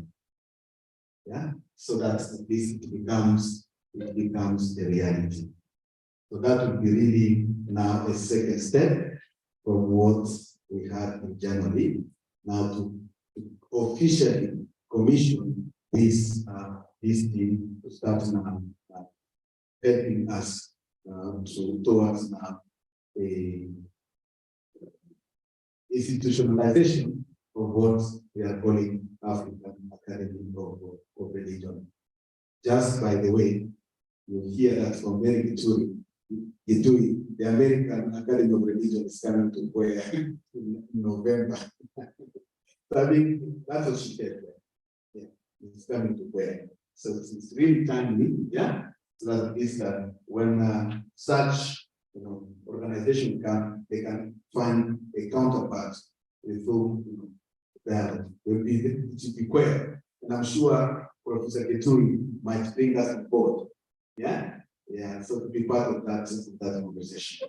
So now, allow me to just mention the team, which and I assume that individuals who are here have consented somehow or agreed to be part of the team, part of the future Academy of Religion. Okay, so the team which was proposed was from IRDIS, General Bashir Yusuf, Father David De Leon, myself, and then we have a new director of the Institute for Interreligious Dialogue and Islamic Studies, Father Felix, because it's an initiative of the Institute for Interreligious Dialogue and Islamic Studies. Then we have Professor Mary Gitui from Korea. We have Prof. Philomena Mwaura from Kenyatta University, and we have Professor Jesse Mugambi. They will bring to this the work because they belong and they have been part of the creation of similar organization. I said that Professor Mwaura with the Circle of Concerned African Women Theologians, but there is also the African History. I don't want to mention it. Yes. Yeah, they will pass, and then maybe they know the challenges and so on. So their contribution will be very, very much welcome because they have a certain experience and they help us to nurture this baby. And then we have Dr. Solani Sakuba from the University of KwaZulu-Natal, And we had that moment Dr. Fatima Kaumia from the University of Dar es Salaam. So that's a team that will help us now to come up with the structure, the way we start any organization to be accepted and be accepted, and so on. So if you allow, then we commission them today, yeah, so that we can see now how we are going to move forward. So those are the names which already were proposed. As I said, this conference is taken to what we have already in January. I think here is the gender balance.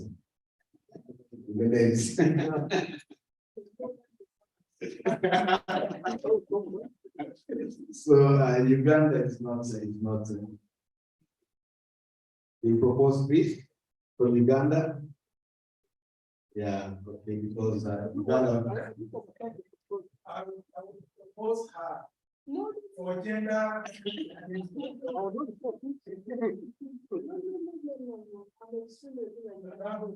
Which is very good at that. Really, Okay. Yeah. Yeah. So there is Chris, you accept to be part of the team?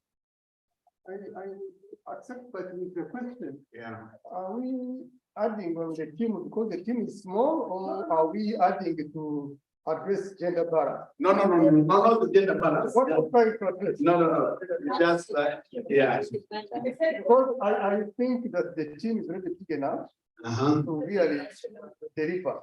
No, it was because of national. I mean that of the balance. Yeah. Country balance.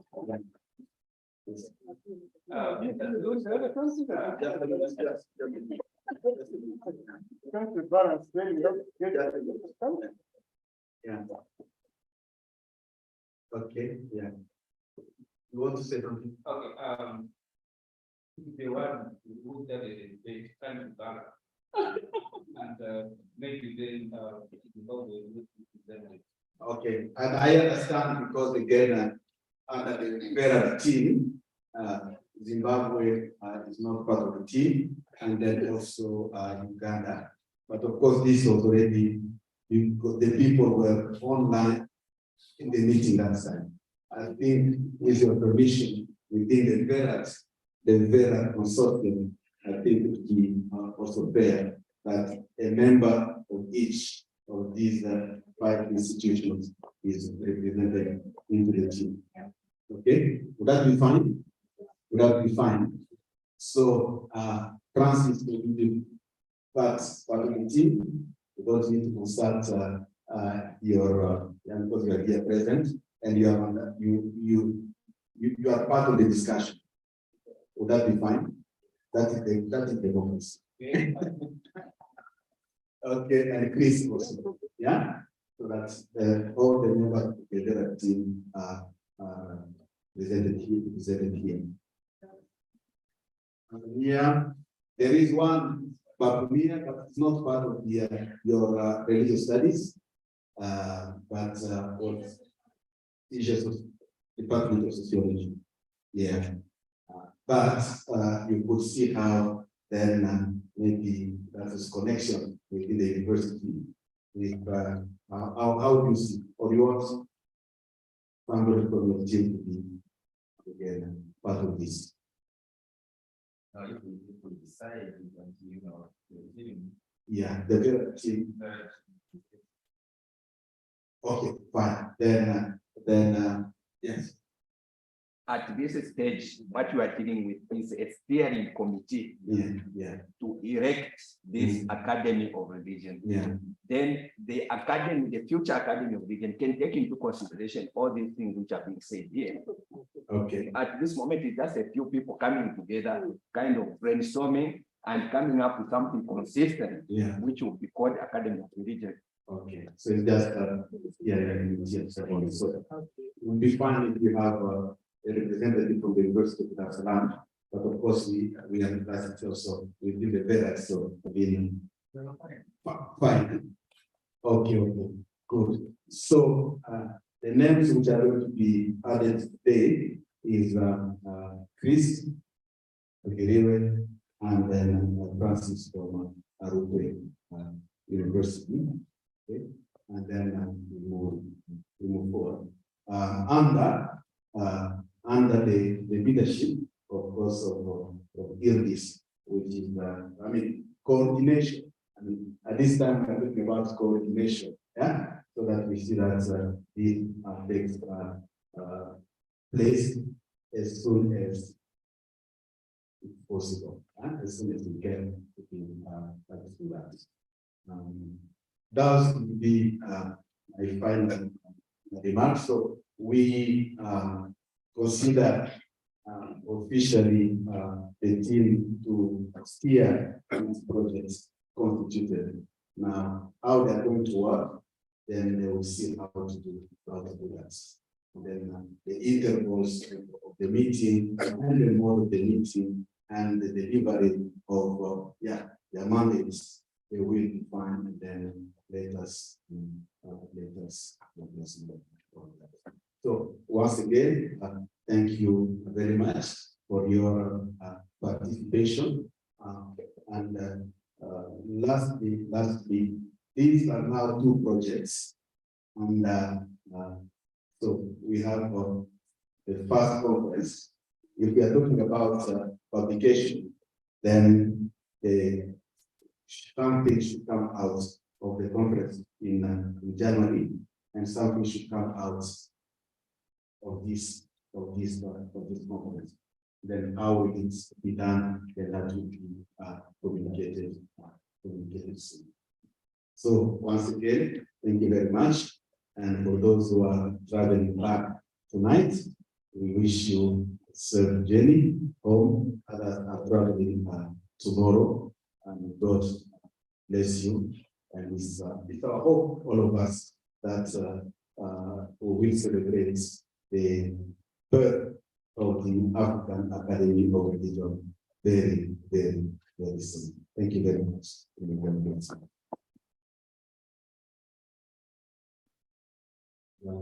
Where can you bless us as we conclude? So please, after leave, there is a cup of tea. Do not, as we go, we shall take a group photo. Is it best inside here or outside? You tell us. Outside. So, please.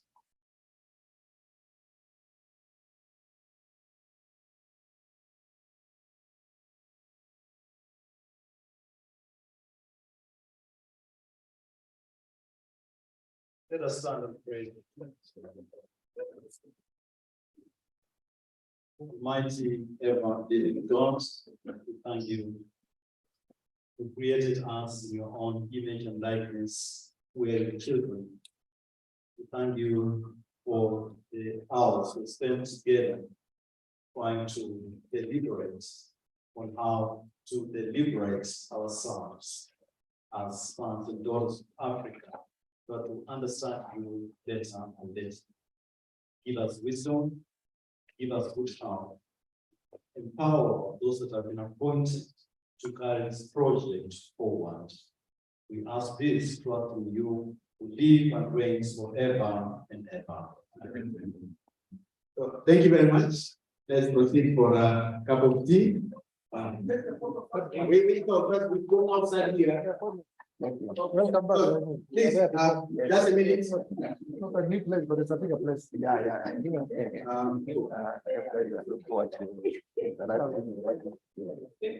So we can take it here.